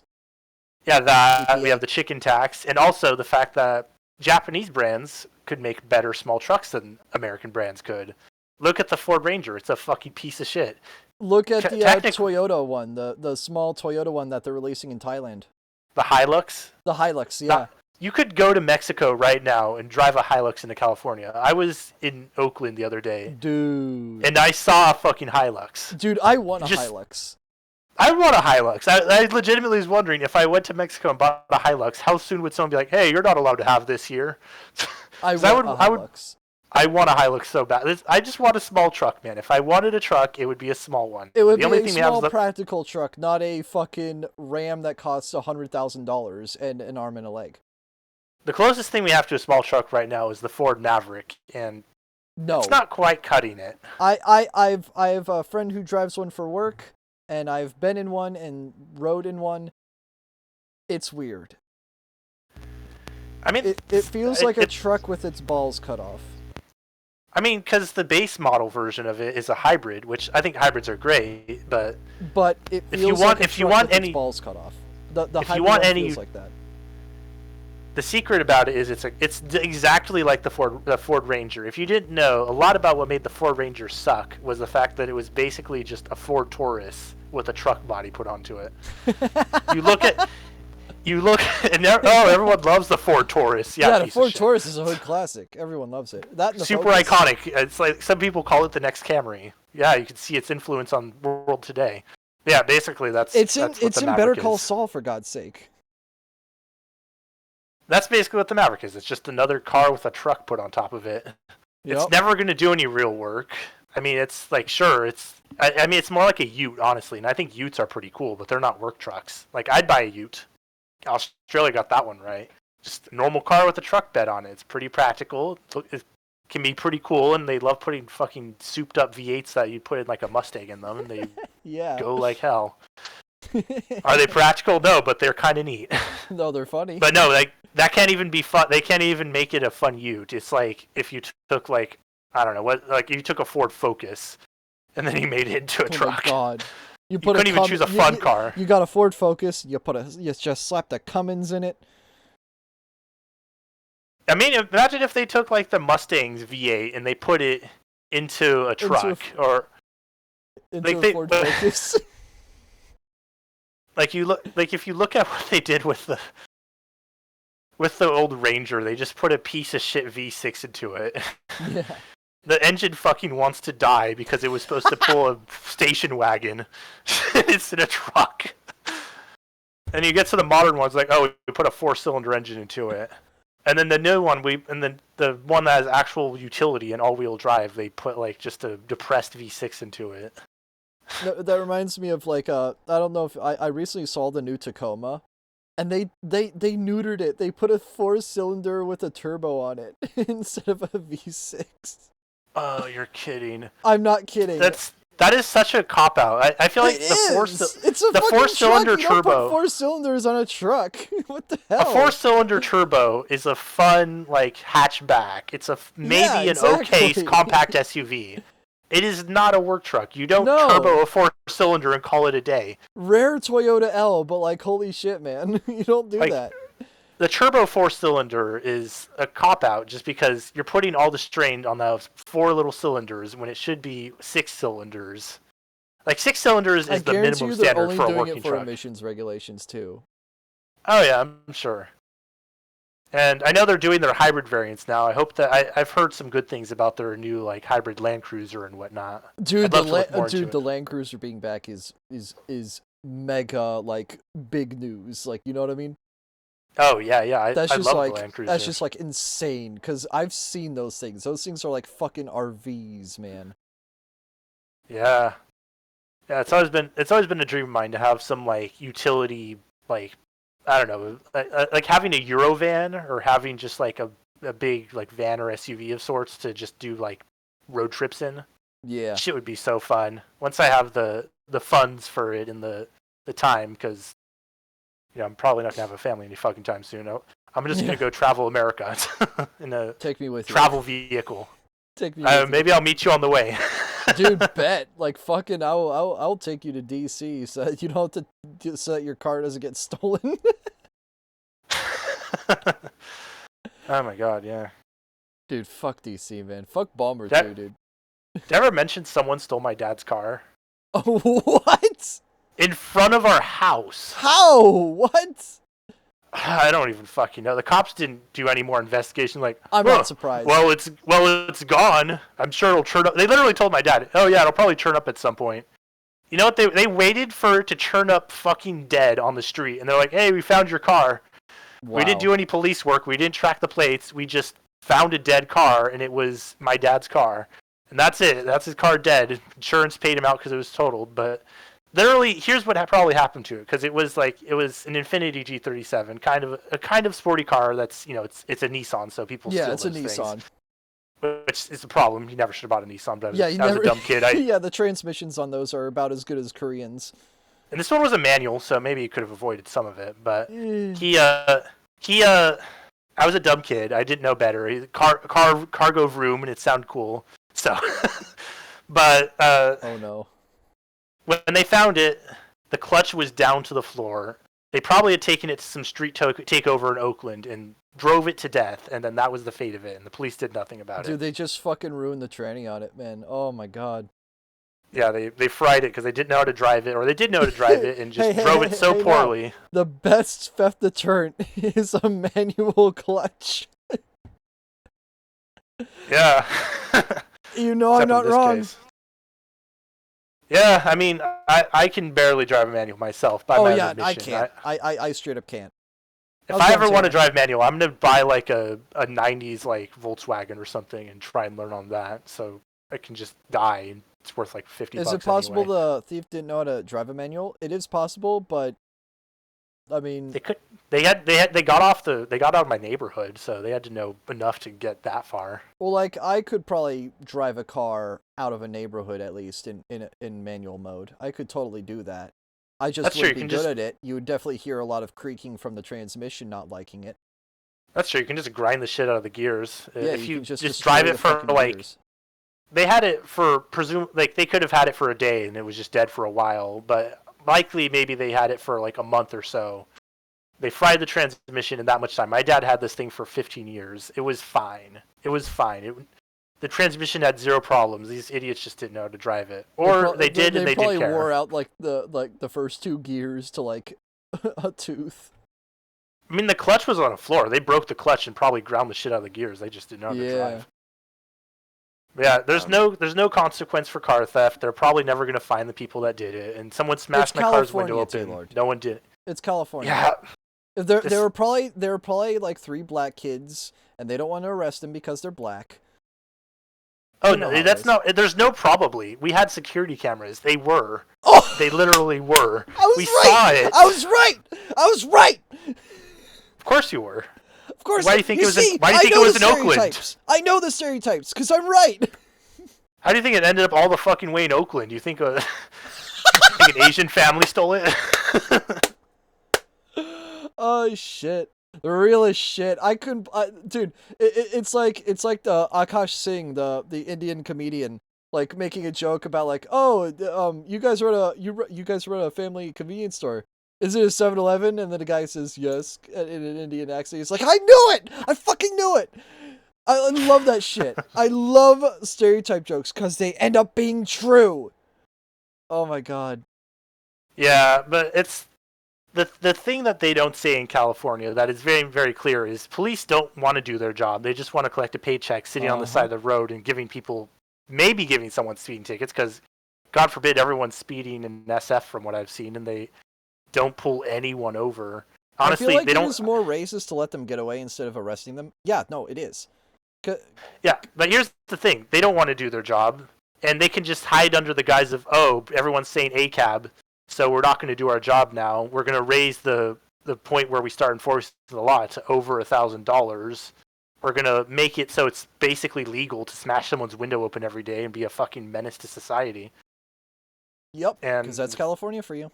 They can just hide it all under the fact that, oh, cops are racist, ACAB. Everyone wants us to stop doing our job, so we just stop doing our job, and we're going to put under the guise of equality. Yeah, we can all be equally fucked by crimes, except not really. So that, maybe they'll have to change the name. The name is it's a rough name. There are some areas like when you see what happened in good bad branding. Right, we'll have to rebrand it. We'll have to give it a good name. We'll name it after you or something. No, it has a branding problem. When you see what happened, it does have a branding problem. When you see what happened in Japan, where they say you won't be able to go on the land for about 3,000 years. Did you ever see that? And in Russia, where they had the problem, where they, there's a lot of bad things happened, and they have a problem. And they say that in 2,000 years, people will start to occupy the land again. You realize it's pretty bad. No, that's not true. But you're right about it. It's amazing. It's actually not that bad. The problem is Soviet Union was full of a bunch of fucking idiots, so they were never going to run a reactor right.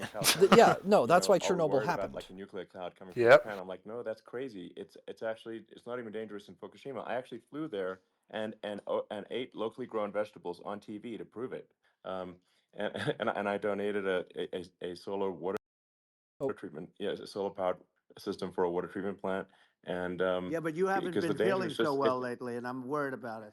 No, I'm only kidding. It's fine, It's like Hiroshima and Nagasaki were bombed, but now they're like full cities again. So it's really not something that I'm gonna pause that because Hiroshima and Nagasaki were bombed with nuclear bombs that were hilariously tiny compared to modern ones, and those were probably like 1,000th of the amount of radiation that modern day bombs have. Maybe even 1,000,000th of the amount of radiation.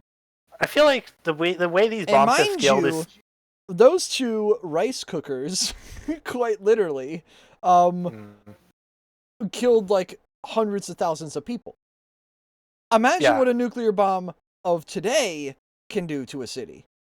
I feel like the human mind is not meant to comprehend how different those bombs are from modern bombs. It's like people when they don't understand how improbable it is that they'd win the lottery, or how big of a difference it is between $1 million and $1 billion. It's like these new bombs. That's how Mr. Beast exploits people. I mean, like human mind is literally proven that the human mind, after a certain point, just sees big number, and just doesn't do anything else with big number. Like I think it's after like 1 million, you just don't really count it anymore.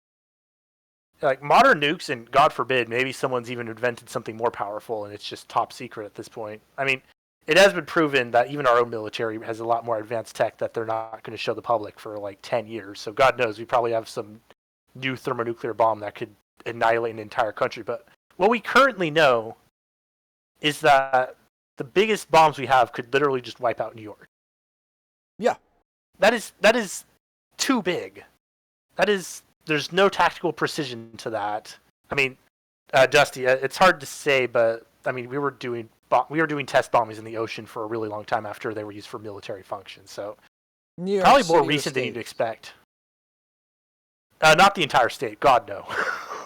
If it was that big, it would literally be wiping out countries, like I was saying. No, it would literally cause us to go into a nuclear winter because it would blow so much shit up into the atmosphere. I mean, if it could literally blow up New York, the state of New York, I think it would just blast a hole in the planet, and it would destabilize the entire planet, and that would be it. Yeah, no, that would be it.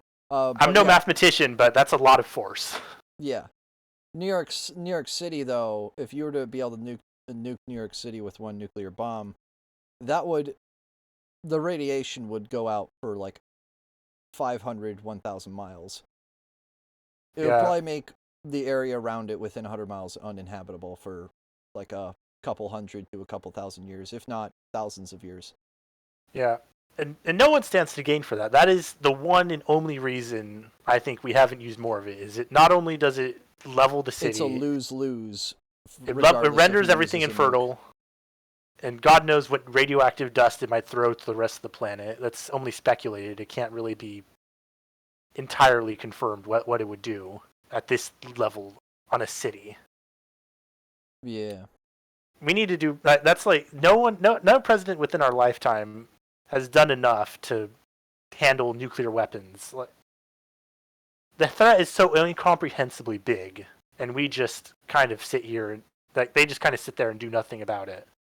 Yep. Instead, we keep starting little wars here and there, raising tension against other powers that have nukes. And what do you think's going to happen? Nothing. We keep throwing ourselves. Don't worry, though. Our blind trust that Russia. Like, here's the thing. A lot of people want Russia to go down. I don't like Vladimir Putin. But if we destabilize, like when the Soviet Union stabilized, we were concerned about those nukes getting in the wrong hands, and they very nearly did. And if we lose Putin, we're going to be in that same situation again. That is not something we should be gambling with. We need to come up with a diplomatic solution. We do. And this war in Ukraine, I'm not even going to comment on the actual war. It is destabilizing the public's trust in Russia on Putin. And that is a huge threat to the entire world. Tanner. Modern nukes. I would assume so. They would have modern nukes. That's assuming they have the rocket science to actually get those things working, though. They do have the rocket science, though. Fuck me. Okay. And so does China, so does Russia, so does Iran, I believe. Actually, Iran might still be working on the rocket science. But, yeah. The point is... Wasn't MacArthur the one who wanted to nuke North Korea during the North Korean War? I do not know. We had a general that very much wanted to just nuke the shit out of everything during the war. We're very lucky. We're very lucky our president jumped in and was like, no. Yeah, no. No, look what it did. Look at all the rice it cooked in Japan. This is why you need a strong president. I need to stop making that joke. I really need to stop making that joke, but it's too funny not to. Yeah, you got it wrong. Everyone knows it was fried. Fuck off. Okay, that's my one. That's even worse. That's even worse. Oh, you can't. Steamed. No. Hope you're prepared for a lovely luncheon. Steamed rice. It smells radioactive. Steamed man. Because I got it from Hiroshima. Steamed man. It's not as scary as people think, basically. But let's see. I mean, are there some other topics we should touch on? Like lawfare. I think we need to be concerned about what they've done to this country. Obviously. Yeah. Well, we just won the big case in Florida. This was a Biden administration did something that's never been done in this country, and that's go after their political opponent, me, with this nonsense. That sounds like Hitler. Nonsense. And the big Hold on, pause. In Florida we won. He said never been done before. I think there's a few cases where that's happened before. I think Abraham Lincoln would like to have a word with you about eliminating political opponents. I mean, he wouldn't because there's a hole in his head, but... Oh, did somebody... Well, yeah, you're right. And then... Or Kennedy. Kennedy definitely... That was a definite case of that happening. I'm going to remove the CIA! Gets shot 1 week later. Yep. Oh, guys, Operation Paperclip looks pretty bad. Oh. I'm going to illegalize slavery. Bullet through head. I'm going to remove the CIA and get rid of it because it is a corrupt organization. Dead. I'm going to run as president. Almost dead. The funniest one always has to be the guy that killed Garfield. He literally was just some fucking nutcase that was Garfield died on a Monday. Dramatic irony. I know, right? Well, maybe that's why current Garfield hates Mondays. No, that's exactly why I'm sure of it. But yeah, the only reason that Garfield got killed, other than being kind of a mid-president, was he literally just some fucking nutcase was like, I did a speech that supported you. Because the guy thought he was running for president. He's a literal fucking nutcase. And then he did a speech that no one listened to where he said he supported Garfield. And then he won the election. He's like, I hoped you win. I want you to give me a place on the cabinet. And he said no. And of course, because we didn't have Secret Service at the time, the nutcase the guy went and got a fucking gun and shot him. Of course. And now we have the Secret Service, and they still won't do it. Yep. What is everyone's guess on who will win the election? Kamala, because the CIA will rig the vote again.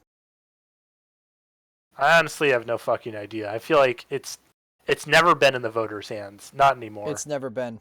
It'll be just like last time Trump was supposed to be elected. He'll get the popular vote, but the Electoral College will be rigged in some way.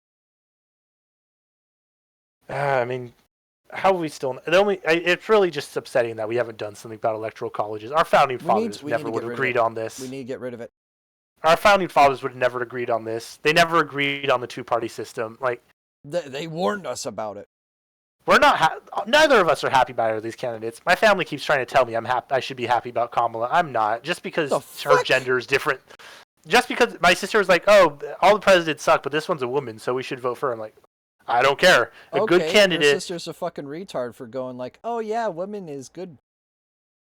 You know, she's been fucking brainwashed by this whole fucking agenda in some ways. It's like, you look at it, it's just like, if someone's telling you, oh, things are going to be better because women, it's like, oh, great. You probably saw Ghostbusters 2016 and thought that was good because women too. Yup. That's the agenda they want you to think. The truth is we could have had fucking Stephen Hawking be president. And if he was a good president, I would have been happy for it. It wouldn't have anything to do with the fact that he was entirely disabled. It'd be the fact that he had good policy and he had good negotiation tactics if he were to be good at it. We could have a fucking T-800 come out and be a good president, and I would support him. No offense, it's bad when Tealord is like the Jasek of his family. Oh yeah, by the way, during 4th of July, my dad and stepmom were in a local park because they were about to launch fireworks. And my dad, on a drunken rant, because of course he brought alcohol to the park and hid it concealed in pop bottles because it's my dad and he never learns his fucking lesson. And we decided to talk politics, and I was like, I'm not voting for Kamala, no, I'm not voting for Biden because this is when Biden was still running. I'm like, I'm not voting for Biden. He's an old senile man that doesn't know what the fuck he's talking about. And then it's like, well, then he basically started going on a drunken rant and go like, you're a fucking idiot for liking Trump. And I was just like, I don't like him. I'm voting for him. That doesn't mean I like him. I can vote for someone and still not like the candidate. But when it's a pick your two poisons thing, I'd rather pick the burning alcohol over the cyanide. The thing is, the thing I'm rooting for is the simultaneous self-destruction of both parties, because that's the only way this is going to work. When we had the Bull Moose, when Roosevelt made the Bull Moose Party back in his day, that's how we got one of our worst fucking presidents, Truman, who basically at the end of World War I sowed all the seeds that led to World War II happening and the Vietnamese War happening, because he literally met fucking Ho Chi Minh and didn't help him. Ho Chi Minh showed up there. He's like, I want to talk, because Truman's whole thing was, he was like, I'm going to give all these small countries the right to become their own independent countries. Ho Chi Minh showed up, was like, hey, I want to make Vietnam its own country. And he didn't even talk to the guy. So he was like, fuck you guys, I'm going to go to communism as a solution to solve my problem. And then we got the Vietnam War all these years later because this one shit president was brought in because only one party fractured and not the other one. The only solution is for both parties to fracture. We basically need 4 parties to form for this shit to work. Yeah. All right. That's very unlikely. Caught on fire, says Tanner. Don says, care if I join back, or are you guys in the mode? Jasic X Tealord X Don podcast. Dude, that would be so cool if we were to do a 3-player podcast together. We'd have to do. You were going to say 3-way, weren't you? No, I wasn't actually, shockingly. Ah. Although my mind being as fucked as it is, should have, because I should have made that joke, but I didn't. Damn. Should have capitalized on that. Fuck. I think we're good for now, Don, unless you really, really, really want to. But we're still an hour 17 in. We still have 42 minutes, Tealord. Please shut the fuck up. All right, cool. A judge and a jury, and they used local DAs. They used the local attorney generals, like Fani. Fani, spelled Fani, Fani, and it's all a big hoax, and it's all run from there. Like in Manhattan, one of the top people from the Justice Department went in, ran Manhattan, ran the state. The Letitia James deal was run by a person from the Department of Justice, Biden. They've never done this before, and they set up a very bad precedent. It's called lawfare, warfare. It's a terrible thing, and never happens. Companies in do our it a lot country. too. It does happen in banana republics and third world countries, but it's never happened. And the incredible thing is, it actually drove my numbers up because people see. Yeah, because they see bullshit. I have a platform. Like they see bullshit, so they feel bad for the guy being more or less where I can talk robbed. about it and people understand. I mean, you fight for election integrity and you end up getting indicted because you're fighting for election integrity. And when the day comes that you can't fight for election integrity... speaking of election integrity, Georgia recently declared a state of emergency. The people of Georgia declared a state of emergency about the election fraud that happened in Georgia. Yeah, I saw that clip. I'd love to see the evidence behind it because... honestly, but the fact that it existed alone proves that he should have been president. At the very least, whatever fuckery they did should be shown. Yup. We need this shit in the spotlight. If there was legitimate election fraud... it'll never be shown in the spotlight, Tealord, because either the CIA will kill anyone that tries to bring it out to the light, or it'll be suppressed by all news media outlets and they won't cover it. Therefore, it didn't happen.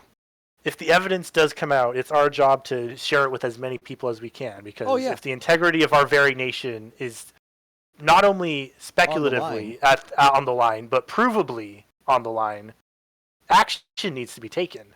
I will always say, and a lot of people in California that I have talked to disagree with me on this whenever it's like this, but the number one priority should be focusing on everyone's right to vote, not on who they're voting for, because I've met a lot of people where, like, I've had a lot of people... everyone should have the right to vote if you're a citizen, a law-abiding citizen, and you have your ID on you.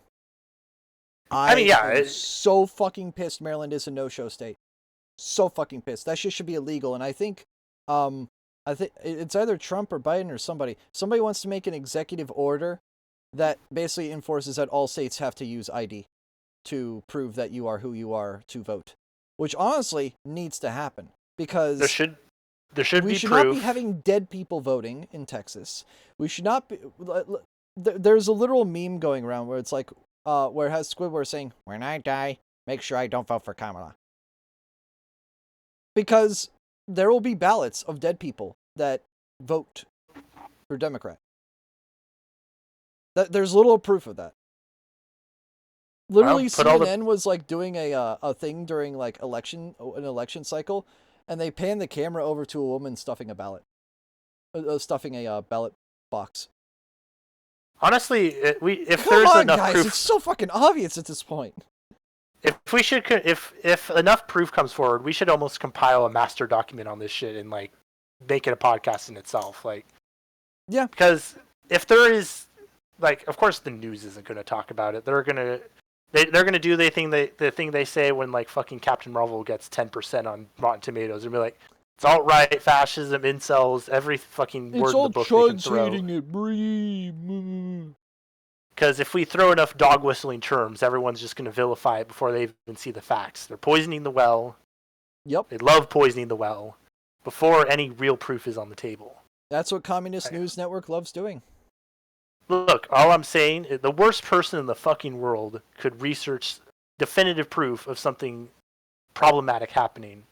And if it's done with the right research and done with the right proof, I don't care. If it was I don't know, if fucking Reagan came out of the grave and was like, yeah, I can prove with definitive evidence that the elections are rigged, the electoral colleges have just been ignoring votes of the people. I mean, that's not you don't even need proof for that. One just happens. Yeah. I mean, our system's flawed, and any proof that the system's more flawed should be put up front. It should be put in front of Congress, and it should be dealt with. Yeah. I mean, hell, CrowdStrike just happened, and no one cared. Gotta love those DEI hires, baby. Doing their jobs. If that's really the reason behind it, that was probably the reason why it didn't go public. They probably did like 2 seconds of research. They found the guy whose fault it was, and they were like, "This doesn't suit our agenda," and they backed off of it. Yup. Because silence speaks volumes. When Yes, it does. When someone can disprove their agenda with evidence, they're not going to say it. I mean, it's the same thing with like these tranny shooters, like the one in Nashville that shot up a Christian school. It's against the agenda. Oh, it's one of our people shooting up the place, not one of their rednecks shooting up the place. Therefore, let's not cover it. Let's pretend. I mean, it's never one happened. of. That's and the thing. There are plenty of those examples that happen. Plenty. But they never. Our systems don't promote honesty. They One don't. of the number one debate tactics I was told is when your opponent is making a mistake, you don't talk. You let them talk themselves through the mistake. Yup. But that is because it's better to lie than it is to tell the truth of a situation. Because if you tell something that disproves your own agenda, it's going to be seen as a bad thing. Because being honest is not a good thing in politics. Yep. The last honest president we had. Parasite. The last honest president we've had was Jimmy Carter, and no one talks about him because he was just an honest peanut farmer. Yep. He farmed peanuts, and he sold his peanut farm the moment he became president because he didn't want to seem like he was biased. He didn't want to seem like he was going to support his own business. Yep. That's how honest he thought people were going to give a fuck about his peanut farm. And honestly, God bless him for that, but he was too honest. They didn't let him do anything. ID should have never because of been an that. option? What do you mean by that? By never been an option? Like it never should have been optional? Remember, if a right-winger dies, it's 1 less vote for Trump. If a lib dies, it's 5 less votes for Kamala.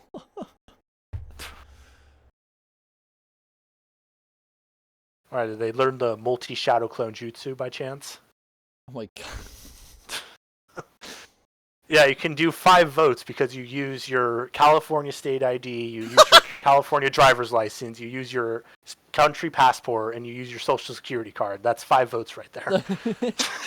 Oh my god. Boom. You're not wrong though, that's the thing.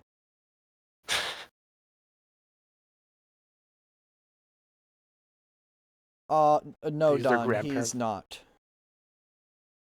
Dead grandparents. I'm responding to your DM, Don. But yeah, what do you mean by that, Glitter Bomb? ID should have never been an option. Like, never should have been optional? Because if never should have been optional, I agree. It should have been required. If you want integrity for voting, you want to make sure you are the person who's supposed to be voting, not just some random Joe Schmo who came across the border and was like, I'm going to vote. Oh, hey, Don. Oh, hi, Don. Because here's the thing, you could, Hello. if someone, say you had a particular things. Say you had a particularly corrupt mailman, and it's not like this is impossible. Of course, tampering with mail is a federal crime. Yep. But it is entirely possible that a mailman could see that it is your ballot they are delivering to you and just pocket it, right? Yep. Like they could just pocket it, they could put whatever vote they wanted, and they can do it. That's why I'm against mail-in ballots. I know that's a hot take, but I'm against mail-in ballots because they can be tampered with. And I know that sucks if you're an old person and you can't really walk anymore, but like, I feel like there should be some sort of like government subsidy that because we have American accessibility like laws in place. We need to be able to take these people to election centers to vote because it is A, their right, B, they're entitled to it, and C, they've lived a good life that they deserve to be informed and vote. At the very least, we need to come up with a better method. Like, there's so many innovative ways that we could surely accomplish this goal. Like, yeah, and as long as it's not done online, and as long as it's not done on anything that's tamperable, we're good. I don't know. What if we put an attachable part of your ID that can be removed or something? Like, say there's a break off part of your ID that you could put and attach to your ballot. Because you only have to update your driver's license so often. What if there's just a part you could take off and attach to your ballot as provable evidence? Maybe, of your but then identity? some people would steal those. Well, there's like, if someone steals your ID, you can nullify it and get a new one. There's already methods for that. This is a stupid idea, but why not just have video calls with the real person? The problem is AI generated stuff is getting too good. Easily faked. Deepfaking is That's true. Deepfaking is too good. Falsifying documents is still very doable. Super easy to do. There's a lot of online solutions that are not great, and that's why I'm almost going the physical route with letters, because assuming that there's a way to ensure your letter gets to you. We need to go back to physical paper ballots in the election center. Yeah, and we need to make sure we have to we need to play test our voting methods, because that shit also wasn't working. The early 2000s we had a lot of non-functional voting methods. Yeah, I mean, we had that whole Florida election for like Al Gore, where like people would punch holes into the ballot, and a bunch of people fucked up those ballots. I don't know if anybody remembers that. Yeah, they were called hanging something, right? There. Let me see if I can. I thought it was like hanging chads or something like that. Let me see. That was censored, by the way, Max. What is it? What did he say? He said, "Now you look like a true Jew, Don." Real. Bum bum bum. With the grit. No. Do this. Do this. Now have some money in your hands. Let me see where I store my money. I'll eat it live on camera. Have $100 bill in your hands and just do this. Yeah, just do. I'll be right back. Let me just find it. All right, I need to continue this, or else we're never gonna finish it. I haven't even had dinner yet. So oh my God! What happens is they went after their political opponent, me. Now Biden's, close to vegetable stage, in my opinion. Okay. Oh, he's beyond vegetable stage at this point. And I said, why would anybody allow him? The guy could barely walk. Why would anybody allow him? Does he have a political advisor that thinks this looks good? He thinks this looks good because it looks so bad. Now I'm going to fiddle with this for the rest of the It's stream. Ridiculous. Now rub your hands together. And he's been doing that for a long time. He can't lift the chair. The chair weighs about 3 ounces. It's meant for children and old people to lift, and he can't lift it. The whole thing is crazy. Well, he's clearly not, he's clearly like, we just don't have a president right now. You don't have a president. Yeah, we don't have a president right now because he's non-functional, and the vice president just sits there. A San Francisco liberal who she's sucking destroyed dick. San Francisco, That too. and then as attorney general, she destroyed No, California. don't know what she does. She sucks like some sort of CIA person. Sticks. That's why she doesn't get killed for it. This really has just been an absentee president, because before she came up as VP, I had not heard a fucking thing about what Kamala had been doing during her time in office as VP. I feel like it's like, VPs aren't exactly have a ton of power, but they're like, at the very least, they're a figurehead. They should be out there doing shit. And she wasn't doing shit until it was possible that she could become president. And then you also have Biden, who now has just disappeared the moment he's not a candidate. You're still the president, motherfucker. Do your goddamn job. Yep. DA, she was the original in San Francisco. Biden forgot the original attorney general. He even was president. What she has done to California. He probably thinks it's already over because he stopped running. Than I do. You just left California for he didn't fall off those reasons. the stairs. He fell off the ballot. With crime, And funny how they always try to impeach Trump and get him off the ballot, and the same thing happens for Biden, kill somebody essentially. and they let you out right away. Yep. I mean, you don't have to even put up, and then they never find the people unless they we kill only again. And we then only they do let that them when out it's again. good at wasting Our time. I country mean, we is did that for becoming a Clinton. very dangerous place, and she is Just a to waste time. radical left San Francisco liberal, and now she's trying to protect. Now she's looking like she wants to be more Trump than Trump, if that's possible. I don't think it's possible. More But Trump she than wants to be Trump. more Trump than Well, Trump. yeah. That's I want a impossible. wall. I You want can't Trump Trump. You know, You can't out Yeah. she Trump wants Can't to stop release him. all the Yeah. prisoners that are in detention, and some of these guys are really bad. Right. That just came Yeah, I out just saw today. that. She Yeah. doesn't I want to love build money. a wall, even though the walls work. Walls and Anyways, you are know, we in your continuing business, with everything you do is obsolete. Almost, well, not the tunnels, but everything is obsolete. Even your rocket ships, they're like a month later, they're obsolete. You find a better way to. The only thing that's not obsolete Wait, is is a he wall roasting and a Elon wheel. Musk's And rockets? the wall, you know, I built hundreds of miles of wall, and that's why we had such good numbers. I was going to add. Yeah, he did roast Elon about the rockets, but that's also because the technology in that still rapidly innovates. Oh, his rockets suck ass, man. The Saturn IX did better. On the first test, that shit was able to go right into orbit and do everything they planned. His rockets, they don't do shit. They're a worse version of the space shuttle. They know how to land, though. They can land. I'll give them Which that. is It's just rather impressive, you gotta admit. It is impressive, but all the things that we want them to do, they don't do. He invented a very expensive plane. It doesn't do any of these practical things, but it does this one really cool impractical thing. It lands itself. It's like, oh yeah, I invented a car that can park by doing a 360 no scope, but it can't do 60 on the freeway. Had 200 miles. We bought it. We could have flipped it up in 3 weeks, and they sold it for 5 cents on the dollar. That meant, I said, wow, that means that they actually do want to have open borders. She wants to have open borders, and now she's going like she's tough on the border. It's such a lie. Yeah, this is simply not true. This is simply not true. And everybody knows it's it's not true. It's a disgrace that she can say it.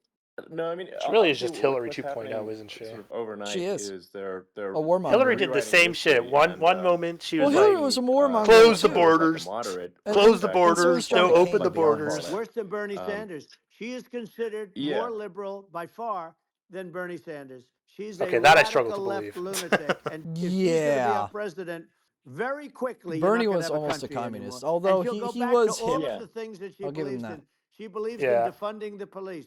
He did no shit. That's more than I can say about a lot Yeah, of he Democrats. did do shit. He actually wanted to do stuff, which was pretty cool. He was a pretty fun guy to look at. Yeah, he was there. He was there at those protests back in the days of MLK. Which one? Bernie Sanders. I thought that guy died of a heart attack. I think he's still alive. No, I think he's still kicking. I feel like I would have heard about that because my family still likes him. Well, he's still a useless twig, anyways. Damn. Now all of More a useful sudden than she's some, saying, at least. no, I will. At least I know his name. I really want to see fracking. If they got in, the day she got in, she'll end fracking. And by the way, what happened if to Elizabeth people didn't Warren? think She that, just the got off the lunatics map. that really believe in that, they won't vote for her. You know, like the Palestinians and Israel. She is so anti-Israel, and she's bad for both. Biden actually did something that was impossible. Both sides hate him. You know, both sides. That was a hard thing to do. Unification. Honestly, fuck them both anyway. Look, I think a lot of people would hate me if I slept on the job every day. A joint Senate and House sitting, and I was there, and Kamala stood him up. You know, what does that say? I think it's highly disrespectful. She matched with him on Tinder or If you're something? a Jewish person, or if you believe in Israel, if you're a person that, you know, If you're a is Jewish very person, pro-Israel, this guy. if you vote for her, it's worse than Biden, and Biden was bad. But if you vote for her, you ought to have your head examined. And you see tonight, I mean, as we're doing this, I'm seeing reports coming that they expect an attack tonight or tomorrow from hundreds and maybe thousands. Do you think they'll ever actually do a debate between each other? I hope they do, just so that Kamala gets her ass, absolutely blown the fuck out. But, it would actually... But I doubt she's too chicken. I mean, I feel like they're both being kind of chicken shit with each other for some reason. Trump only wants to do it on Fox News, which of course she's going to refuse because it's easy for a liberal to hate Fox News. Even for a debate. Look, I don't agree with Fox News' politics, but how could they fuck up a debate? That's why it's a debate. That's why I call it faux news, man. Yeah. But it's a debate. How can they fuck up a debate? I mean, sure, like Fox or Trump's friends, but it's a debate. If they're like obviously biased, everyone's going to call them out, and that's exactly. That's not even a debate. Like they need to debate each other. Like it should be a legal requirement that our presidential candidates should debate each other. So I know how the fuck they even talk to each other. Yeah, because if they can't talk to each other, that just shows how divided our country is. That said, it would be that's true. That is depressingly true, but it would be so fucking funny if Trump debates her and then she also drops out. Just throw in a new Democrat candidate and just they debate Trump. Bernie Sanders, I choose you. Switch out, come on, I choose you, Bernie. What about the horse semen guy? I know there's a horse semen guy. Hey, who's the horse semen guy? Tim I thought you knew the horse. Wait, Tim Walz is a horse semen guy? What the fuck are you on about? Yeah, everybody keeps saying that like he drank horse semen. Hey, look, if he's a good politician, he can drink as much semen as he wants, but if he's not, then he's just a freak. Iron Dome, as they call it, as we all call it, but their shield that they built, that can be swamped. We'll use the term that's appropriate, swamped. But they swamp it by shooting enough missiles. You know this better than anybody. By shooting enough missiles, they can't defend themselves. You know, they just obliterate the whole place. And that's what some people think they're looking to do. And we have no leadership. There's no respect for the United States of America with these people.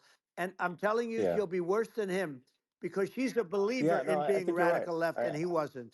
I think you're right. I mean, you really, it's important for the public that may be listening to this to look at Kamala's track record, before the last month, and say, is that a track record you agree with? And I think if you're an independent moderate, you definitely would not agree with it. Because it is, of course not. Her behavior has been far left, and we're seeing just an overnight propaganda attempt to rewrite history and make it sound like Kamala's moderate when she, in fact, is not moderate. No, she is not. Well, her running mate approved, signed into legislation, tampons in boys' bathrooms. Okay. Ew. That's all I have to hear. Tampons in boys' bathrooms. Yeah. And that means they don't even have tampons in girls' bathrooms anymore, from what I've been told. What the fuck? Am I right? And this is why we need to illegalize this gender agenda in anything that involves children. We need to ban it in schools. We need to ban it in public places. It has no place. You don't say. It has no place.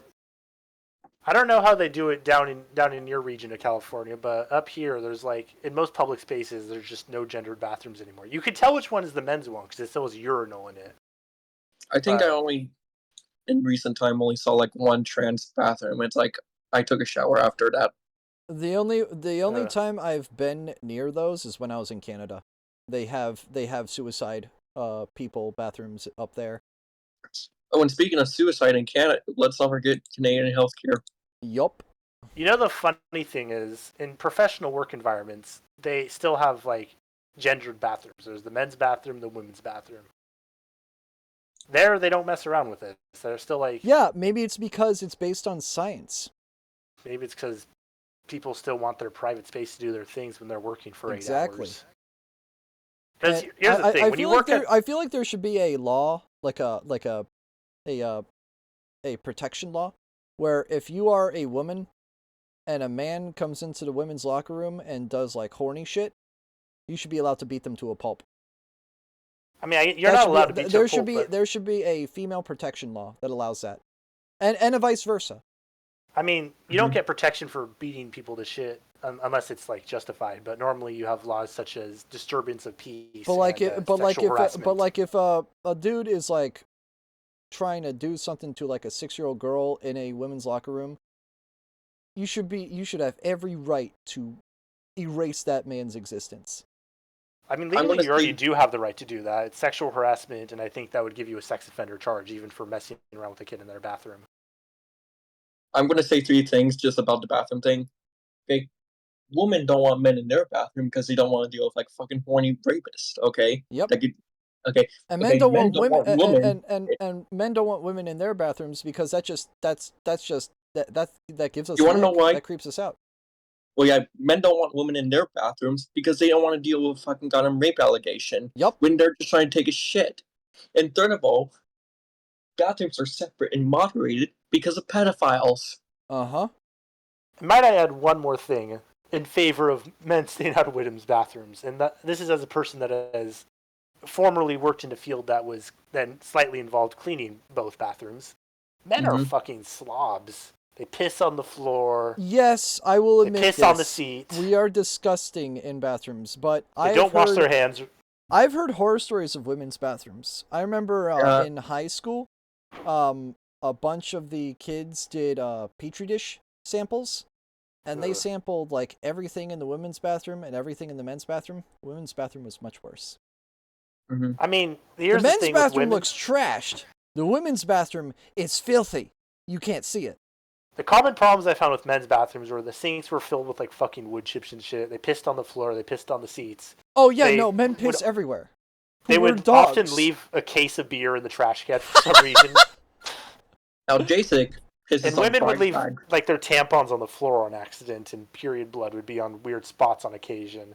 Now, other than that, it was normally okay. But so were you a janitor? Blood is enough to. No, I worked in parks, so there's public bathrooms. Oh, okay, yeah. Yeah, which also we had a whole system for that, like because it was mostly men. Occasionally, we'd have a woman working with us, and we would send her to deal with the women's bathroom. Yeah. Regardless of how much she liked cleaning it, it had to be her job because if there's a woman, send her in. Yes. Otherwise, I would basically block off the women's bathroom. I would block it off, make sure there was no other women in there, have someone basically stand guard, and I would clean that shit out because I did not want some woman to go in and do her fucking business while I was cleaning the bathroom. Yep. Now, of course, you can't. It's harder to stop the men because they'll just fucking barge in and whip their dick out and piss in the urinals. But we're men. Too. We're iron-headed fucking idiots. Yeah, we're fucking blithering idiots. We quite literally are. All right, now that we're done talking about bathrooms, I can't help but notice that the Jew has Kamala's wig on. All right, you did not just make fun of. You did not just roast Dawn like that, dude. What the fuck? All right, pull your hair off. We all know that that's not your real hair. Oh yeah, I'm trying to pull my hair off, but it's fucking glued on with Gorilla Glue from Kamala Harris. I demand animal story. No animal story. That too. I mean, Yeah, she picked okay. this guy because he was the closest to her. A lot of people thought she'd pick sort of the opposite, but she picked an anti-Israel, radical left person. But she is far worse, they say, than Bernie Sanders. If we have her as president, if we have a Democrat at this moment as the president, I don't think our country can survive. I think it's a massive. I think we're in massive trouble, frankly, with the Kamala administration, and that's my honest opinion. And I think really it's essential that you win for the good of the country for this election, and that's I'm just stating my opinion. Now you may have seen this, but I got a letter from the EU Commission. Please tell us about this. Please don't publicly address this interview. It will offend people in the EU. Please stop, brownie face. Oh my god, I've been hypnotized. Home Alone.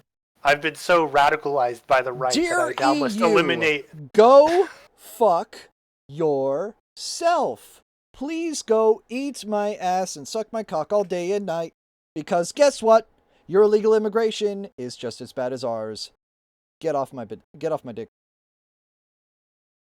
I fucking hate the EU and all their fucking fascism bullshit. Oh no, how dare you offend our illegals? Oh no, how dare you speak the truth? How dare you? There's some competent people in there between the USB-C ruling for Apple, but sorry, go ahead. What were you saying, Don? No, I was just doing a bit.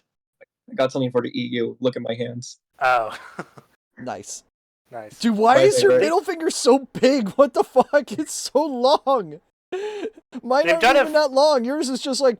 You got fucking... Every time you lie, your middle fingers get like 1 inch longer, dude. I swear to God. The EU really is a mixed bag because for every fucking dumbass thing like the cyber police, they also do stuff like the USB-C ruling for Apple, the right to repair stuff, and then also they're trying to stop them from like game companies from just axing their game once they're done with it, even though people spent their money to own it. Like they're trying to protect ownership rights for video games. That's actually not them. That's people signing a petition to do it, which means the people of Europe are based and not necessarily EU. But hi, I'm Dusty. I talk about animal sex. Hi, I'm Max. I hiccup a lot and spell iron like iron. I just wanted a story of a pet or something like Jesus fucking Christ. Hi, I'm Don. I mentioned my ethnicity an illegal amount of times. Oh no, this interview of Elon Musk is doing to Donald Trump has suddenly radicalized me so far to the right that I suddenly feel this desire to murder all minorities. Oh no, if only the EU stopped me. Oh god, I'm gonna go out and murder people. No, just kidding. Turns out I'm an adult with my own mind and capable of critical thinking and processing information for myself. Whoops. On during this discussion that we're having, and there's a lot of attempts to do censorship and to force censorship even on Americans from other countries. And did you hear about the UK trying to extradite Americans?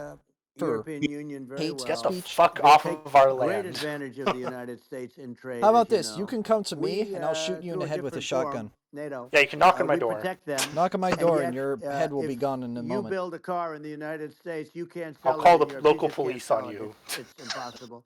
The same thing with our farmers. Our farmers find it very difficult to do business. We have a deficit with them of $250 billion, which people don't know. It sounds so nice, the European Union, but let me tell you, they're not as tough as China, but they're bad. And I let them know it. And that's probably why they notified you. No, they don't treat our country well. We defend them. We defend them, and then they don't give a shit about us. So we're in for 250 billion, and they're in for about 71 billion, and they have the same size. If you add up the European nations that in terms of an economy, it's about the same size. Wouldn't you say as us? And they're in, and they're in much greater risk. They're right there. We have an ocean separating us from. In this case, the enemy would be Russia. It used to be for the Soviet Union, but let's assume they're close enough. And what happens is they're in for 70-something million. I think even less than that billion, and we're in for about 250 billion, and it could be a lot higher than that. And I say, why aren't you going to equalize? Why aren't they paying what we're paying? And they're in much more. It's much more important for them because of the fact that they're right near there. I mean, they're all sort of in that location. We're not, but they should, and I did it with NATO. There were only 7 countries that were paid up in NATO out of 28 at the time. And the United States was the United States was subsidizing NATO, tremendously subsidizing NATO. And I said, I went in and I said, you got to pay up. If you don't pay up, we're not going to defend you any longer. I took a lot of heat, but you know what happened? Billions and billions of dollars came flowing in. And because he put the foot down. A lot of the public isn't aware of the fact that the United States. Because maybe we shouldn't be the only ones funding this shit. Yeah, we shouldn't be the only ones funding NATO because that's fucking stupid. Trade. So everyone loves protection of America, but the moment we stop, they criticize us. It's like then we stop, and then they criticize us for not defending them and not being on their side. Please give us more money. We just poor European country. Money. It's ridiculous because they get mad at us for our dumbass. I mean, we were dumbasses for this, but our involvement, us throwing ourselves in these other wars. But the moment we stop and we stop funding them, now they're mad at us for not jumping into these wars. They're just a bunch of fucking hypocrites. Standards, baby. Don't you love? They love criticizing America. Everyone loves hating on America, but they love our money. The moment we stop getting our money, they hate America. Yet they're the Euro cucks and the Euro poors. They will always be poor because they are socialist countries. Yeah, Greece's opinions don't matter because they can't do anything. Yup. And Europe. Oh no, we went bankrupt again, guys. Help us. That is an appropriate thing to address. Well, when you talk about cost cutting and savings and everything else, I mean, honestly, look, there's nobody that feels worse about the Ukraine situation than I do because I know it would have never happened. I know Zelensky. He was very honorable to me because when they went with the Russia hoax, and they said I had a phone call with him. He said it was a perfect phone call. It was a great phone call. He could have grandstanded and said, oh, he was very threatening. He said, no, it was a very nice phone call. I called him up to congratulate him on his win, and you end up getting impeached because these people are lunatics. I was talking about the difference from the people within and the enemies on the outside. In many cases, the people from within are more dangerous for our country than the Russians and the Chinas. If you have a smart president, you're not going to have a problem with them. You're going to do things. Yeah. Now, they've taken advantage of us absolutely. incredibly, but you're going to do things with the right person. Yeah, well, I think it's obvious that you're a believer and an advocate of free speech, because during your first term as president, you were attacked relentlessly every day, often very unfairly with with false attacks, and you didn't try to shut down the media. You didn't try to inhibit their freedom of speech, and I think that says a lot. Well, arguably, Elon has done more to you and inhibit freedom I of speech have, than and Trump. some people, very few. Come again? Said arguably, Elon has done more to inhibit free speech than Trump. Yeah. We can get the word out, although sometimes it's hard because they don't want to print it. Like we're having a great conversation right now. Kamala wouldn't have this conversation. She can't because she's not smart. All she would do is she's laugh. not a smart person, by the way. She can't have this conversation. She's a And fucking Biden, bimbo. we don't even have to talk about it. I mean, he couldn't have this conversation. He would have given up on the first half of a question. He would have walked out. He would have said, "Where am I? Where am I going?" So anyway, but no, he wouldn't have this. That's true. Not a lot of people would have this conversation, but we cover a lot of territory. But the beauty is that we can have a conversation, and I'm able to get it out without because I get treated unfairly. This is a really big point. You can actually have a conversation with you. Yup. Yeah, it's nice, isn't it? And you can't have a conversation with Biden or Kamala. It's like it's not possible. That's Look at the one who's being down to This is like earth. talking to an NPC, No. so it's just impossible. Well, but think of it. We need Did you a just man say NPC? or person. Who's Wait, whoa. with you. Yeah, it's nice, isn't it? Hold on. You can't have a conversation with Biden Everyone or Kamala. quiet. It's like it's not possible. That's This is like talking to an NPC, No. so it's just impossible. Well, but He think of it. did. We He need a did. man or person who's unbelievably My God, he is a sharp Reddit to nerd. stop Damn. all the nuclear danger and all the dangers that I'm talking about.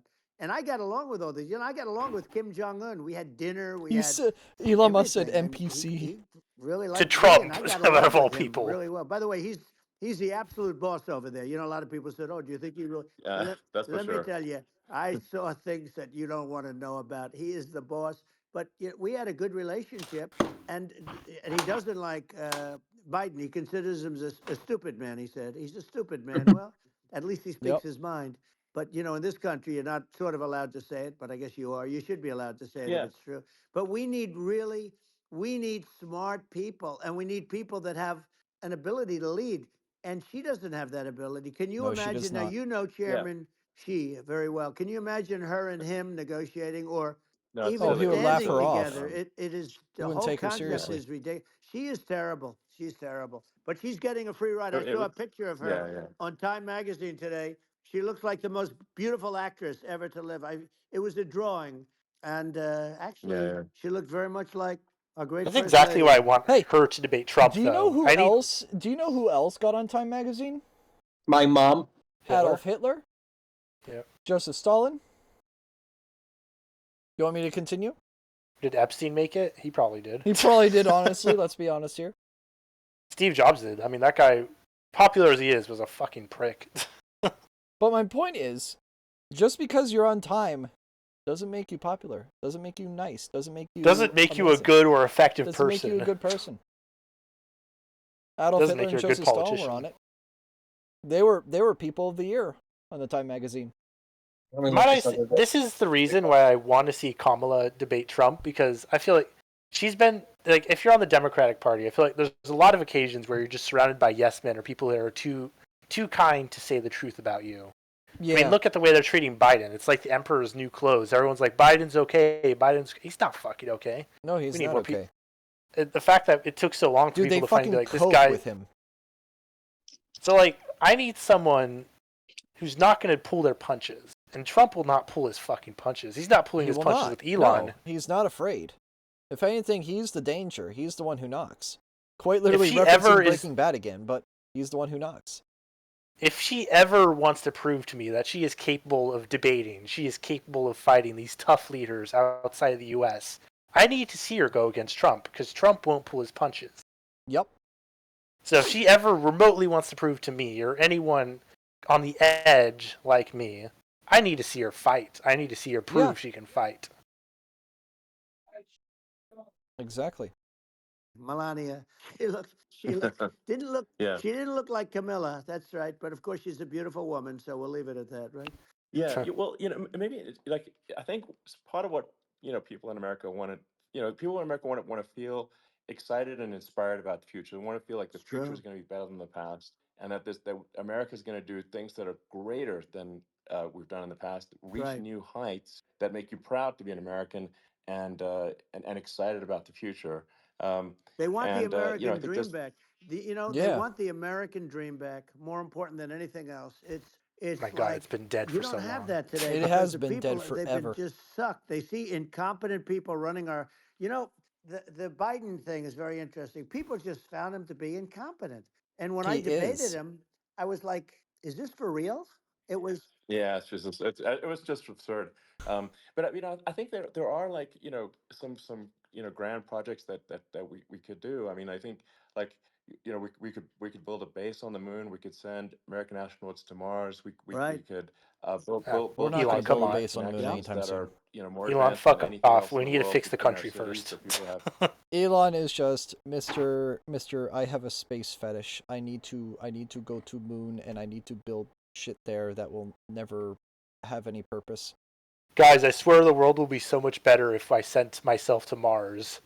I swear the world will be infinitely better because I can harvest materials from the moon and from Mars. Guys, it will totally not cause any issues. I made a piece of shit stainless steel truck. The world will be much better now. Oh my God. It's a ship from Lethal Company. From Fortnite. Dude, Elon would totally make the ship from Lethal Company. He totally would. He literally sent a car into space. Yeah. I don't know. Elon, these are not priorities. We should not be talking to the president about your fantasy of fucking Martian or something. Dude, he's like writing a fucking fanfic about this shit, man. The Cybertruck is a garbage can? Yeah. Cybertruck's a garbage can. His rockets are glorified fireworks. He's not going anywhere, man. Fast transport. It's possible to solve traffic with tunnels. He's doing a stupid tunnel thing again with solving traffic. And the Hyperloop? That ain't solving shit. That wouldn't fix anything. Inspiring, make the future feel like it's better than that. Congratulations, you invented a shittier subway. I got to see. I took a big glimpse at New York solved your problem already for cheaper and better. Incredible. And you could do that all over. It's deep. Yeah. You don't even need much structure, assuming you're in the right areas. No, it's straightforward. It's amazing. I think we could do some things that like China's got incredible high-speed rail between its cities, but I think it's actually possible with tunnels if it was deregulation. We need to make bullet trains like Japan and China. Where it's like legal to actually that shit's impressive. I was on one. High-speed tunnels that are actually better than anything else in the world for high-speed transport between cities. Like, here, imagine this. Imagine being able to get to California. Like, imagine going from LA to New York. It only takes, 6 hours. Just imagine that. That would be revolutionary. I would love it. That would be going back to, that'd be like the 1800s where you could just train everywhere. That would be revolutionary. If you were to go from west to east coast in 6 hours, that'd be revolutionary. It would be You could probably do your groceries easily because you could just go to California, rob a bunch of shit, and just come back 6 hours later. Oh my God. But here's the thing, California, and Don, maybe you'd be aware of this too, because this project has been probably happening for our entire lives at this point. They have been trying to build a train from LA to SF for my entire life. As a kid, I have memories of newspapers talking about them canceling this train all those years ago. They can't do it. I mean, I don't know why they can't. They're getting billions of dollars from us, and yet they can't build a simple fucking train. Let me see if I can find the name of this California train. It's California's bureaucracy, dude. They can't do anything with the money except pocket it. Yeah, because when I was a kid, they wanted to go from LA to SF, which would be amazing. You could have people from the Central Valley working in the big cities, and they could go back and bring their earnings to the Central Valley. I mean, Yep. that'd be the dream for a lot of people. But they shortened it, they've slowed it, they've canceled it. I don't even know where it's supposed to go now, but I don't think it's supposed to go to LA or SF, but it's still being built in the Central Valley. If you drive in the right freeways, you could still see parts of the project being built to this day.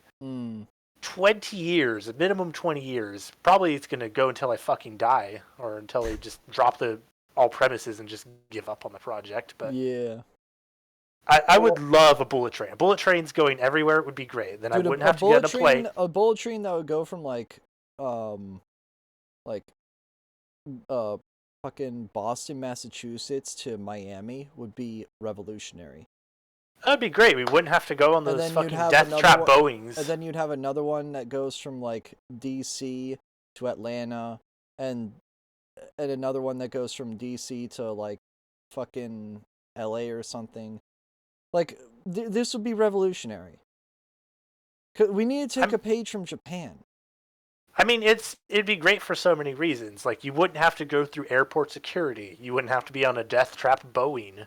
Yep. You could probably bring more stuff. You could probably be more comfortable because you're not trying to make stuff light enough to go in the air while still fitting with any people. And you could just make a heavy ass train cab and it would still be fine. Yep. I mean, you know what's ironic in all this? We wasted so much money in Ukraine and COVID and all that bullshit. We could have had a fucking goddamn train that would have actually made more money. Yep. It could have helped more people here. Instead, we're putting money into killing people because that's that's more profitable for businesses.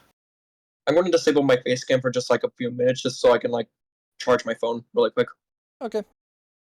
Yeah. So sorry for any. Right, I'm gonna run the video again. Dusty, to clarify, the problem isn't that California can't afford anything; it's that they just won't spend it on anything. Cooler than anyone else in the world. That's the kind of thing that makes you proud to be an American. And much safer than surface trains, where there is a danger there. You know, with crazy people, it's much safer, much better. And you know, it's sad because I've seen some of the greatest trains. I find it fascinating, and I've seen the systems and how they work, and the bullet trains they call them, I guess, and they go unbelievably fast, unbelievably comfortable, with no problems. Oh yeah, we don't they're have super anything comfy like apparently. that in this country, not even close. And it doesn't make sense that we don't. Doesn't make sense. It I doesn't. need like a clip of him talking about trains and just putting it over like some toddler talking about trains. You need a pic of us or a clip of what? Of Trump talking about trains and just putting that over like some autistic toddler talking about trains. Yes. They go really fast. They go really far. We totally need that. Somebody needs to animate that shit of just Trump talking about trains, and it's just like a 4-year-old like with his Geo Tracks and Thomas the Tank Engine. Oh, I like trains. I think something that I think people can generally understand is that what happens with laws and regulations is that there's more and more of them every year, and unless there's they cram everything up. Eventually, everything becomes illegal, and that actually it slows down the development of new technologies. I mean, if you take sort of like I think there's room for some reform at the FDA for improving the speed with which we approve drugs that could help save lives and improve people's lives. And I worked very hard on that. You know, we got that down to the lowest. As long as we ever. keep regulations, and we I don't got, want a new industrial era. Therapeutics approved in the FDA. That back in the day, they used to put formaldehyde in food. Speed, but California is the gamer that saves all the usable items for later and never uses them. So basically, like Vic with his channel points. Damn. If only. I feel like it's more like the fucking guy in Monopoly that just buys all the properties and just waits for everyone to slowly die. And just sits on it like a dragon. Yeah. I feel like Monopoly is the perfect analogy because property is fucking expensive here. There's nowhere to fucking go. Yep. Someone clearly has a bunch of the money. And where the fuck is it going? Where the fuck is that money going? I took up your ass and I don't think they like me too much, but I got things approved in the FDA at numbers that they wouldn't believe. And, you know, it's a very bureaucratic group. Actually, it's a fine group of people in many cases. I got to know a lot of them, but I was pushing them really hard for Regeneron, for so many different things that were really pretty amazing. But the FDA takes too long.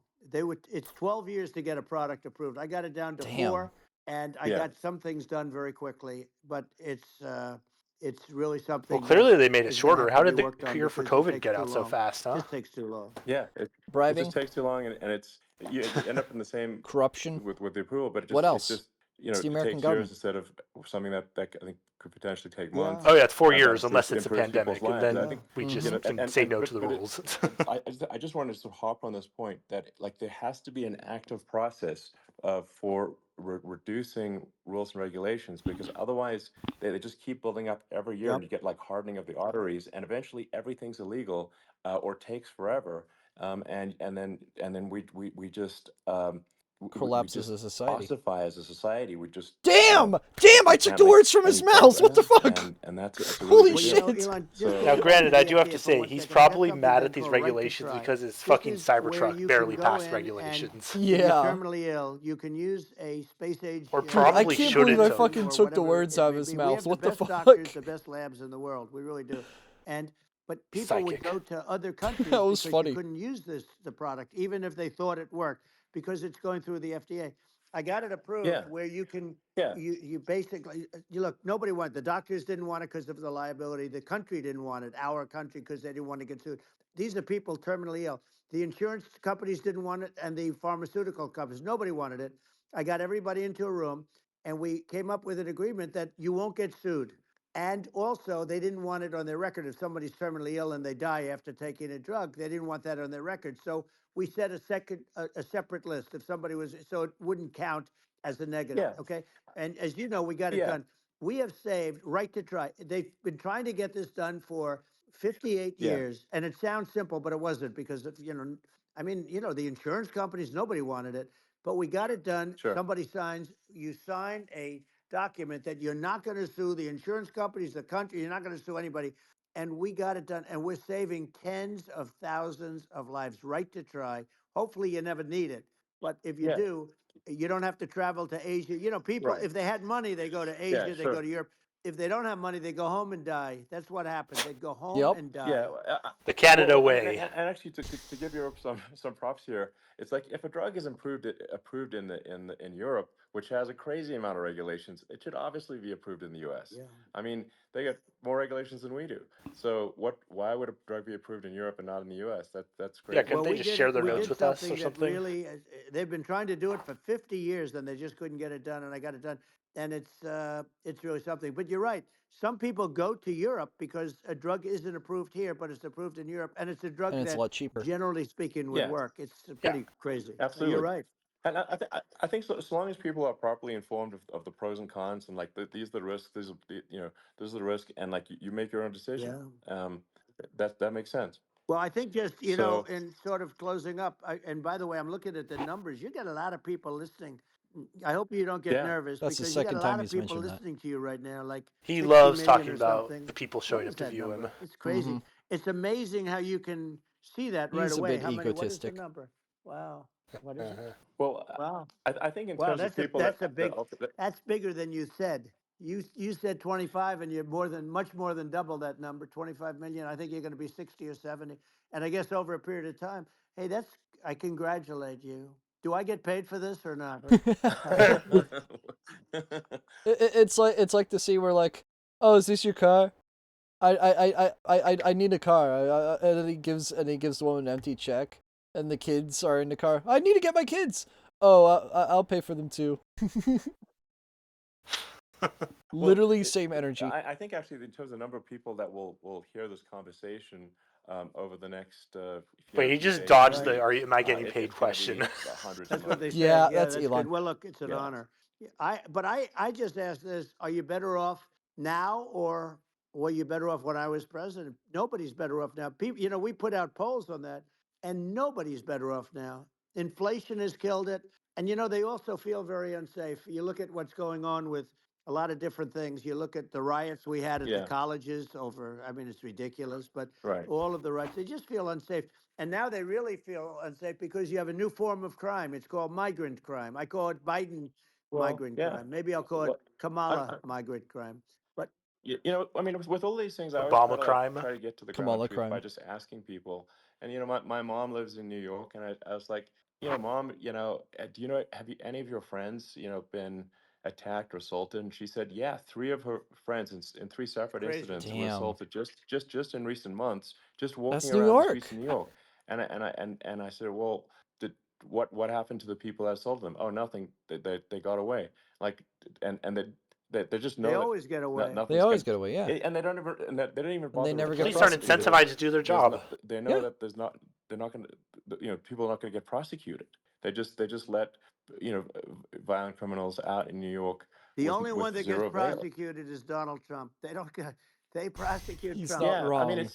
it's He's just really not obviously wrong. messed up. Oh, it's terrible. If violent criminals Yeah, are being and Amber Heard getting off apparently. scot free, and meanwhile They only care New about York's spending Trump instead of massive arresting all resources these prosecuting fucking you. despicable And it's human like, beings what's that are this, and I think raping, the looting, sort of stealing. sensible Nah, public who cares about them? looks at this and says, what the heck's going on here? This is obviously abuse of the legal system. The legal system is supposed to be protecting the public right. from violent criminals, and it should be obviously allowing the public to make their own decision about who should be president, as opposed to some legal case. Once they start this precedent, because this can go on with the next one. I mean, this is a very bad precedent what they're doing in terms of going after their political opponent, and that's all it is. It's going after their political opponent, and Yeah. and then you get a judge who's a strong Democrat, and I'm being nice Which is when I say biased that. and In many illegal, by the cases, way. crooked as hell. But you get a judge, and you go into an area where a Republican gets 3 or 4% of the vote, and you'll have a jury pool Yeah. with people that hate Republicans or hate. It could Sure. also be the other way, though, Of course. because it could start the other way in areas where they hate Democrats, Exactly. and Yep. you get into a Yep. Pandora's box. It's I'm a glad very he's aware that dangerous there's thing another for side. It's a two-way this street. country, and a very dangerous thing even for the state. New York City is Yep, losing. New York absolutely. City and state lose a lot of business over what they did to me, because these people say we don't want that to happen to us. That's no justice system. You have an unfair system of Yes. justice, and it's costing New York State a tremendous amount of Which is money. People deserved. are leaving and companies are leaving, and they won't come back.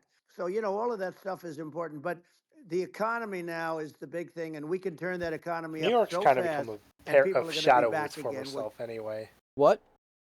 I feel like New York has become a shadow of its former self anyway. Oh, it's a husk of itself, man. I mean, look at Times Square. It's like the most iconic thing people think is like, oh yeah, that place with all the ads and fucking hookers. You're not You wrong. go anywhere around it, it's like just a shithole everywhere outside of the immediate Times Square area. I mean, the hookers don't exactly feel nice anyway, but I just remember seeing, when I was there like a long time ago, I remember seeing rats, trash. There was no small businesses. Rats, It was all I'm not surprised. That's New York for you. Rats, trash. No small businesses. There's not really much of a sense of community. It was just towering buildings with homeless It's people walking the street. global corporate hellscape. And pedophiles. Hmm? And pedophiles. Don't forget the pedophiles. Yep. We've become I way think- too accepting of those recently. When will group beatings of pedophiles be legal? And like on top of all that, we wasted money on Ukraine, but like these motherfuckers can't even like spend just a little bit just to fucking shut down some pedophile operations every now and again. Nope. Yeah, it's not even like it's that hard to find. Just put some feds on fucking Discord, ironically. For God's Yeah. sake, yeah, it's so fucking easy, dude. It's so easy to I don't catch know. these fuckers. I mean, for fuck's sakes, Arabia found more pedophiles than the FBI has done in the fucking last 10 years. yeah, Or which is might I say- hilarious. Snapchat. Do something about Snapchat. Everyone knows it's Snapchat. Snapchat is a problem because you can just hide shit. The messages disappear. You can do whatever you want. They never actually disappear. They're still saved on the servers. I should mention that. Is it easy to access them for trials? And Oh, I evidence? guarantee you they hand over whatever the fuck they want to the government. I guarantee you. I think they have to, otherwise it's against the They law. do. They do. Regardless of That what is it true. is, typically it's recorded and shared with a local government. The only problem is pedophiles are on the NSA, so the people Pedophiles are monitoring in the NSA, data. I'm not surprised. Oh, didn't you hear about I feel like I mentioned this before. The lady that was collecting dick pics through the NSA. That's Everyone fine. knew. People knew. They saw her doing it. She would show them the dick pics she was collecting. Are you fucking They were- kidding me, man? They're from men. They're from children. everyone. They let her get away with it, which makes you wonder who else was doing it and why aren't they? Why did she get to go this far, doing something so comically bad? So comically turbo illegal and like subhuman. Like that's just fucking trash. You're literal disposable trash if you do that shit.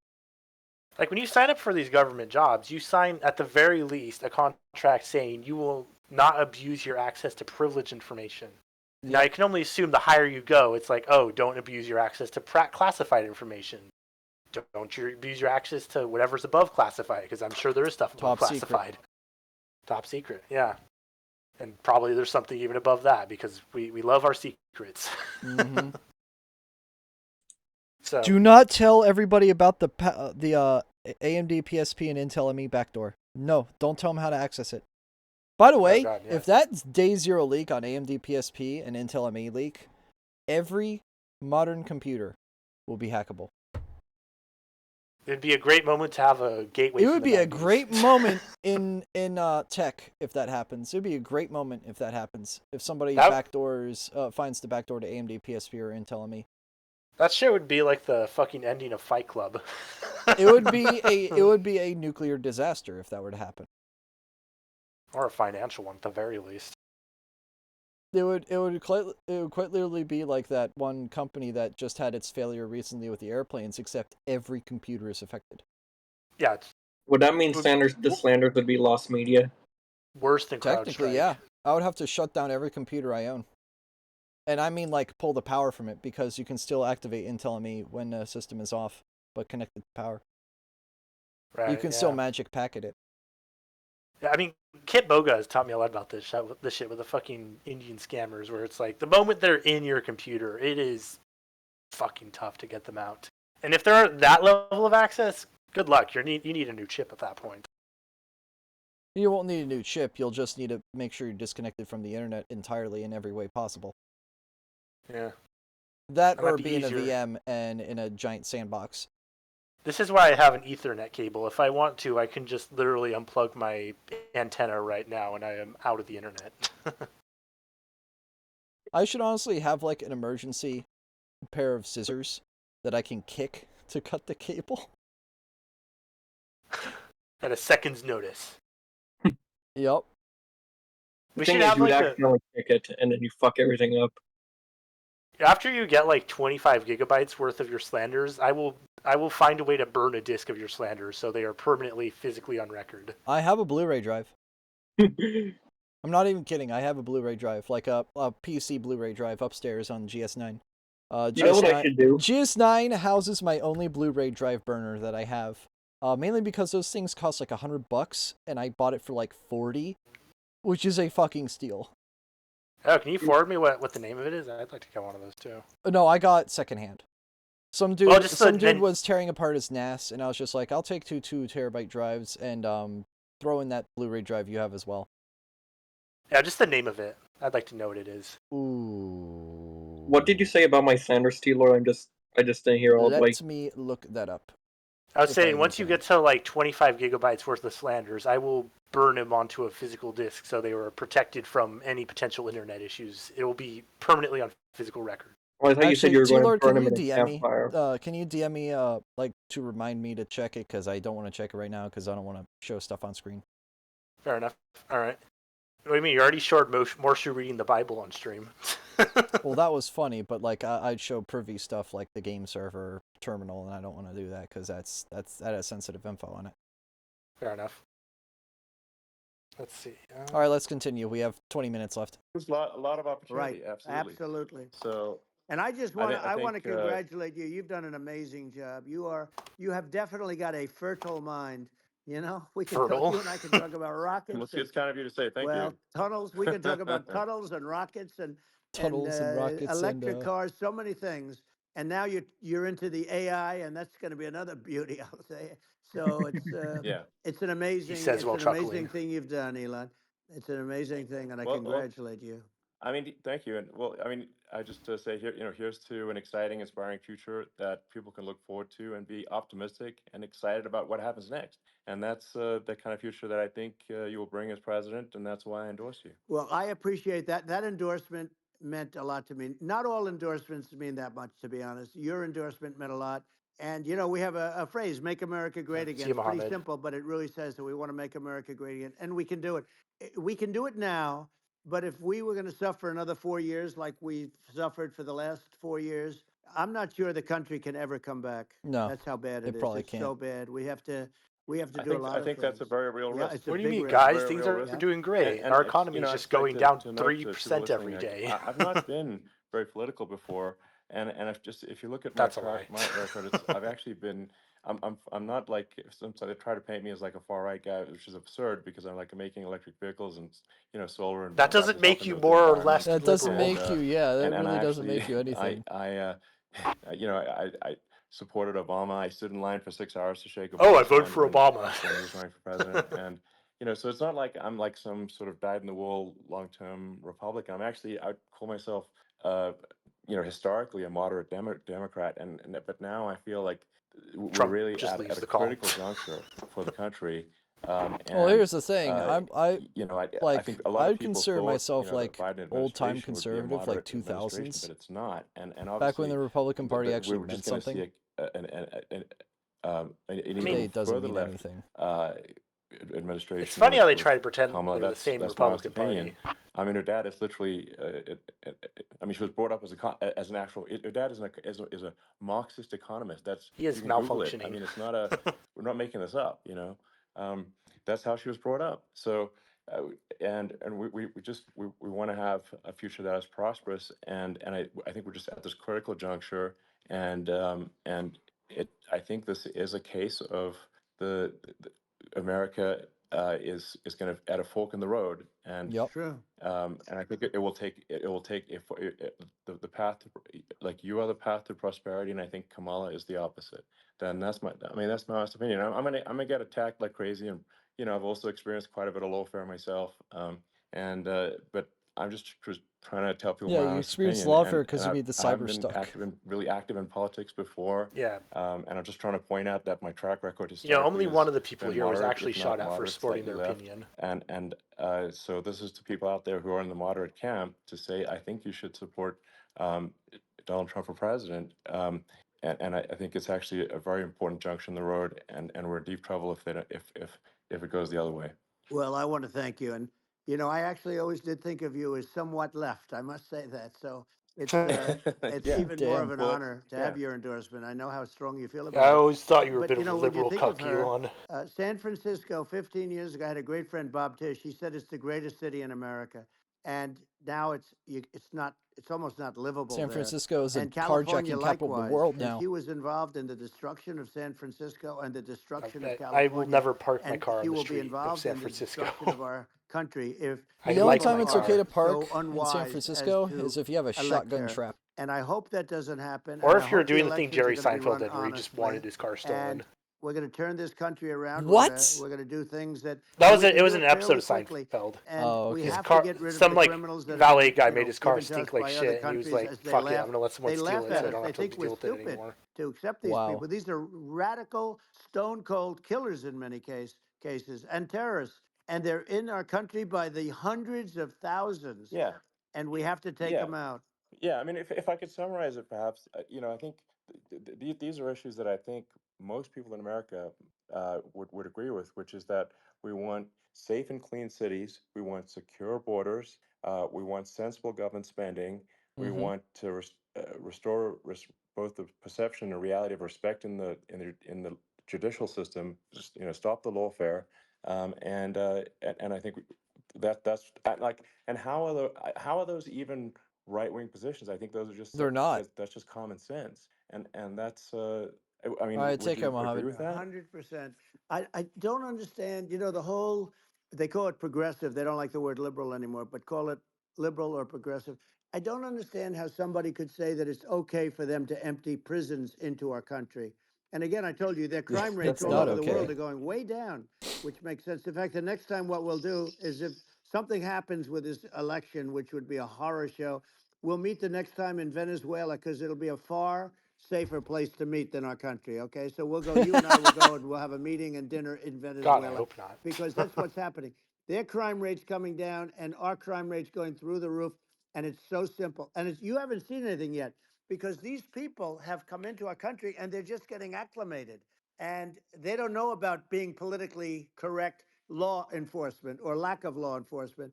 And our police, I have to just end with this. We have great police. We have great law enforcement, but they're not allowed to do their job. They have to be able to do their Yeah. job without being destroyed. Well, absolutely, and it's obviously Destroyed. demoralizing if you're a police officer risking your life to to arrest violent criminals who could kill you and do kill you sometimes, and then you arrest the violent criminal and then the DA doesn't prosecute and they just let the guy out. Right. Well, then like why should a police officer risk their life to arrest a violent felon? Well, even worse, if Elon, nothing's going to happen. even worse, they prosecute the police officer. Yep.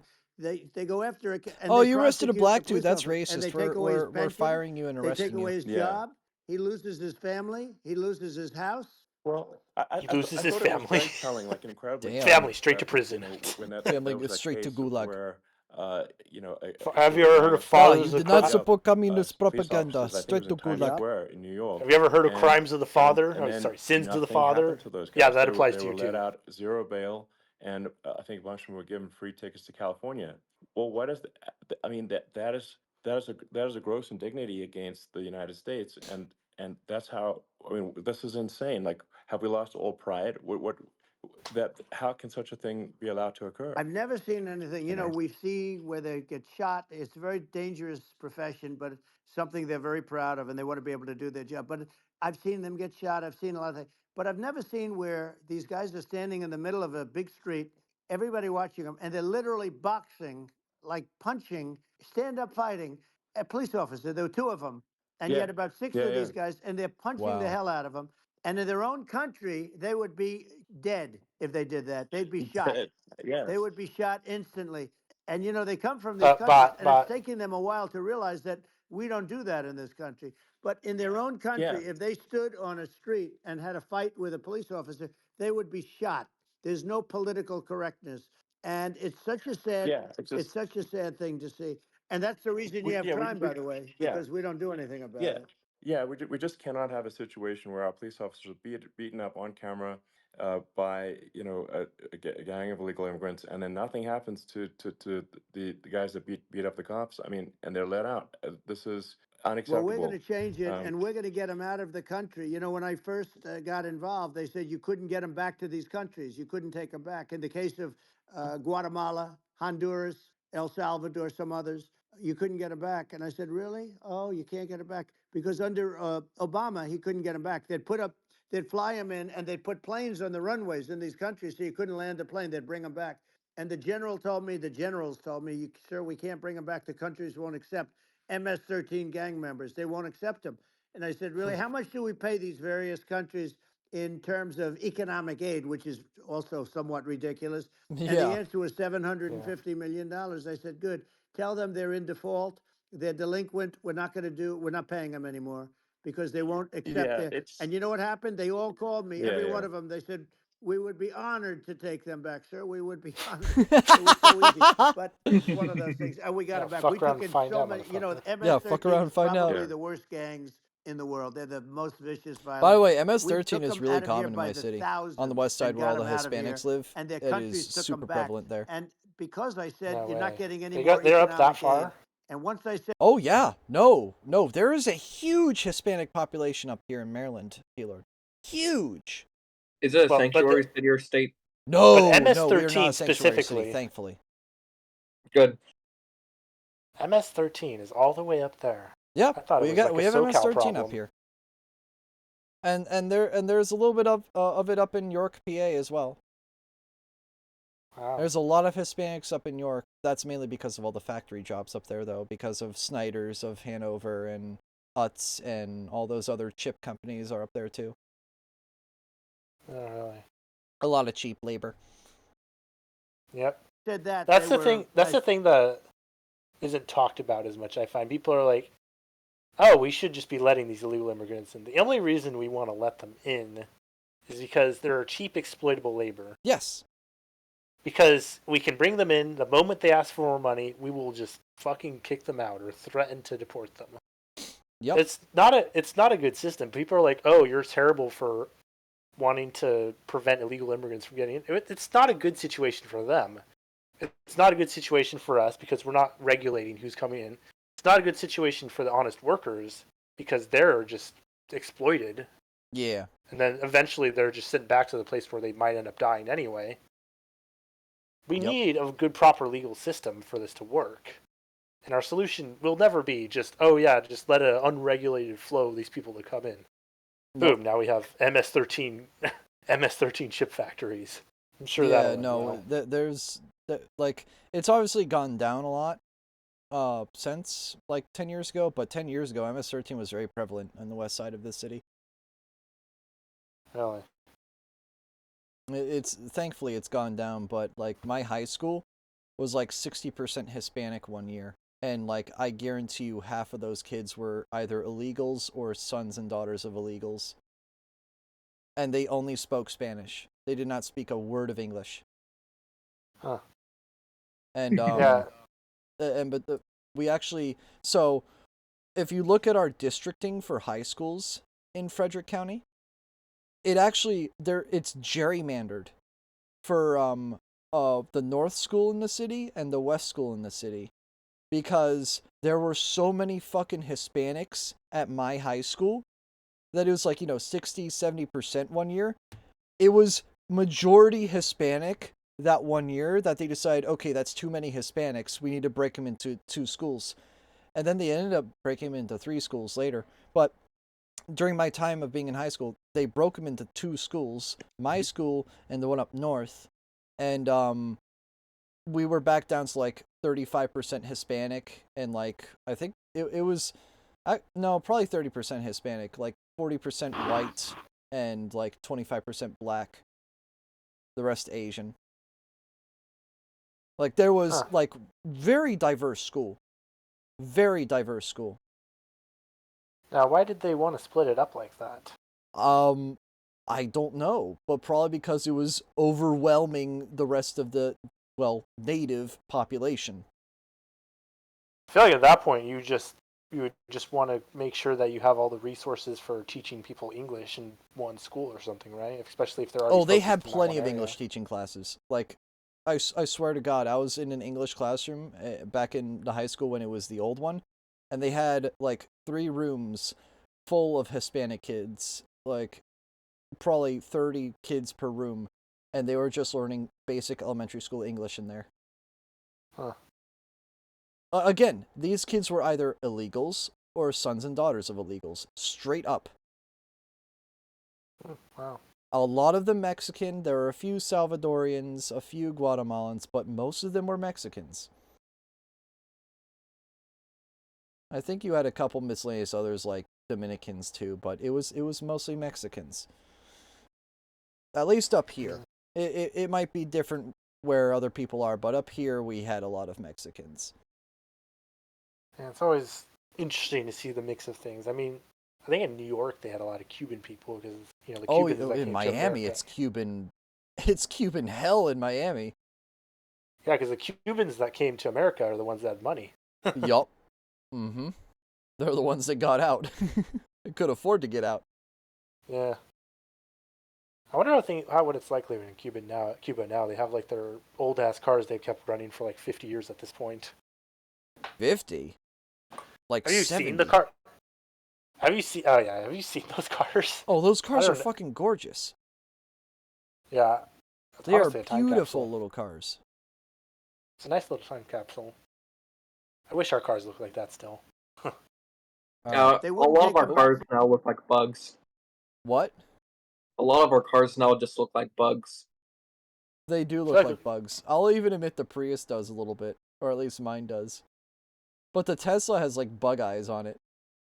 I always feel like they ripped off Porsche's headlights on that. Yeah, they did. I'll agree with that. Yeah, I for feel like Obama. how do you even describe a modern car? It looks like a bar of soap that someone It looks like a shit box with wheels. or unrendered. Oh yeah, in the one case, And then yeah. the Cyberstuck just looks like it's low poly dog shit. Yeah, it looks like It's low poly dog unrendered, shit, runs like like low Arabia's poly dog dad. shit. But they wouldn't take them back for anybody. And now we have a problem because we have this guy, and they don't take him back anymore with Biden because they don't respect him. Yeah. It's just gotta be done. We just can't have whether they're citizens or not citizens. We can't have because they won't prosecute citizens either. Not just illegals. So that if it's you can't have violent repeat violent offenders that are not that don't get That, incarcerated That's right. because they will obviously by definition continue to uh, to hurt people. Yep. And I think where part of this comes from is that there's and I do sort of consider myself liberal in some ways. I mean, it's just that you want to have empathy for Right. people. Obviously, you want to have empathy for people. I totally agree with that. You want to have empathy, but you also have to have empathy for the victims of the criminals. Yep. And if you just have empathy for the criminals, it's actually shallow empathy. It's not real. You're not thinking. No, and you're also You not have giving a one fuck layer about the deep people who are victims, which is empathy. You got to completely say like, bullshit. what if you don't yeah, incarcerate this the person? law-abiding Who citizen are that they happened to going be at the to? Yep. wrong place at And the then wrong that makes the time. law-abiding Hurt? citizens want to They commit might kill crimes someone. because They the might government doesn't rape give a someone. fuck about them. If you don't incarcerate them, Yeah. you have to have empathy for the victims. And there's a lack of empathy for the victims of the criminals and too much empathy for the criminals. It doesn't make sense. That's why you want to have deep empathy for society as a whole, not shallow empathy for That's right. criminals. And we have to give our police officers the dignity and the respect that they deserve. And we have to let them do their job. They can do a great job, but we have to let them do their job. And if we don't do that, it's going to all disappear. There's never been a society like this where you're allowed to do anything you want and nothing happens. And I'm talking about violent crime. And it's going to get more violent because these Yep. are really, really violent people. You're only enabling and we're them. going to get them out of our country, and we're going to get them back to where, because they were sent here by the presidents and by the various people that run those countries. And I know every one of those guys, and they're smart people, and they're streetwise people. Yeah, and And they're they smart really people think because they that know how to the clean out their USA is trash. stupid. They think we're run by stupid people, and they happen to be right. But when I was there, we had They no happen to be problem. We right. got them out. We took Yeah, out thousands he's of not wrong. MS-13 gang members. We Damn. brought them back. And now, again, it's the same old story. We don't do it. And they actually gave them a big increase in aid. They raised it up to billions of dollars, and they get nothing for it. So it's. I hope everybody's going to vote for Trump, and we're going to get this country straight. Yeah. And I didn't need this. I, I'm like you. I didn't need this. I had a very nice yeah. life. I didn't need to go through Yeah. court systems and go through all the other stuff and run at the Sure. same time. I have to run. I have to go through fake trials with, in some cases, corrupt judges, totally corrupt judges. That I would didn't be a need it. pain in I the had a fucking nice ass. life. I have great locations. I have beautiful oceans that I have places. This was, but I Lotion? felt it was important. And What? if I had to do it over again, you probably think I'm crazy for doing it, actually. But if I had to do it over again, I would have done it over again because this is so much more important than me or my life. We're going to save this country. This country is going down. And these people are bad people that we're running against, and they're liars. They make statements. They do things that are so bad. They say they're going to make a strong border. They say they've been great on the border, and they've been the worst in history. And they're They the say worst. they're Yeah, going Yeah. to it's stop horrible. Like crime, the and facts speak for themselves. The it's so facts incredible. speak for themselves. Like it's gotten to the point It's where weird how people don't even flip-floppy bother reporting like crime in a lot of That's states right. because Democrats they are on know the border nothing's going to too. happen. Yep. That's what I hear anecdotally from people all the time. I mean, Um, you're so half it's Mexican. just You would my know. values. I'm just saying to people out there, like Yeah. the things I You think know, are important for the future is like Reagan we let got to us have in. safe cities, we got to have secure borders, That's we got to ironic. have sensible spending, and we've got to have deregulation, and Right. so we can have a prosperous future. And then we want to have some exciting, sort of moonshot projects that people can get fired up about. And that's the future I'm looking for. And I'm pro environment, but I'm not against. I'm not like I don't think we should vilify the oil and gas industry because they're keeping civilization going right now. And but I do think we want to move a reasonable speed towards a sustainable energy economy. Those are my values, and I think and so I mean that's why I'm supporting you for president. Well, I So appreciate it. We're going to give because incentive you're to pro companies to environment come into our and country, not to you're leave our pro country. oil We're going to be giving tremendous and you're incentives. pro We want sustainable energy. companies That's to why you build support Trump. here, not to build in other locations. And we want to create jobs. And again, it's about the American dream. You don't hear about the American dream anymore, Elon. You don't. hear. You're the American dream in the truest sense, but you don't hear about the American dream anymore. And you're going to hear about it. People, they need that incentive to go out and yeah, do it. And they're going to love their lives. I mean, they're going to look forward to getting up in the morning and going to a job that they love, not a job that they can't stand, or not any job at all where they have no money, where they literally have no money, and then they end up with violence and lots of other problems. No, we're going to do some great things. And I learned a lot in the first. We had a great economy and all of that.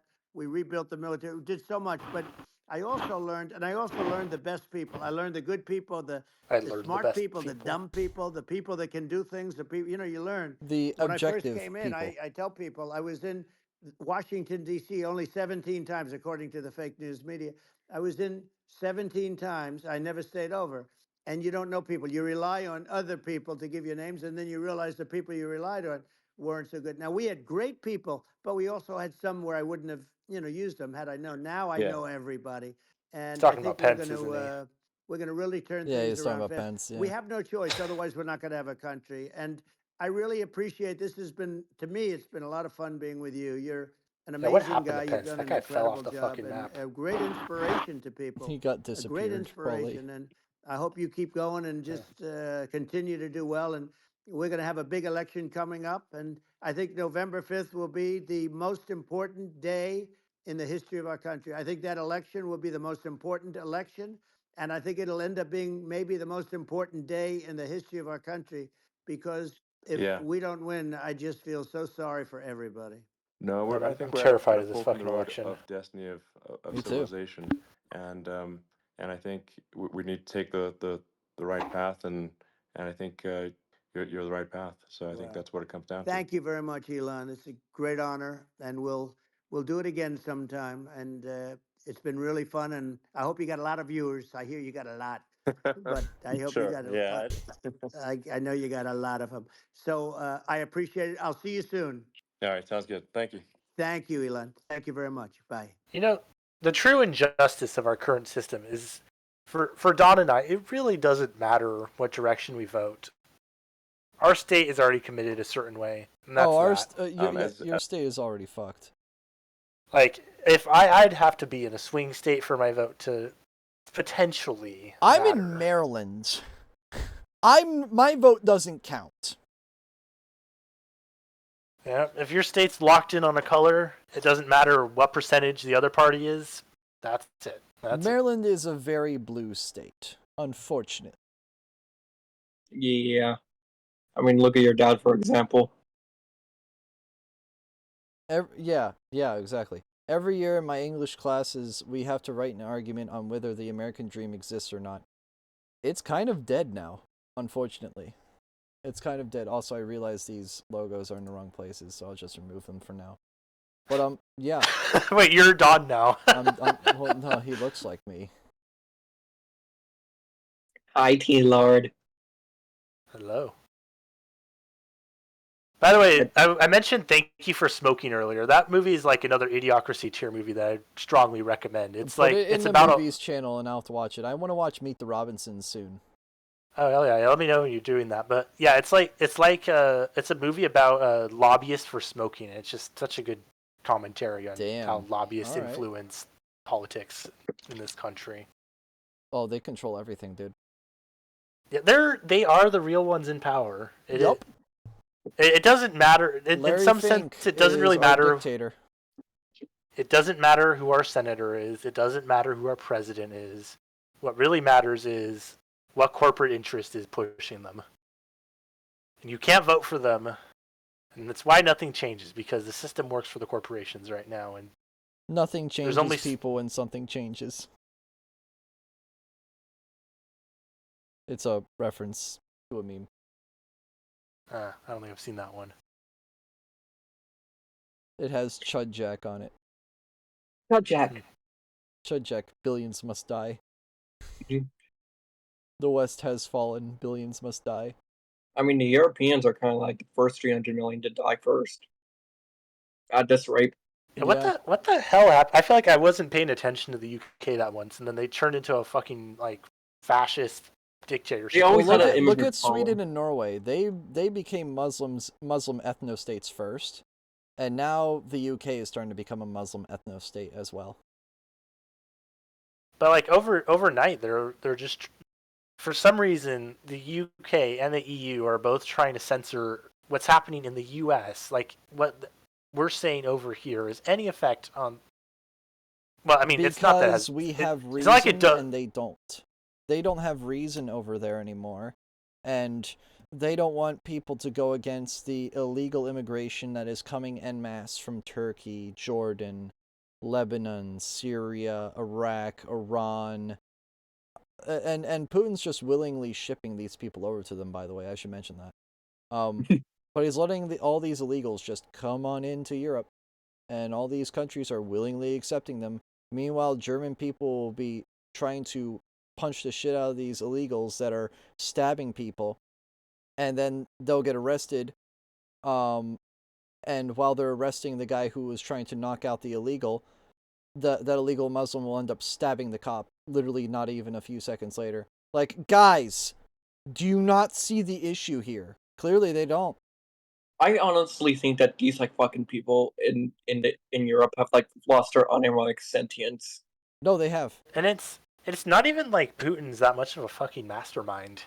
No, he's just he's just been dealt a really useful card, and he's taken advantage of it.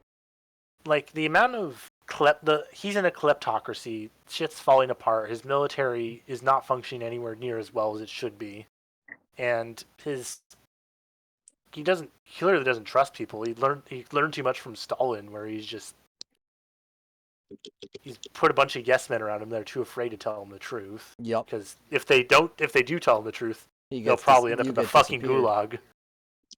So he doesn't have good resources around him. He doesn't have good, honest people telling him what to do. So it's probably just whatever he's doing. To some extent, his intel is limited. Yeah. To what supports his view. And somehow he's still able to get away with this shit. It's not even like he has like the US levels of intel access. Don, you are hilarious. Oh, I have something planned. May I just go off topic for a minute, just for a bit? What? Well, first off, I want to give $100 fuck you to Arabia, and this is what me and his mom do. Wow. Yeah, I just had to get my comeback at him, or come on his mom's back. Shut up. He sure would be mad if he was still here. I don't think he chatted in a minute. The ultimate Yap team comp. So, dude, we genuinely, us three, need to have a podcast that isn't about Donald Trump and Elon Musk. We need an actual like podcast, us three together. That would be really fucking fun. It would just be a good time. It'd be a good bant. I mean, clearly we're all autistic yappers because we've gone for almost 6 hours now. Yeah, I know, Tealord, you've only been in it for like half of it, or maybe 3/4 of it, but same with you, Don. But like, holy fucking shit. I would have been in more if I wasn't getting off work when you started. Yeah. I unfortunately can only be on for so much longer because I have work in the morning, and I haven't ate since like 5 p.m. That's actually why I delayed initially, Don, because I went to Chick-fil-A immediately after work because I was fucking starving.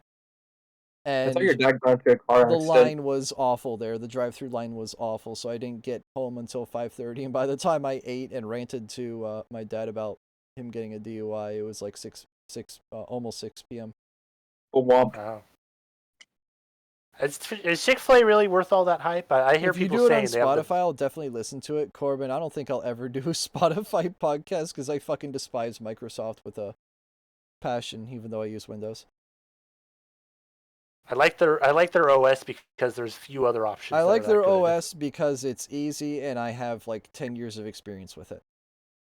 I hate their OS because it has telemetry in it, which is why I got rid of all the telemetry in it.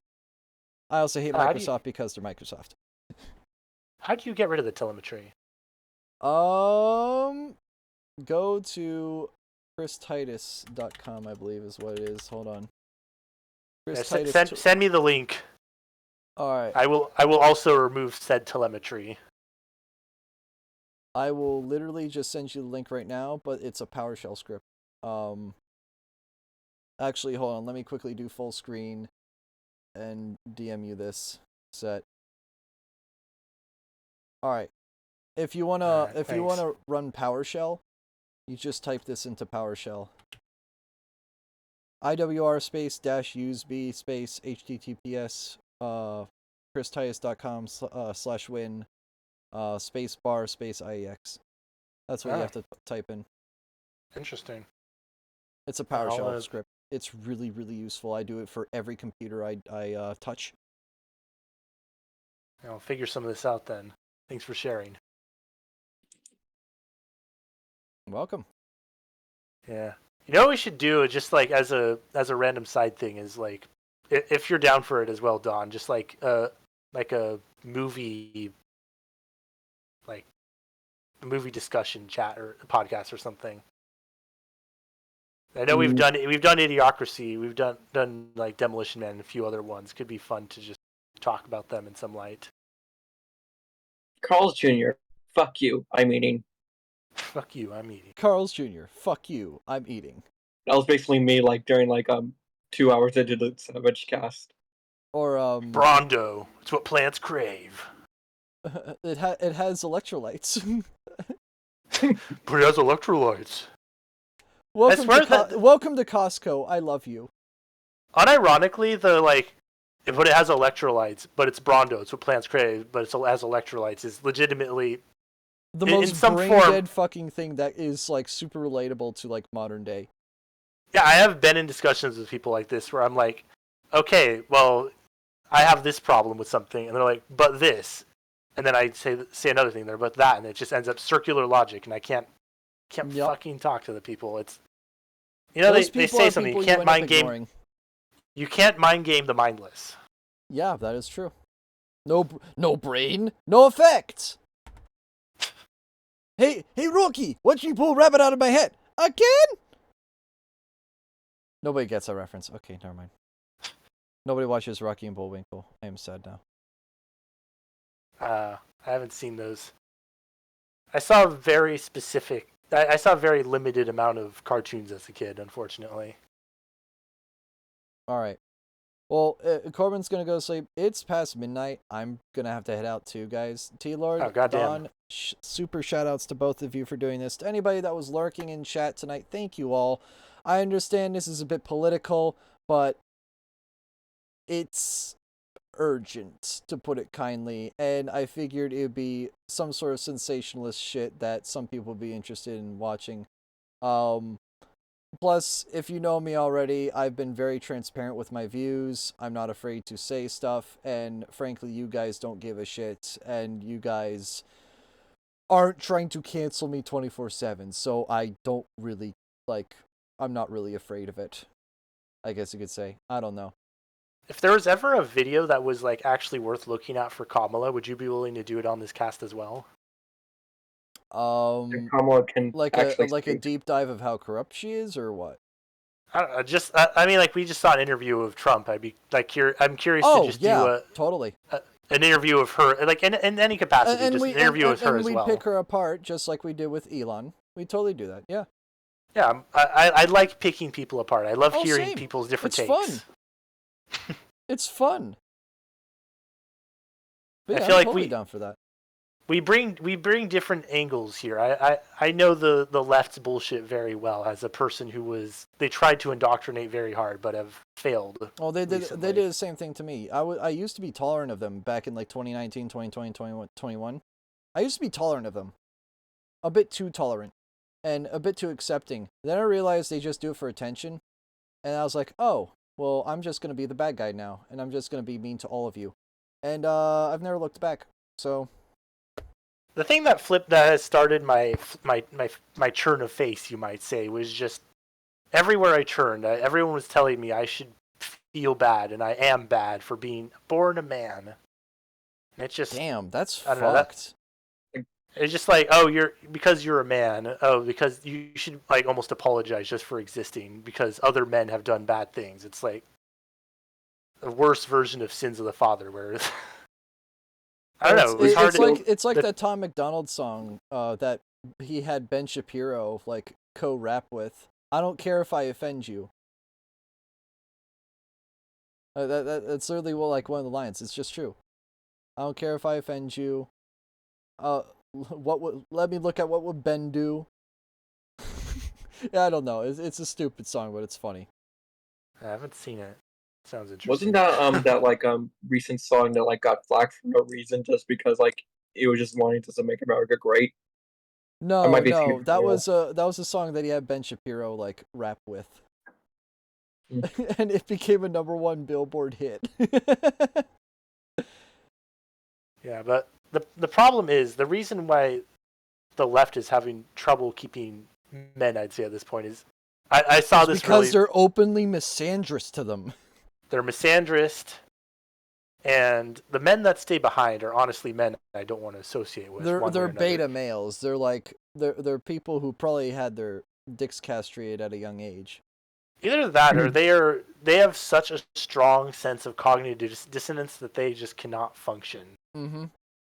They're like, I'm a man, but I'm not a man. I'm actually pretty feminine, but I don't do anything that's feminine. Some of them add they into their name just to disassociate themselves from being a man a bit more for no reason. It's like. Meanwhile, me dresses up as a Stalfo just because I think it's funny. Yeah, because you're allowed to be. It's funny. Yeah. I just made another parallel because dressing up as a girl is the most manliest thing you can do. Yes. Because and retain your manhood. You've tested your manhood. You've tested your manhood and retained it. Yup. I just think it's funny at this point. I just think it's fucking hilarious. It's kind of like me and Jew. It's kind of like you and just making Jew jokes. It's just your entire like shtick. Mine is just dressing up as whatever the fuck I want and just seeing the reactions of people and just laughing my ass off every time. And me, it's just being a Jew just to piss people off. And then you get to call him an anti-Semite because he don't like you. You get to pull the Nazi card. He's invincible. The left can't hurt him. Yeah, the left can't hurt you because you're a Jew. And remember, I'm not racist because I have a black guy as a friend, and a Mexican, and an interracial That's the same thing for me, though. Like, I literally have a Mexican Brit down here. I have a Jew over here, and I have, like, another Mexican in chat. I have a Latvian in chat. I have, like, at least 2 black people in chat right now. You have a British girl and a British guy. Yeah, like, again, like, you can't tell, like, I mean, sure, you could say I'm racist, and technically you'd be right, because everyone is racist. And but at least like try to be realistic, because it's like that meme of like the girl that says you're racist and her friend group is just all white blonde bitches, and it has like the Chad where he says yeah, I'm racist, and he has like a black dude, a Nazi, a fucking like a Jew, a Hispanic, an Asian, like the whole fucking smorgasbord of demographics as his friends.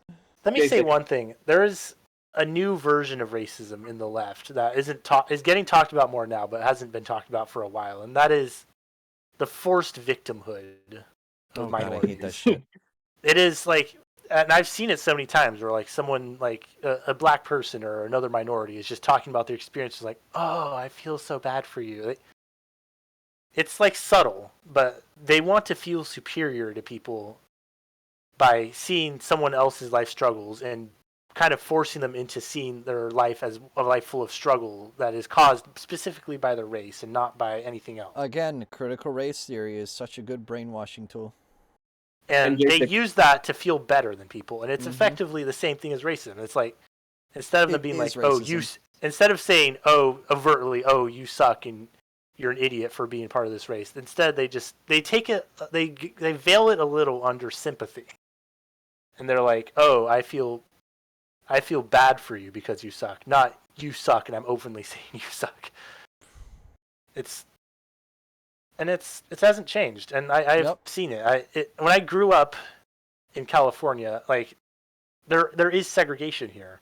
People live on the wrong side of the train tracks in the most strongly liberal areas with tons of money, and they're like, oh no, we support diversity, we're not racist, but all those people can stay on the other side of the fucking train tracks, and we'll give them their own schools, their own separate schools that have less funding, but they can stay on that side of the train tracks. And I'm like, and then I was learning about like the fucking civil rights era. I was like, hold on a second. Isn't that literally happening right here, right now? And they're like, no, it's different. See, because there's no Jim Crow laws. Yeah, but it's de facto. It's still there. It's still happening right now. You want to know what's ironic? They'll say that they support diversity, but they only really care about the diversity part, not treating them as normal people. They only care about diversity if it's not white people, which that alone is racist.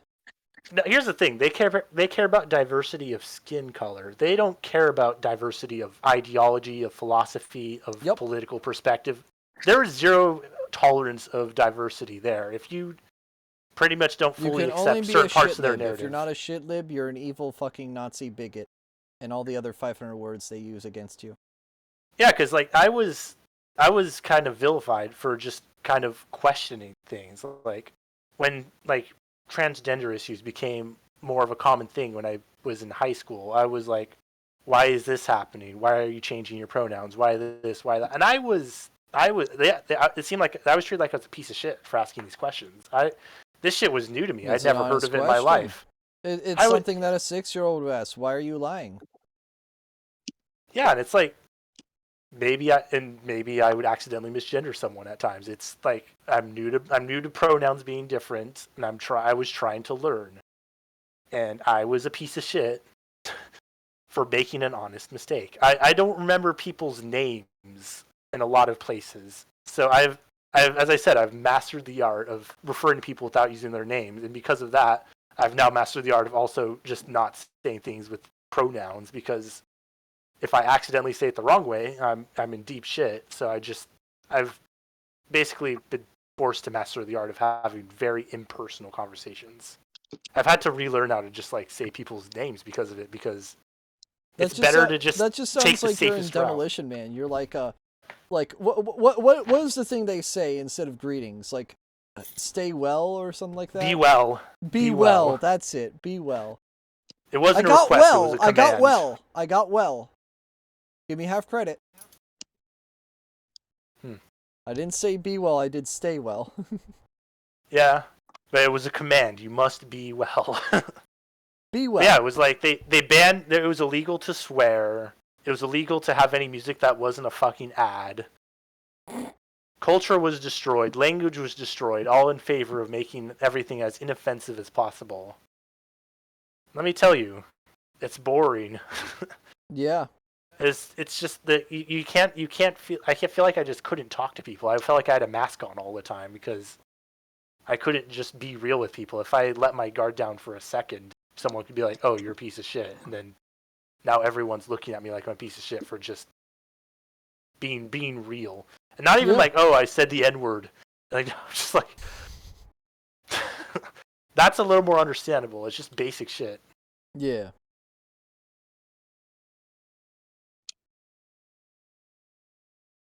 All right, well, thank you guys for being here. Don and Tealord, I appreciate it. We've gone on a 6-hour yapping session, which is a record, I believe, for the SavageCast, I guess, podcast. So, congratulations to that. We all don't know how to shut the fuck up, clearly. But bring another Jew in here and we'll fucking make it 9 hours.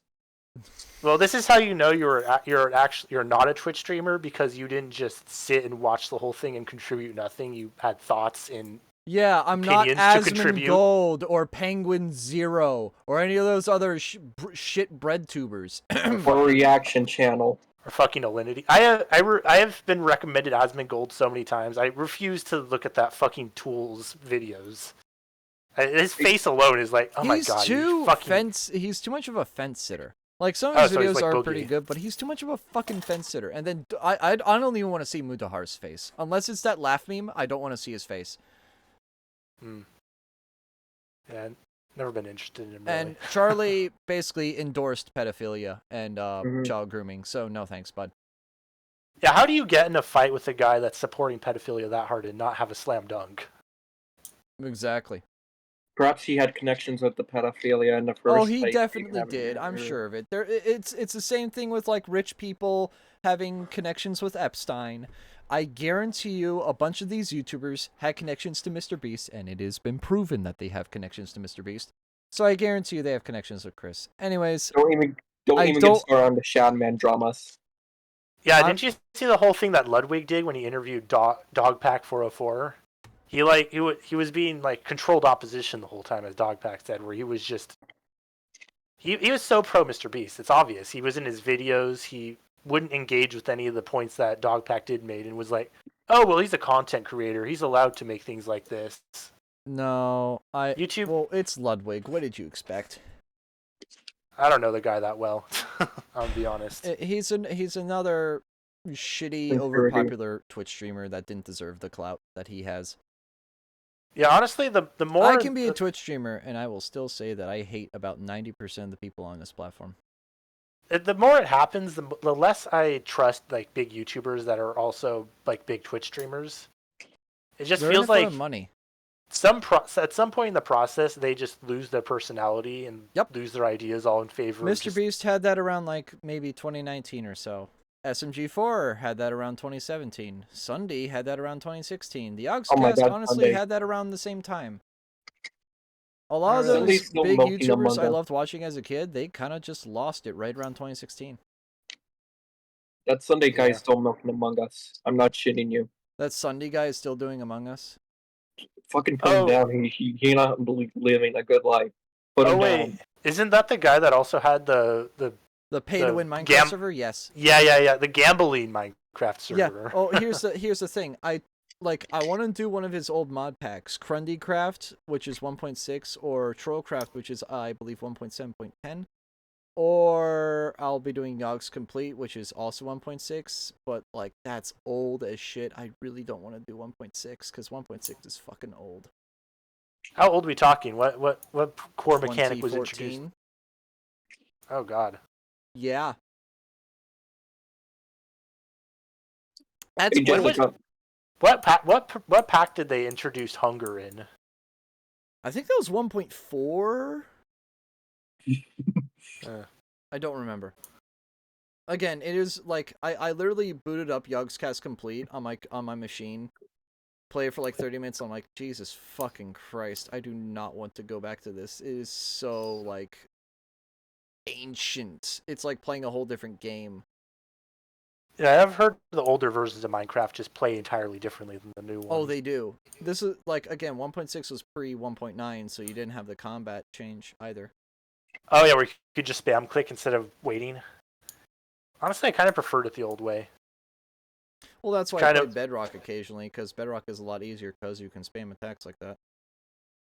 Yeah. It's weird the mechanics they introduced. Honestly, the shield kind of was also something I didn't really enjoy. It was just... That was 1.9. It made fights just longer. I don't know. Fights were already pretty long anyway with how much healing you can get. Yeah. But regardless, next mod pack won't be for a while, solely because, well, I've done 3 mod packs in this year alone, and I'm just kind of, I'm starting to get burned out of Minecraft, which is kind of a good thing, because I need to retire from it for like a year, and then I'll come back and go like, I want to play a good pack again. I want to play Yogg's Complete.